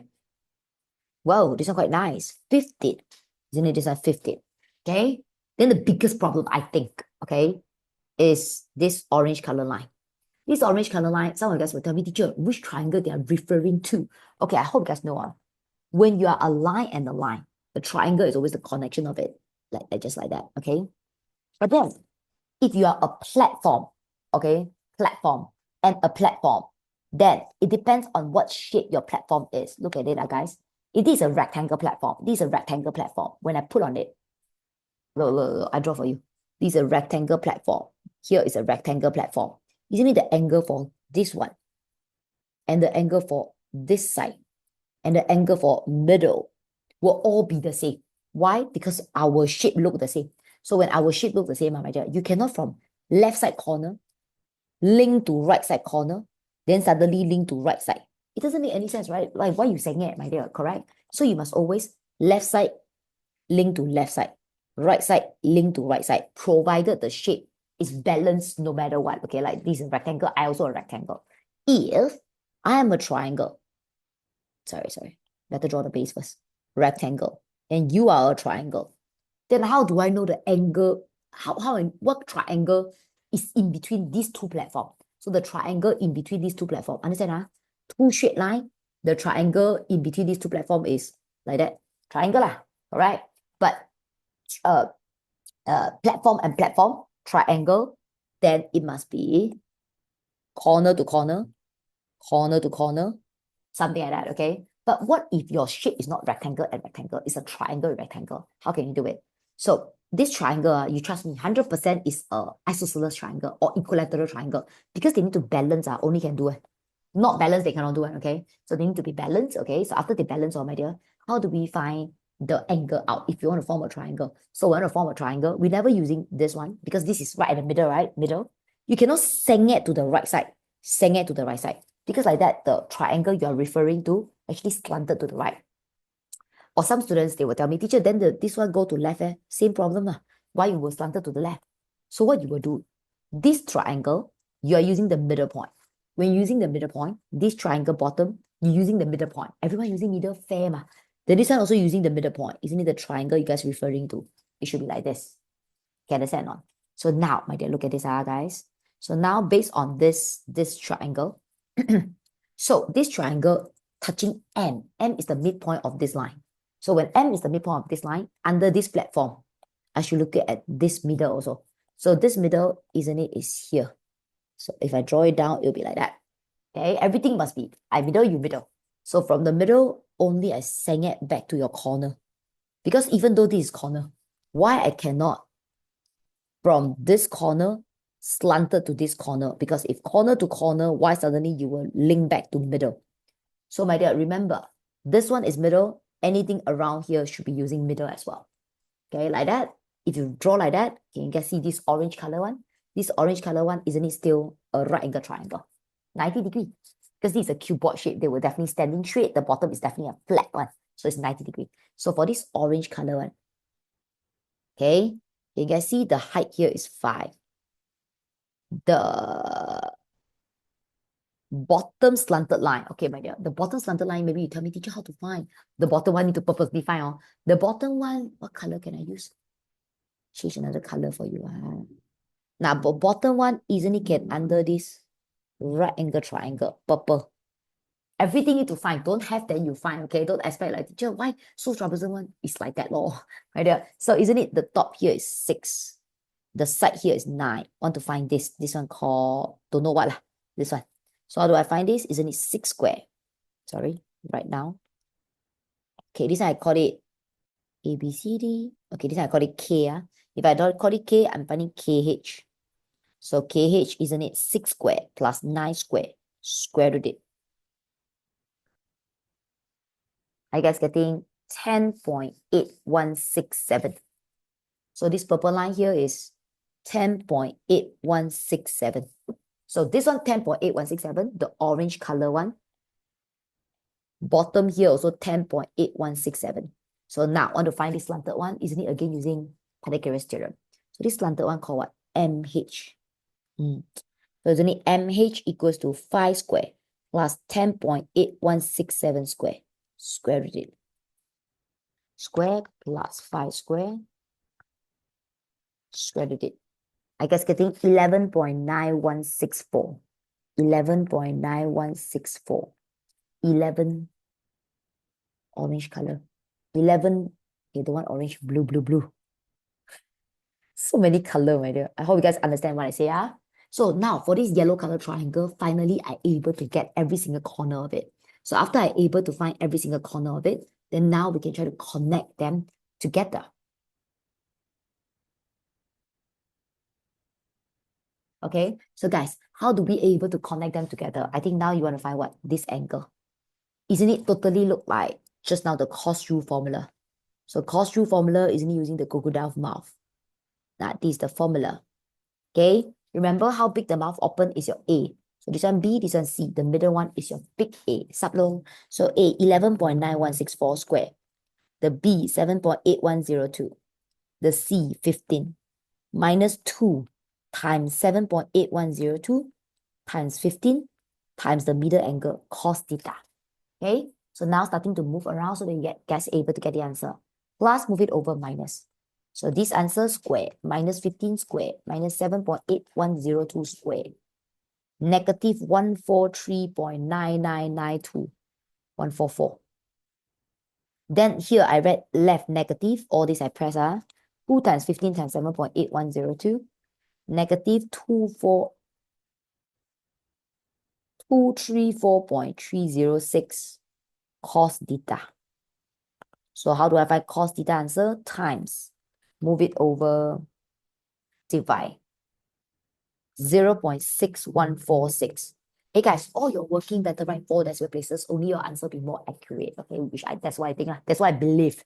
So keep pressing. Don't switch on your calculator. Keep pressing, okay, my dear. Then your calculator, then your answer should be like around like mine, because I never purposely on it again and press the one I write for you. No, I keep pressing when you know. So that's why, guys, this one I get shift cos the answer. Do I shift cos it? Shift cos 0.6146. Okay, I guess getting 52.08 degree. Angle, just write 2 decimal places. Done. Finally getting it, my dear. How many marks? 7. Here 1, 1, 2, 4, 3. This one 3 marks. Here 1. This one worth 1. All this working here together worth 1. Okay? Don't tell me, teacher, 3 marks, so little marks. No choice, not that hard. Drink water.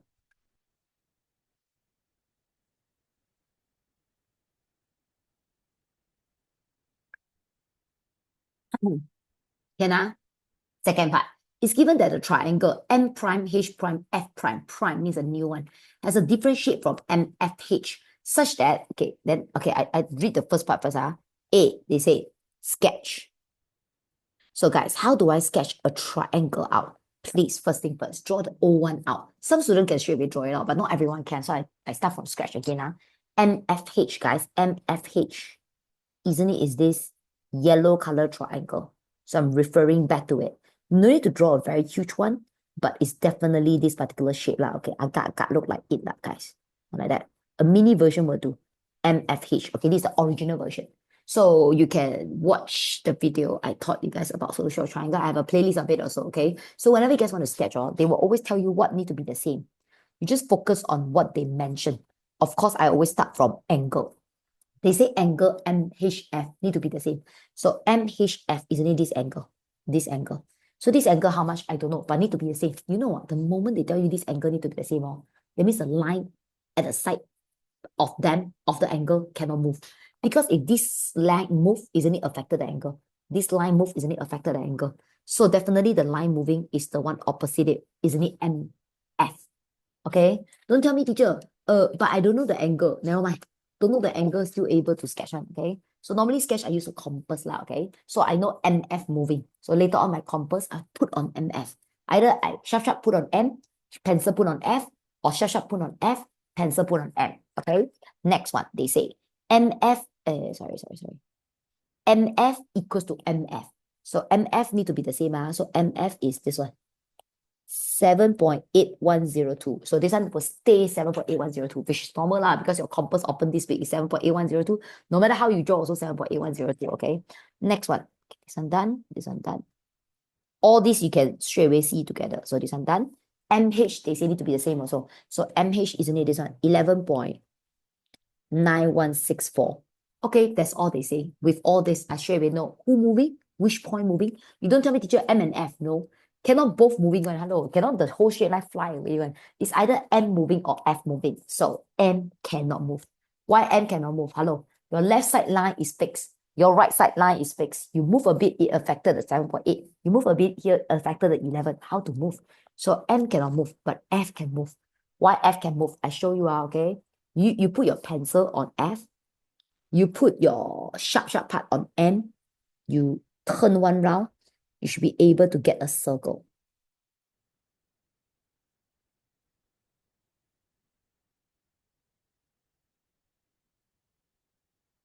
Okay.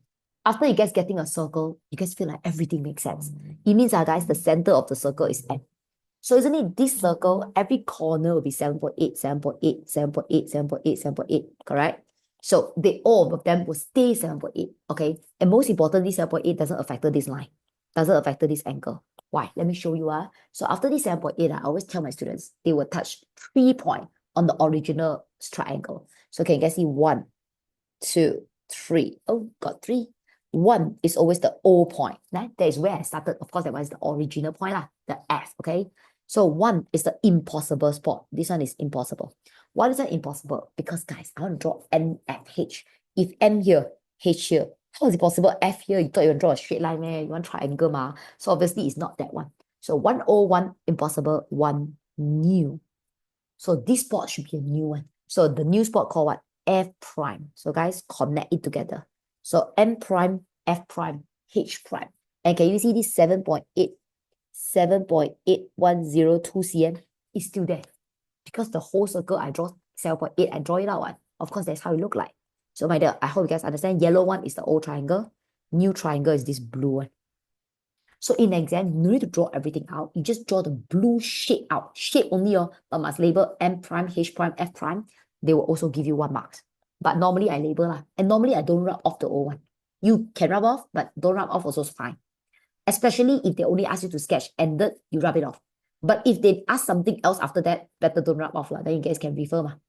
Or actually my students, they normally draw inside here. Because after they draw inside here, everything they can still looking at the diagram. Then after that, they just draw the shape out to get the 1 mark. But after all, everything is still inside the diagram. Can I, my dear? So guys, these are 1 marks. Let's move on. B. B, they say, so, I want to read Malay version. Hence, find the F prime, H prime, M prime, H prime. Everything about new one. So F prime, blue color. F prime, M prime, H prime, F, M, H. Guys, you gotta find this angle.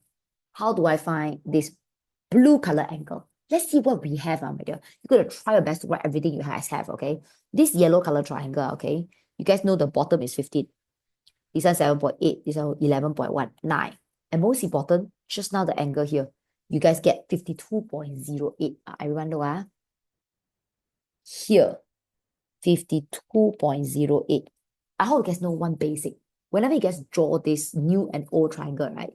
In between the new and old, this is in between now, okay? There's always a isosceles triangle. Makes sense, right? 7.8, 7.8. Of course, I'm an isosceles triangle. So isosceles triangle, that means here 52, here definitely 52. If that one 52, I can find the one inside already. Inside one, isn't it? It'll be 180 because one line is 180 minus the 52. Isn't it 127.92? Now you ask me to find this angle, I feel like I can use sine rule. See this one opposite, one opposite. Okay, then this one opposite, isn't it 2 opposite? For those who don't understand opposite, I'll show you guys. A over sine A equals to B over sine B. So you are focusing on your new blue color triangle. So isn't it like this is one opposite, like this is one opposite? Maybe you tell me, but teacher, you're finding the top one. Because I really cannot find the top one because I don't have the length for here. But if I'm able to find this bottom one, later on one triangle is 180 degrees. Then I minus both of them, I still can get the top one, right? So don't always expect, teacher, that one cannot find. Try to find a friend, man, okay? Get a friend, at the end, you can still get the persons that you want. So isn't it 11.9164? Opposite of it, isn't it 127.92 degree? Another one, 7.8102. Opposite of it, isn't it sine theta? Okay, so I cross multiply it. 11.9164 times sine theta equivalent to 7.8102 times sine 127.92. 7.8102 times sine 127.92 divided by 11.9164. So sine theta answer is 0.5170. So theta answer, sine, move it over, shift sine, 31.13 degree. Guys, this one is 31.13 degree. Therefore, F prime, M prime, H prime, isn't it, should be 180 minus the 31 minus of the 100.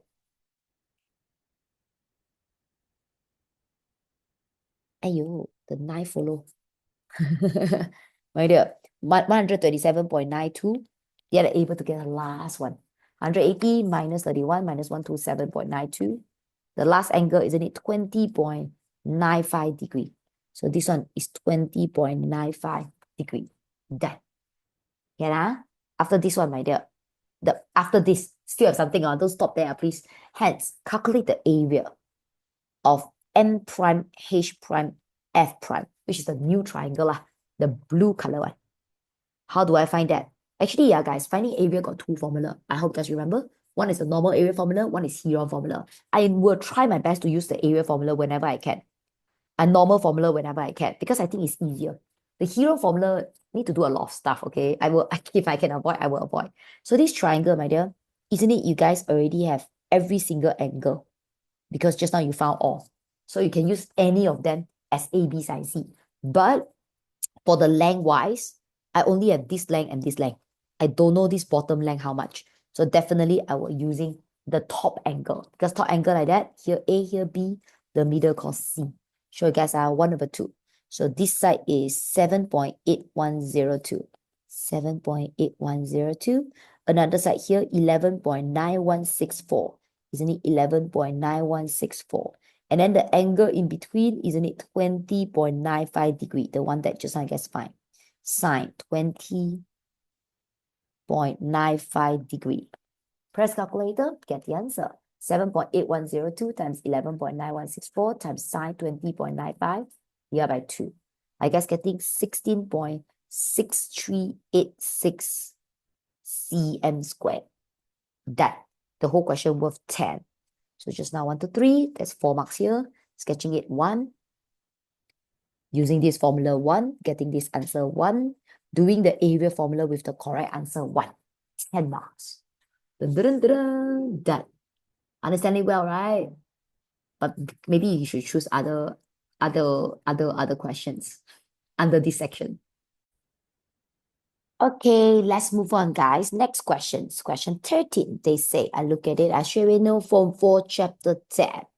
I cannot guarantee this chapter have no hots, but you better have some backup plan, as what I said just now.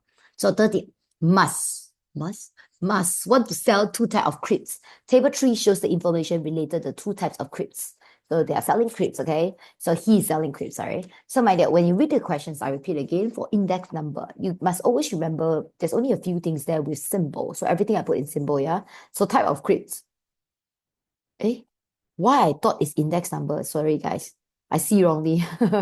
So guys, when I read these particular questions, X, Y, cos, must have, right, an inequality. So sorry. This is Form 5, Chapter, what do you call it?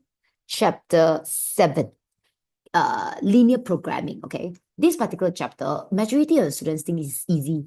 But I remember 2023, the past year is quite hard. And then this one also quite hard. So I don't really recommend this, because if you, drawing graph always wastes a lot of time, you know.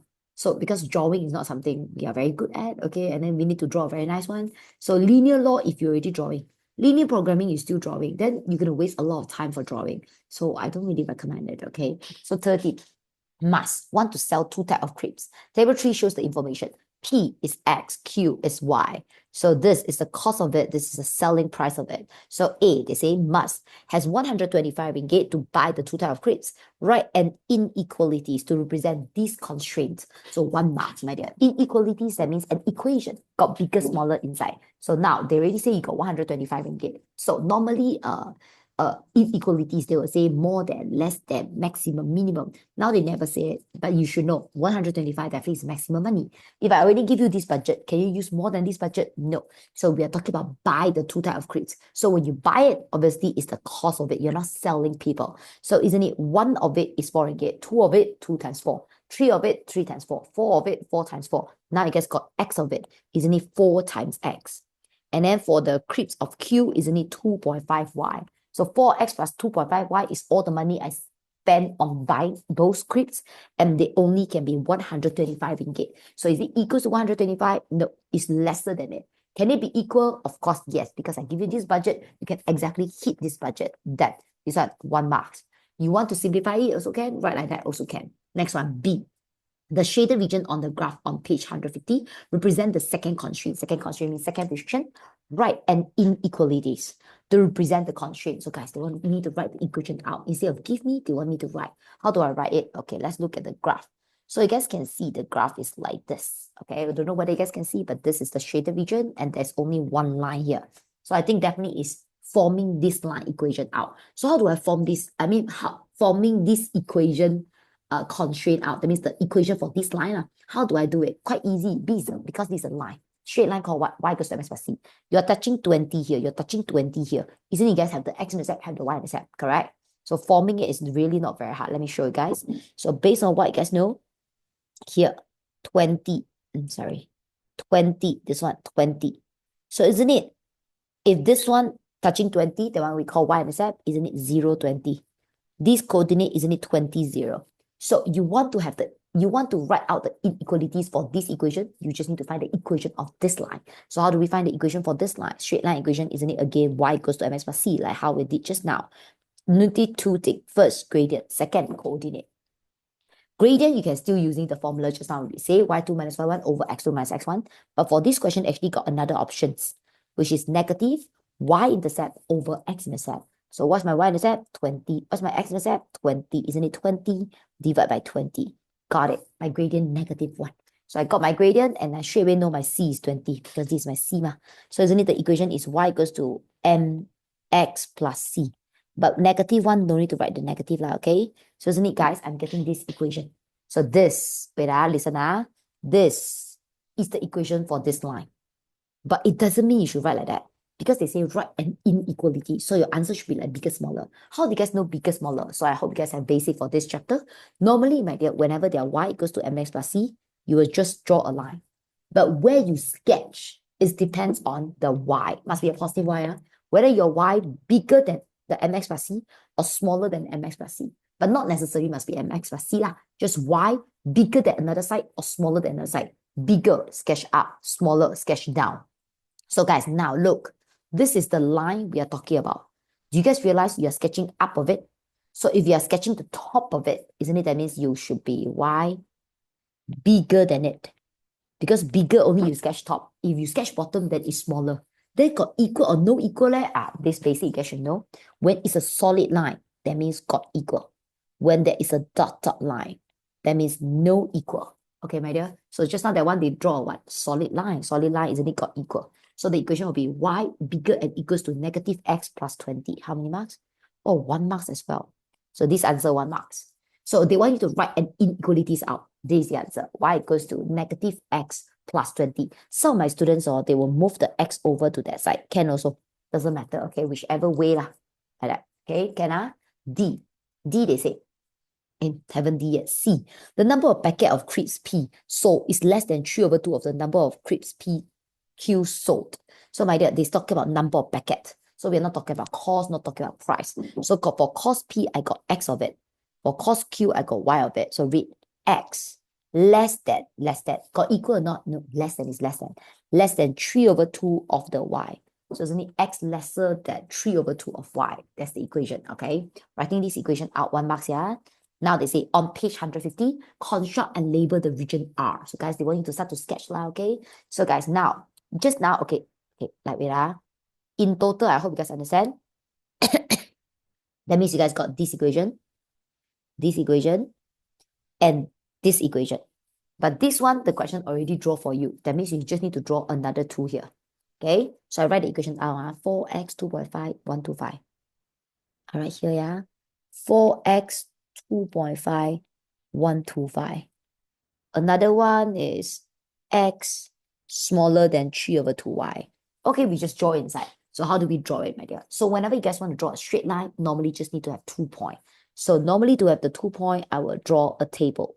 But I very scared I make mistake, which I see my students always make mistake. I need to find 3 points. But of course, it's not compulsory. It just depends on whatever you need, okay?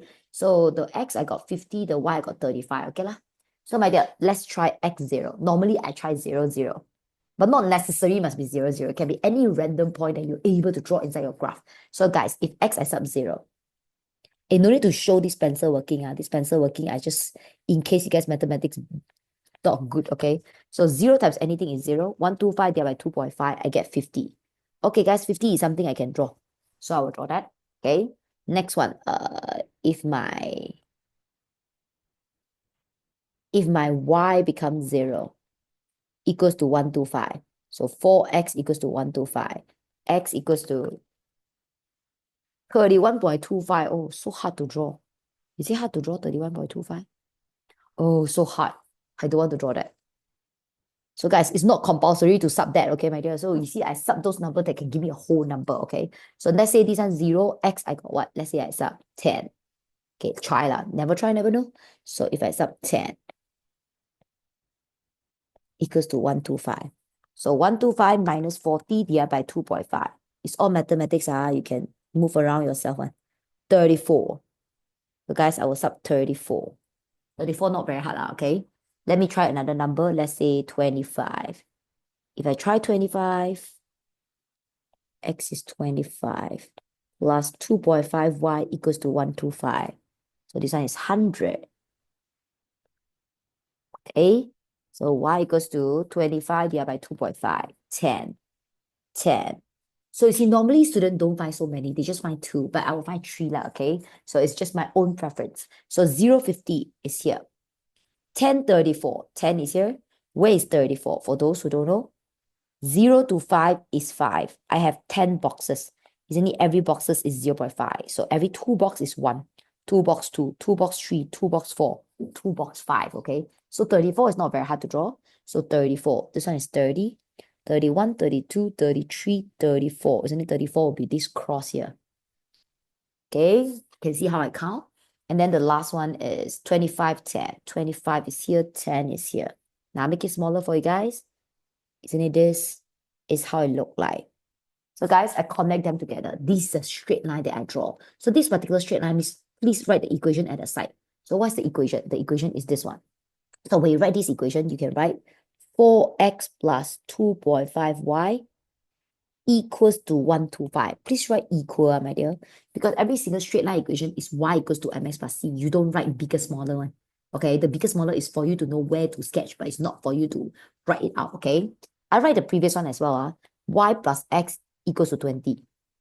So this one is y plus x equals to 20. Okay, still got one more, my dear, here. Try to find more point. X, y. If x I sub 0, y I get 0. If x I sub 10, try 10 times 2 divided by 3. Oh, decimal. Cannot lah. Sub 15 better. 15 times 2 divided by 3. Okay, 10. If I sub 30, 30 times 2 divided by 3. Okay, 20. Not bad. So guys, 0, 0, 15, 10. 0, 0 is here. 15, 10 will be here. One more is 30, 20 will be here. Connect them together, guys. Isn't it? This is the straight line that I'm able to find. Wait, I draw nicer a bit. Further a bit. Okay, like that. Okay. This particular straight line equation is x equals to 3 over 2y. Give you 2 seconds. Tell me any mistake I made. Yes, I made mistake.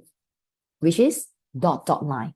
When the equation have no bigger, small, don't have equal sign, this one should draw dotted line. You're gonna draw a very obvious dotted line. I scared your teacher cannot see. Okay, my dear. So that one is dotted line. Okay. Now you get to sketch the region R. The region R is talking about now you're having a business. Every line is a restriction. So your business can only grow within which part. That's the meaning of it. So just now we already know we are sketching the top of it because that's what they sketch. Okay. So I can analyze the rest of them. So for this one, the Y is positive. It must be a positive Y. If it's negative Y, you're going to move it to the other side to make it positive. Every time you need to look at a positive Y. So this positive Y is only smaller than the other side. Smaller means down. So we are talking about this line. So isn't it this line down is here? Down, okay? Then how about this one? So again, look at the Y. Don't look at the X, look at the Y. Isn't it the Y bigger than the other side? So bigger, isn't it talking about this line? So bigger, isn't it up? Okay, my dear? So this one down, this one up. I can straight away tell you is middle here. But again, you say top of this, isn't it only left this part? So there is your region R. Shade nicely, Must write the alphabet R. Guys, that is the shaded region R. Please allow me to highlight for you. Of course, it's not necessary to do in the exam hall. I just want to make sure that you guys know the answer that you're able to have is definitely generated out from this yellow color part. So please don't try to get any answer out of the yellow one because your business cannot achieve that one because you have a lot of restriction. So the R is the answer. Okay, my dear? So this drawing itself worth another 2 marks. Okay, so far 1, 1, 3, 5 marks already. Okay, let's move on. Donkey. Okay, this one I rub it off. This one no need ma. Okay, D. So guys, D, they say what? Use the graph. Same words, my dear, like just now the linear law. Use the graph. You cannot use your calculation to count, okay? You're going to use the graph and your calculation to do it. Use the graph constructed in C to solve the following. C1, D1. State the maximum. So the word maximum. Number packet of crisps P. Crisps P is X. So they find maximum X. They say if 12 packet of crisps Q was sold. Crisp Q is called Y. So that means Y equals to 12. What's your maximum X? So guys, remember, always when you're find minimum maximum, you're going to draw the line out. So if their Y equals to, they are always a horizontal line. X equals to, they are a vertical line. Y equals to mx plus c, they are a slanted line. Okay, for a horizontal line, the left side of it is always smaller. The right side of it is always considered bigger because increasing is from left go to right. So left go to right is small to big, right? So the smaller side, we always call it minimum. The bigger side, we always call it maximum. So for vertical line, how they increase? They going top. So when they going top, the bottom is always minimum. The top is always represent maximum.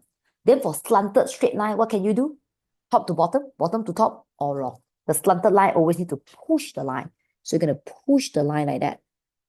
Okay, push the line. So normally I teach my students, I tell them we have 2 rulers. One put on the green line, another one put at the side, put it 90 degrees, so you can move it upside down without any mistake, okay? So that is always how you guys pushing it. The nearest one is minimum, the furthest one is maximum. To understand why I show you guys, now Y equals to 12. So guys, Y equals to 12, isn't it? Okay, here. So isn't it this one 10, this one 11, this one 12. Okay, this one is 12. So guys, Y equals to 12, isn't it, would be this straight line. Wait, allow me to draw first. Need some time. Very messy, this one.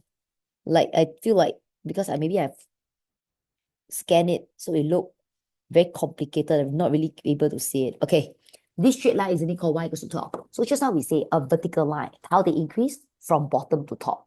So the most bottom part is called minimum. The most top part called maximum. Don't tell me, teacher, the most top part where? 50, No, I'm not talking about the most top of the whole line. I'm talking about the most top of you passing through the yellow shaded region. So okay, guys, look at the yellow shaded region. So when you look at the yellow shaded region, my dear, isn't it this? It's the first moment you touch in the yellow one. So that is the first one, right? That one is the minimum answer. So when you move on and move on and move on, the last moment, because before you fall out from the shaded region, we call it maximum. So guys, they want minimum or maximum? Maximum. So that will be your answer. So based on that, when I look it over, okay, I put dot online for you. So my dear, remember must be a whole number. If you get a decimal, you will choose the one that inside which can give you a whole number, must be whole number. So isn't it this one 31? Okay, you guys all see that? Okay, now my dear. So this one is 31.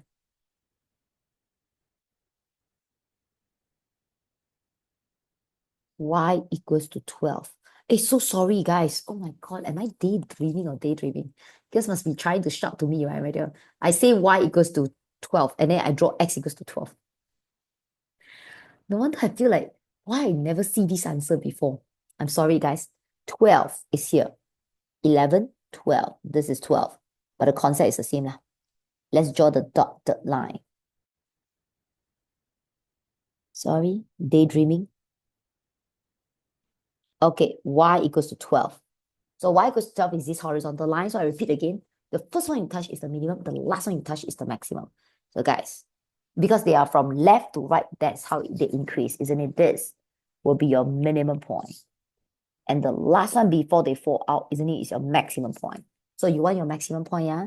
So your maximum point, if they are not whole number, you're going to choose the one before the whole number then, okay? So it's this spot. So this one, 16. Okay? This one, 17.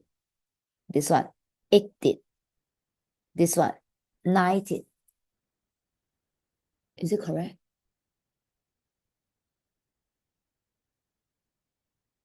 Everything I draw correct, right? Okay, I go down.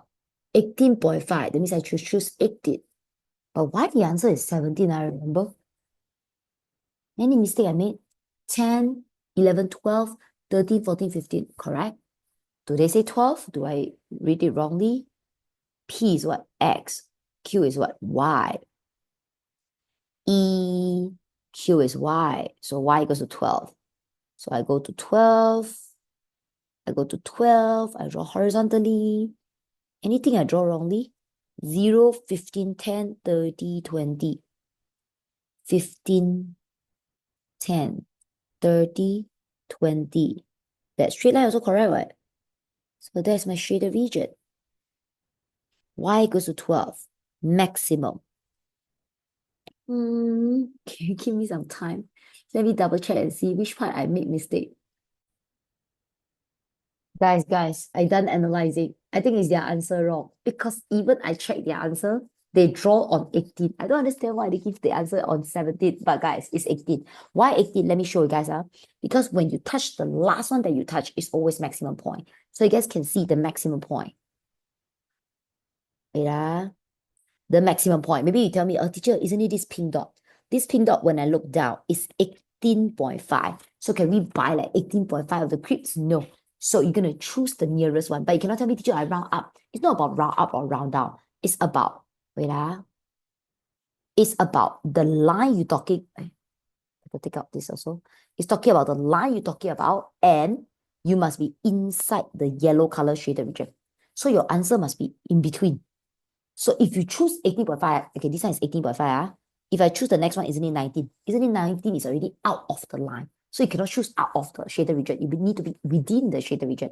So within the shaded region, the last whole number, you see this one? 16, 17, 18. Do you guys realize 18 is here? Oh, 18 is exactly on the line. Why I see wrongly?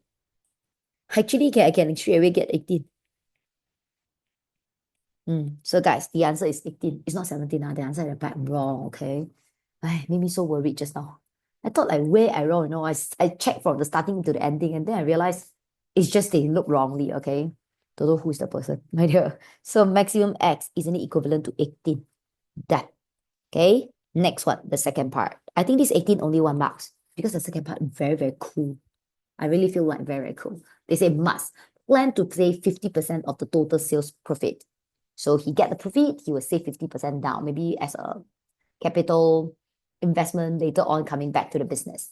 He also need to pay a wage of 40 ringgit to a worker from the remainder. So he will actually need to pay 40 ringgit lah, okay?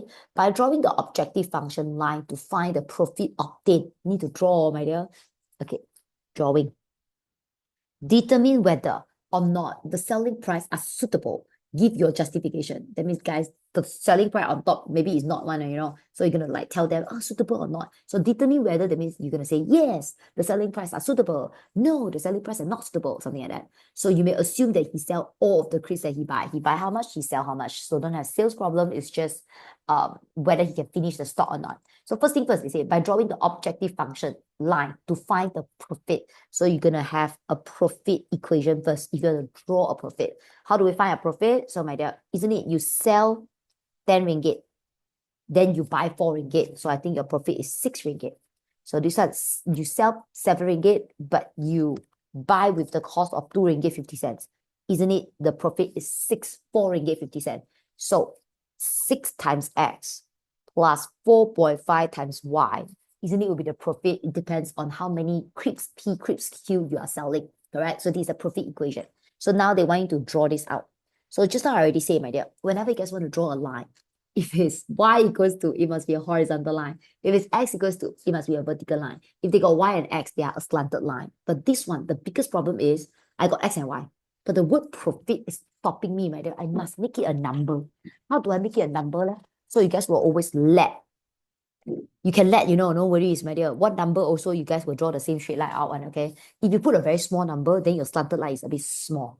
If you put a very big number, your slanted line is just longer. But after all, they are definitely parallel. So what we care is the gradient of them. It will, because after all, remember I say slanted line, you will push it. So that's the reason any number will do. So normally I like to use the multiplication of these two numbers. I'm using 27. Is 27 too small? Maybe I'm using 54. Don't tell me, teacher, how you know it's 54? My dear, I like to use this one times this one. Because later on, I can divide by both of them again. So better using multiplication of these two. I feel like 27 very small is because all my number here got like 5, 10. I think I can draw a bigger one. But of course, you want to put 27 also can. Doesn't matter one, okay? La, scared you guys don't know lah. 27 lah, okay? So my dear, now, let me try to draw for you guys. So again, you want to draw it out, you're going to have some point. These are normally way too small, so I just normally find 2 points. So x0, y0. You guys up inside, when x sub 0, you understand, right? X sub 0. So the y answer will be 27 divided by 4.5, 6. Okay? When y sub 0, the x will become 4.5. Okay? Let's try to draw it out. So x0, y6. 6 is here. X 4.5, y0. This is 4. Middle of it is 4.5. Guys, isn't it this? Is the straight line. I put a dot line for you because after all, they are a working line. So can you guys see this purple color straight line? It's actually the profit function. So you see, I'm using 27, so my line looks this small. You know what? If you're using 54, you will look like this.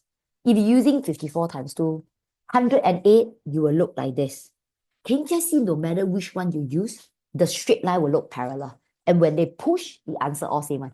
So definitely draw using what value to represent the profit is also fine. Okay, so once I got the purple line, now put a ruler on top of the line, start to push it. So I repeat again, when they are vertical, from bottom go to top is minimum to maximum. Horizontal, left to right is minimum to maximum. Slanted is the whole thing you push. So guys, when you push, when you push, really don't sing it. You sing it, everything gone, man, I tell you.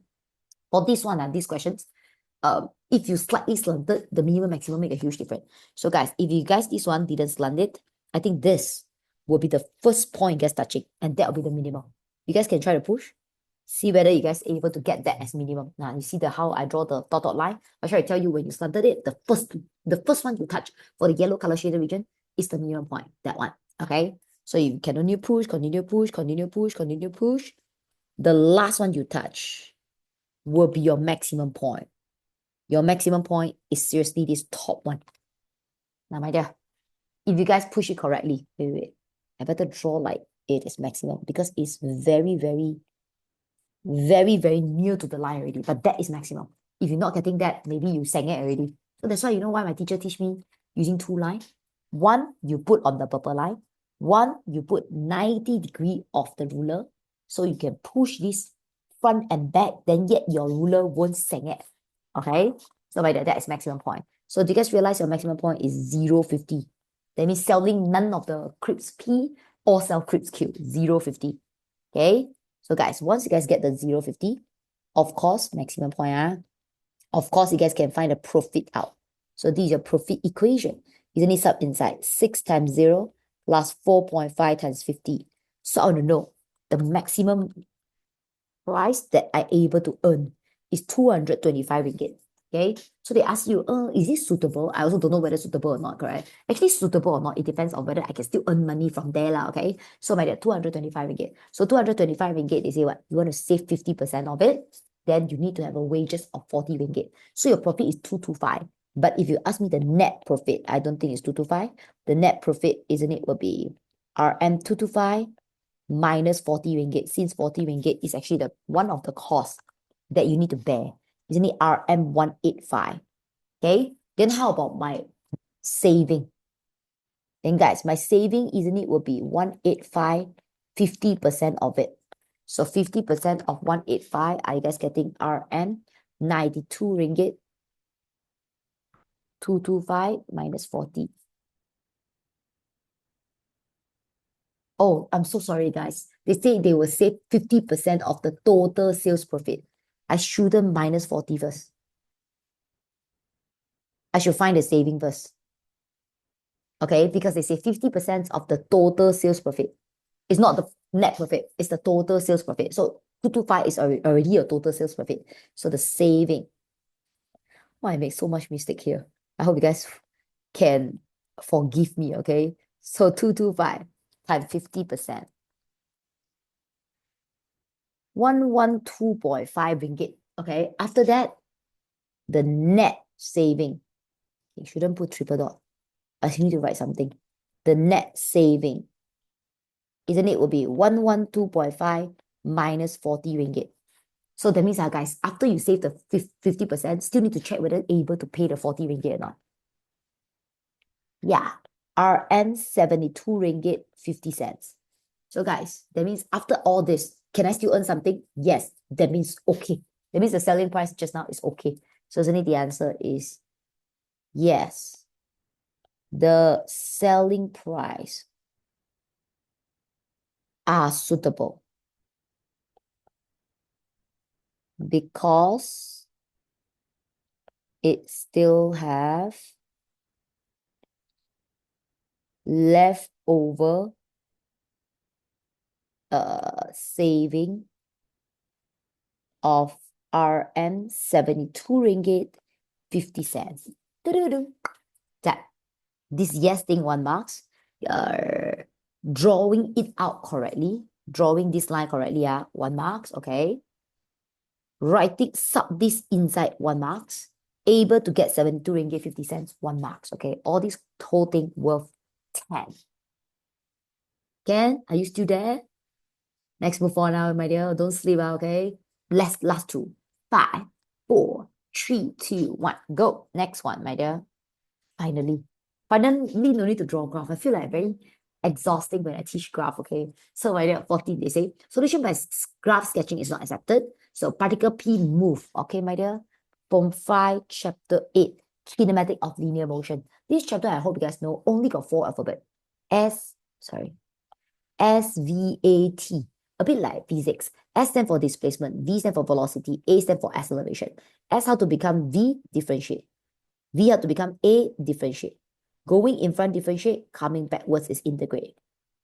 Okay, I hope you guys all have this basic. So now, they say, particle P move along a straight line such that the fixed point A and B lies on a straight line. So there's a, draw for you, there's a straight line, and I have a particle P. And on the straight line, there's point A, point B. That's what they say. Its velocity is given by this equation. You see, they will always give you SVA, one of the equations. So now they give you a V equation, such that T is the time in second. After passing through A towards the B. Now, my dear, after passing through A, that means they start from A. Okay?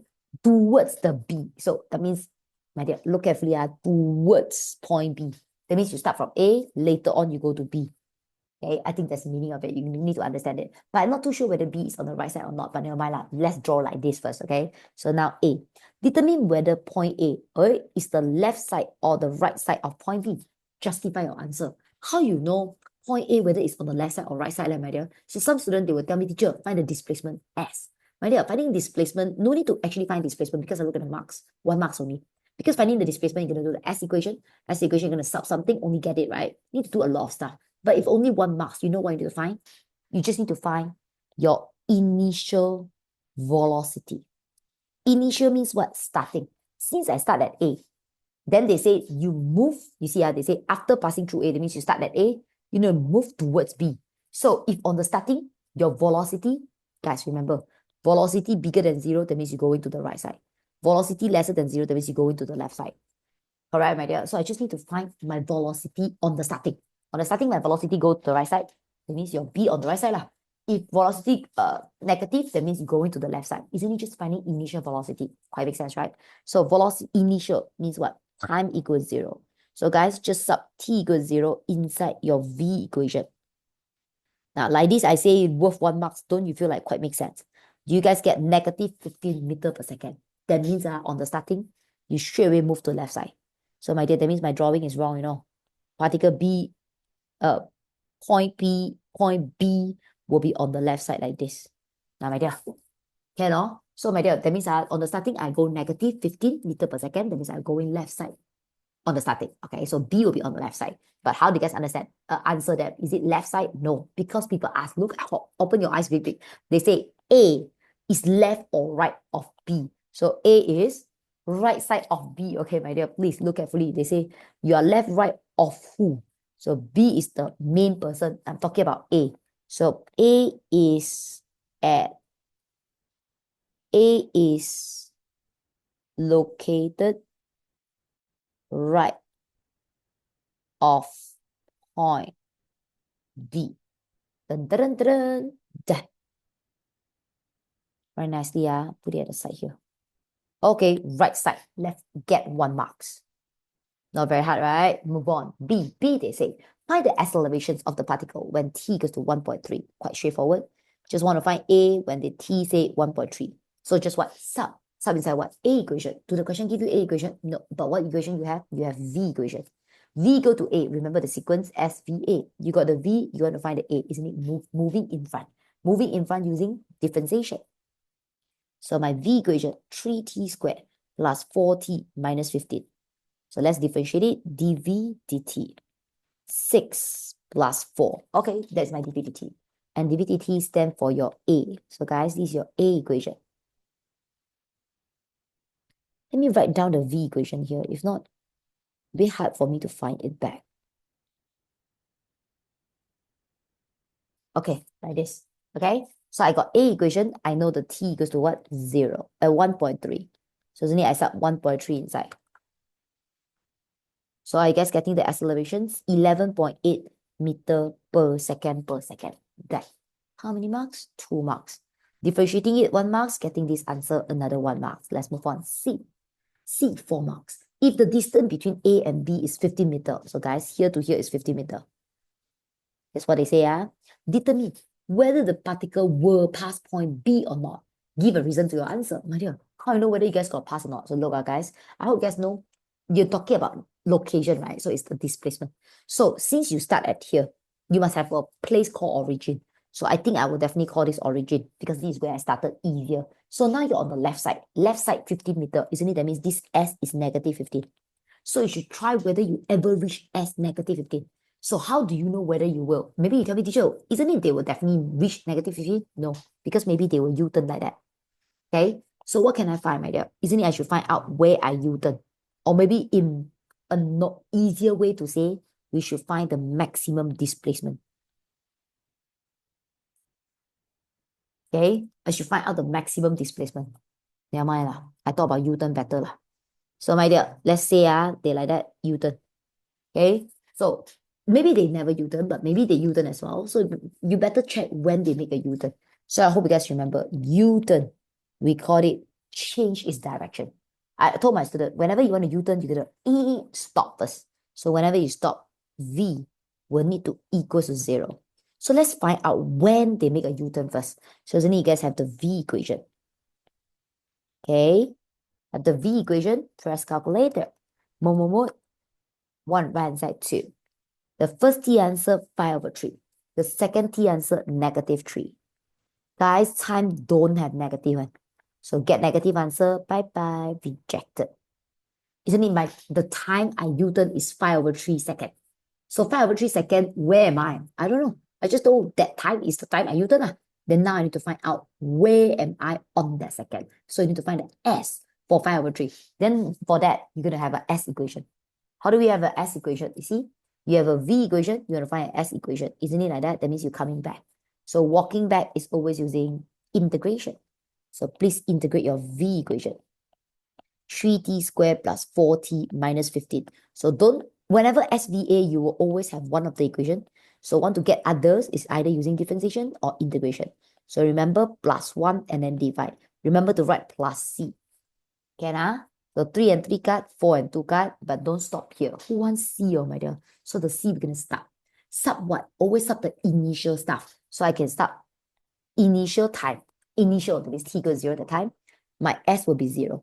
Why my S will be 0 on the initial? Because I already call this spot or 0. So I already call this spot origin. So on the starting, isn't it? I start from this spot. So that's why my S is 0. So when t is 0, S is 0, you can sub 0 inside. Or you can straight away tell me it will be 0. Because even you sub, you will realize your C is seriously a 0. So S equals to t cubed plus 2t squared minus 15t. And your C is 0, no need to write the 0. Okay, guys, I already got my S equation. So I repeat again. Why am I finding this S equation? When I needed this S equation? So that I can sub the 5 over 3 inside here. So now you guys can sub the 5 over 3 inside to get the S answer. Okay, so 5 over 3 cubed plus 2, 5 over 3 squared minus 15, 5 over 3. I guess getting negative 400 over 27 or in decimal, because in fraction, I don't even know where is it. Negative 14.81. That means when you make U-turn, you U-turn on 5 over 3 seconds. And where you U-turn? Negative 14.81. Why I got negative? Because left side. So 14.81, is it point B? No, not yet reached, my dear. Very near, but not yet reached. Isn't it here? Is where you U-turn at. Can you see that? So they say, answer them, They say, determine whether, so yes or no. Determine whether the particle will pass point B or not. No. The particle does not pass point B as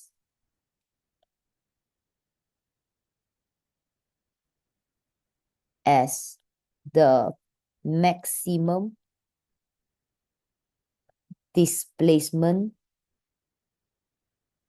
it goes is negative 14.81 meter. Done. These are 1 marks. How many marks here? 4. 1, 4, 4. 1 equals to 0, 1 marks. Integrate it correctly, 1 marks. 1, 2, 3. Sub it in, get this value, 1 marks. 4 marks. Ta-da! That donkey. Can I? Okay, donkey. They say particle Q. Oh, guys, new point, man. New particle.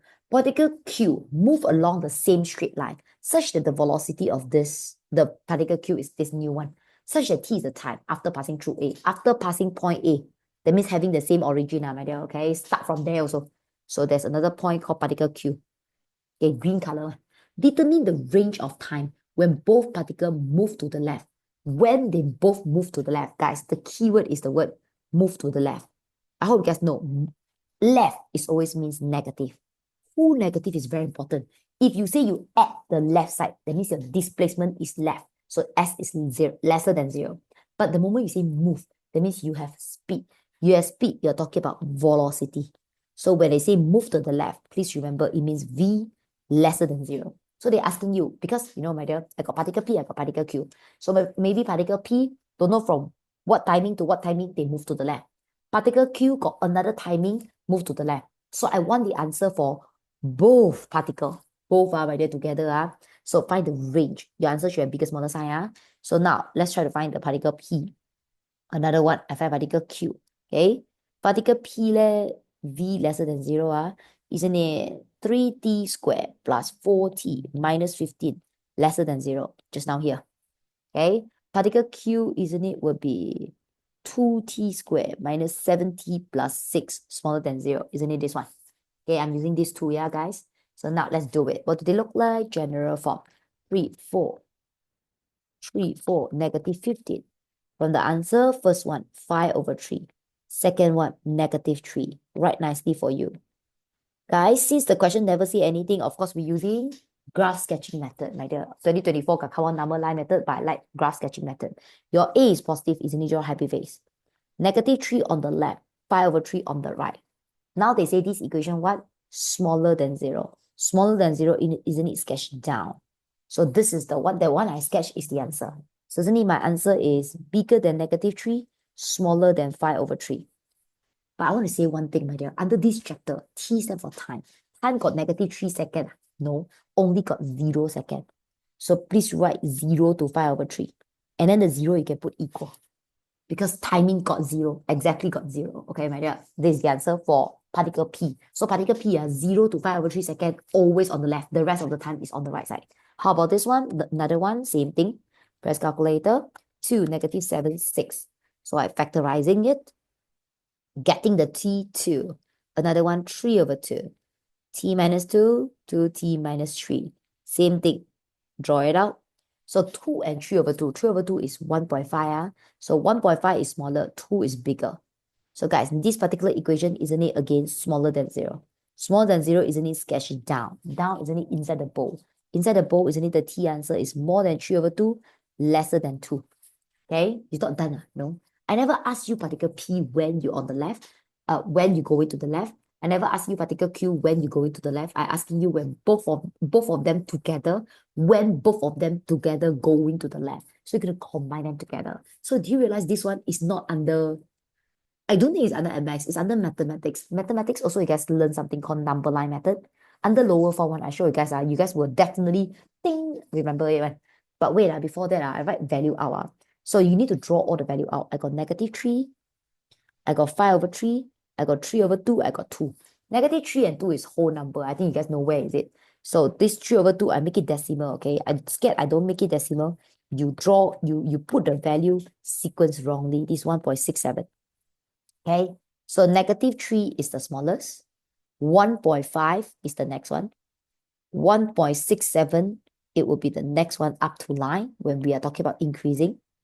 And then the last one, it will be 2. Okay, let me try to draw and refresh your memory. You guys will all remember it, my dear. Very seldom come out, you see, but this is so good. So, my dear, now your answer. Oh, sorry. I don't need to put this. I put 0. Okay, I later will show you. So, guys, I got 0, 5 over 3. So, 0 is here. 5 over 3 is here. Now, our answer is in between 0 to 5 over 3. Isn't it? We draw a line like that. Draw a line like that. How? Memory hit back or not? Isn't it? You guys learn this under lower form. Anything I draw wrongly? Yes. What is yes? Whenever bigger, smaller, you draw a circle, okay.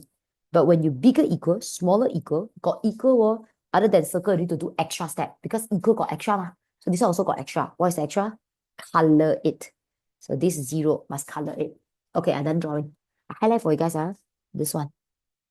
Isn't it? It's the blue color answer. So my answer for particle P move to the left is that blue color spot. Okay. How about another one? 3 over 2, draw a circle. 2, draw a circle. Your answer is in between 3 over 2 and 2, isn't it? Draw a line also. Do I need to color it? No, there's no equal. So this one I highlight for you guys. This one, isn't it the green color one? So I want a times range that can fulfill blue, can fulfill green. So can fulfill blue, can fulfill green, isn't it? Is pencil, isn't it? Is this shaded part? You don't need to shade for teacher lah, okay? So isn't it your answer is in between here? Isn't it that means your T answer is bigger than 3 over 2, smaller than 5 over 3? Yay! Dun, dun, dun, dun. That 3 marks. Getting this answer definitely 1 marks. Okay. And then writing the equation lesser than 0, definitely getting 1 marks. Getting these 2 of them, getting another 1 marks. And this question worth 10 marks. Dun, dun, dun, dun, dun. So far so good. Understand, no? Last question of the day. Yay! Don't know how many hours I'm using. I don't know lah. Okay. So my dear, 15. 15 finally is the chapter I love the most. Form 4, chapter 10, index number. They say table 4 shows the information of 4 ingredients used to produce a type of biscuit. So ingredient, price. Price, always the symbol is Q. Some students write P, but I write Q lah. Because formula paper, they write Q. Because it's quantity. Next one, price index is I. 2023 based on 2022. Weightage is W, okay? So now A, find X, Y, Z. This is the easiest thing that they always come out, okay? So my dear, I do at the side here. You can do at the bottom, but I just want to share the space with my table. So my dear, X is here. So do you guys realize X is Q? This chapter actually only got 3 formula. 2 of them is provided. 1 of them is a smiley face method. So this one I want to find Q. Q only have the first formula, which is the price index formula. You guys can use it. So now what I can use, I'm doing X. X is under this row. The I is only 130. 130 is only doing 23 over 22. So the top is 23, the bottom is 22. So I 23 over 22 for particle A is 130. Q23, 2 ringgit 10 cent. Q22X is 2 ringgit 10 cent over X times 100. So times 100, move it over, divide by 100. Divide, move up, times. Times, move down, divide. 2.1 divided by 1.3. I guess getting 1 point. No need to really write RM, but I still write RM for you lah. So RM, 1 ringgit 62 cents. Don't write too many decimal, my dear. Money where got more than 2 decimal places. So 1.62, done. After the X, find the Y. The Y is what? Still I. I still using the same formula, guys. Okay. So remember, I'm doing for this row. For this row, the I is Y. I got 2 price here. 2 ringgit 40 cents and 2 ringgit. Of course, the newer year on top, the older year at the bottom. I guess getting the Y 120. Update the diagram. Done. Okay. Next one, the Z. The Z is here. It's still under this row. So Z, guys, isn't it still the Q? So whenever they want to find the price, the cost, which is the money lah, so must be using the first formula because that is actually the formula for Q. So now I'm doing this. The I is 150. So isn't it the I is 150? How about the Q? The Q I got Z. I got 1 ringgit 20 cents. Z is on top. 1 ringgit 20 cents is at the bottom times 100. So the Z will be 150 divided by 100 times 1.2. I guess getting RM 1 ringgit 80 cents. Not writing RM is fine. The top already write RM. But I just always want to write, okay? When I know it's money. So this one 1 marks, this one 1 marks, this one 1 marks. A very easy 3 marks, okay? Let's move on. B. B, they say the composite index. Hopefully you guys remember, index is I. Composite index is I dash. So they say the composite index for the production cost of the biscuit in the year 2023 with 2022 as the base year is 135. So guys, instead of ask you the composite index, they give you the composite index, okay? Then the first one, they say, find the ratio of gradient A, gradient B. So my dear, ingredient A, ingredient B. So ratio. Ratio is what? Ratio is actually weightage. Okay, you have the weightage. That means the proportionate of them. Not talking about how many percent you increase, decrease. It's talking about how much are using ingredient A, how much are using ingredient B, which is actually the weightage. How do I find the weightage? I look at it. My weightage is inside all M and N like that, my dear. So I'm going to try to find out the M and N. How do I find out the M and N? So just now, you already give me what? I dash. I dash having a formula that can involve W inside. So you want to find the weightage, you're going to use this formula. So now you guys know the I dash is 135. Correct? Remember, you are using I dash 23 over 12. So this I must be using 23 over 12 also. So where's my I 23 over 12? This is all of it. W, this is all of it. You're going to times row by row. Okay? First one, 130 times N. Plus, next one, 120 times M plus N. Plus 160 times M over 3. Plus 150 times 2N. Okay, isn't it divide by total weightage? Total weightage is all this total. You need to show all the working, my dear. Cannot plus straight away. N plus M plus N plus M over 3 plus 2N. Okay, don't tell me teacher got 2 unknowns. How? Never mind. You're not really finding the M and N answer. We just want to get the ratio of them. So ratio got 2 unknown is fine, okay? So let's try to combine them. 130N plus 120M plus 120N plus 160 over 3M plus 300N. Nothing fancy, just open bracket, okay, my dear? Like that.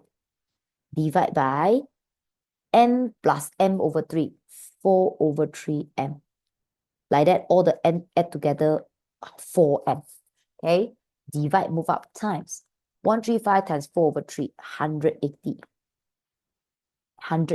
M, plus 135 times 4, 540 N, equals to 130 plus 120 plus 300. 130 plus 120 plus 300. Getting 5, sorry, wrong pen. Getting 550 N. Okay? 120 plus 160 over 3. Getting 520 over 3 M. All the M and N, I combine them together. So let's say all this, I move it over here. This one, I move it over here. 180 minus this, I getting 20 over 3M here. This one, I getting 10N here. Remember, you're not really finding M and N answer. You just want to forget ratio. Remember, ratio is always a fraction. So let's say I make it a fraction, yeah? M is here. I like to put alphabet all on the left. So times N, move it over here by N. So this 20 over 3, I move it over also. 10 divided by 20 over 3. I'm getting 3 over 2 here. So guys, I know already. The top one, ratio the bottom one. Equivalent to the top one, ratio the bottom one. So now I just know, oh, M is 3. N is 2. Let me update. M is 3. This one is 2, okay? M is 3. 3 over 3. This one is 1. This one, N is 2. So this one, 2 times 2. Isn't it 4? This one, 2 plus 3. Isn't it 5? Guys, I'm getting all this. Don't stop there. This question asking what? Read carefully. They want to find the ratio, not of M and N. They want to find the ratio for ingredient A to ingredient B. So this ingredient A, B. This one is it. Isn't it 2 to 5? So guys, you need to write like that. A to B. The answer, isn't it? 2 to 5. Done. Can? How many marks there? This one definitely 1 marks, okay? Getting the ratio out, definitely 1 marks. Getting this answer, another 1 marks. I think here got 3 marks, okay? So this is the B1. Let's move on. B2. Can? B2, they say what? Oh, long. They say the production cost of 200 biscuit in the year 2022 is RM 25 ringgit. RM, money. So money is what? Q. Q for 2022 is RM 25 ringgit. I hope you guys know this is not for 1 biscuit. This is for 200 biscuit. Can I, my dear? Next, the price of each ingredient is expected to increase by 20.25% from the year 2023 to 2025. Guys, whenever they say increase by percentage, then it's always the price index. Because price index always represents increase by how many percent? For those who don't know, let me explain. Percentage or always is 100. Anything above 100, that means you increase. Anything below 100, that means you decrease. So 130, increase 30%. 120, increase 20%. 160, increase 60%. 150, increase 50%. Now you tell me you increase 20.25%. So 100 plus 20.25. So the price index is 120.25. Then this 120.25 is which year increase to which year? 2023 to 2025. That's why the new year on top, the older year at the bottom. Isn't it? I 25 over 23. That's what you know lah, okay? So my dear, and then most important, they say what? Okay, if only 1% increase, then it's I. But they say price of each ingredient. So everyone also increase 20.25%. So if every single ingredient they increase, isn't it overall the biscuit also increase like that?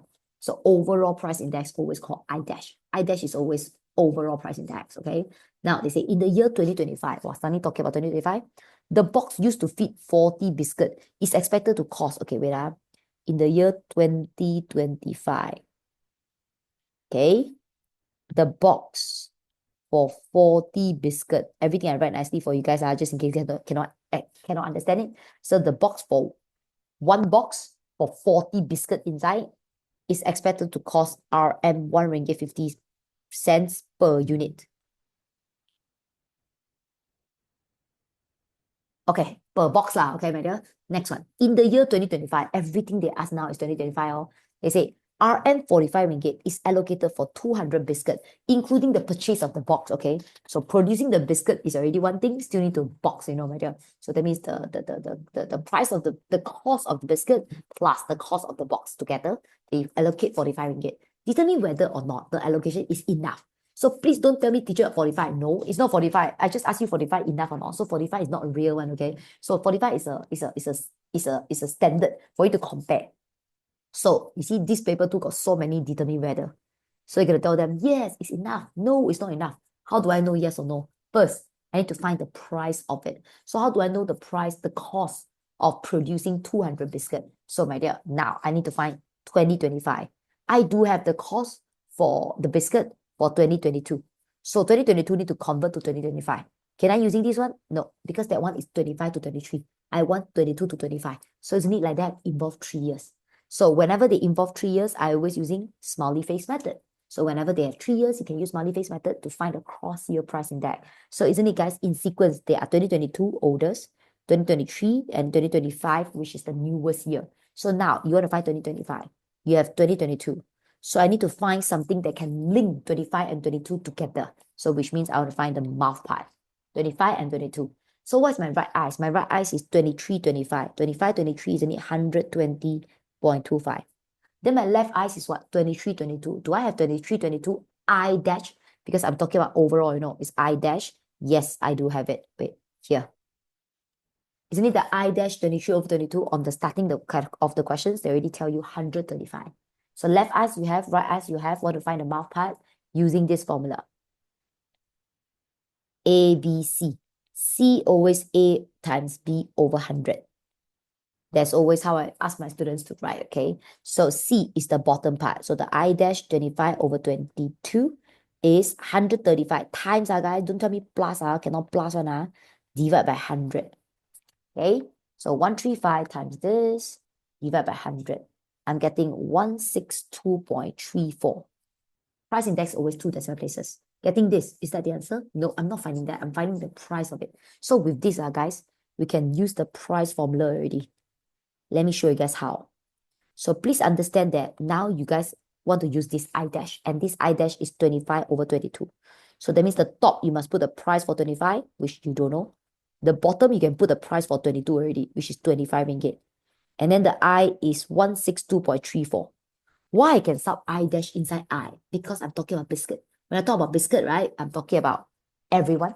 So when I talk about everyone here I will put everyone price index, which everyone price index is always the I dash. So now how to find Q25? 162.34 divided by 100 times 25. I guess getting RM 40 ringgit 59 cents. So guys, 2022 so cheap the biscuit. Until 2025, suddenly the price so expensive already. 40 ringgit 59 cents. But not yet. That is just the cost of the biscuit. But I also have boxes, right? So how do I know the total cost for 200 biscuit? Okay, look. So the cost itself is actually 40 ringgit 59 cents for the biscuit. Isn't it to plus the box? How to add the box, my dear? Look carefully. The box is here, 1 ringgit 50 cents. But 1 ringgit 50 cents are able to fit in for 40 biscuit only. Now you're going to produce for 200. So isn't it 200? Isn't it you should 200 divide by 40? See, 200 contains how many 40? And each of the 40, isn't it, will cost you 1 ringgit 50 cents. So 200 divided by 4 actually got 50. 200 divided by 40, isn't it, is 5 times. That means I need 5 boxes because every 40 is 1 box. 40, 80, 120, 160, 200. So I need 5 boxes. So 5 boxes times 1.5 plus 40.59. I guess getting RM 48 ringgit and 9 cents. So tell me 45 ringgit, enough or not? No, not enough. Isn't it, the answer is no. RM 45 ringgit is not, sorry, allocations of RM 45 ringgit is not enough for 200. No need because it needs RM 48 ringgit 09 cents. That 4 marks from here. This answer definitely 1 marks with a note. Getting the 162.34, 1 marks. Getting the 40.59, 1 marks. Getting the 48 ringgit 09 cents, 1 marks. There you go, 10 marks. Yay! That. Everyone so far so good. Understand everything I say. I hope you guys understand and can survive until now. And that's all for today. So my dear, if you guys can understand everything, near to the SPM that time, remember to do it again so that you can refresh your memory. Maybe you do it again that time, you can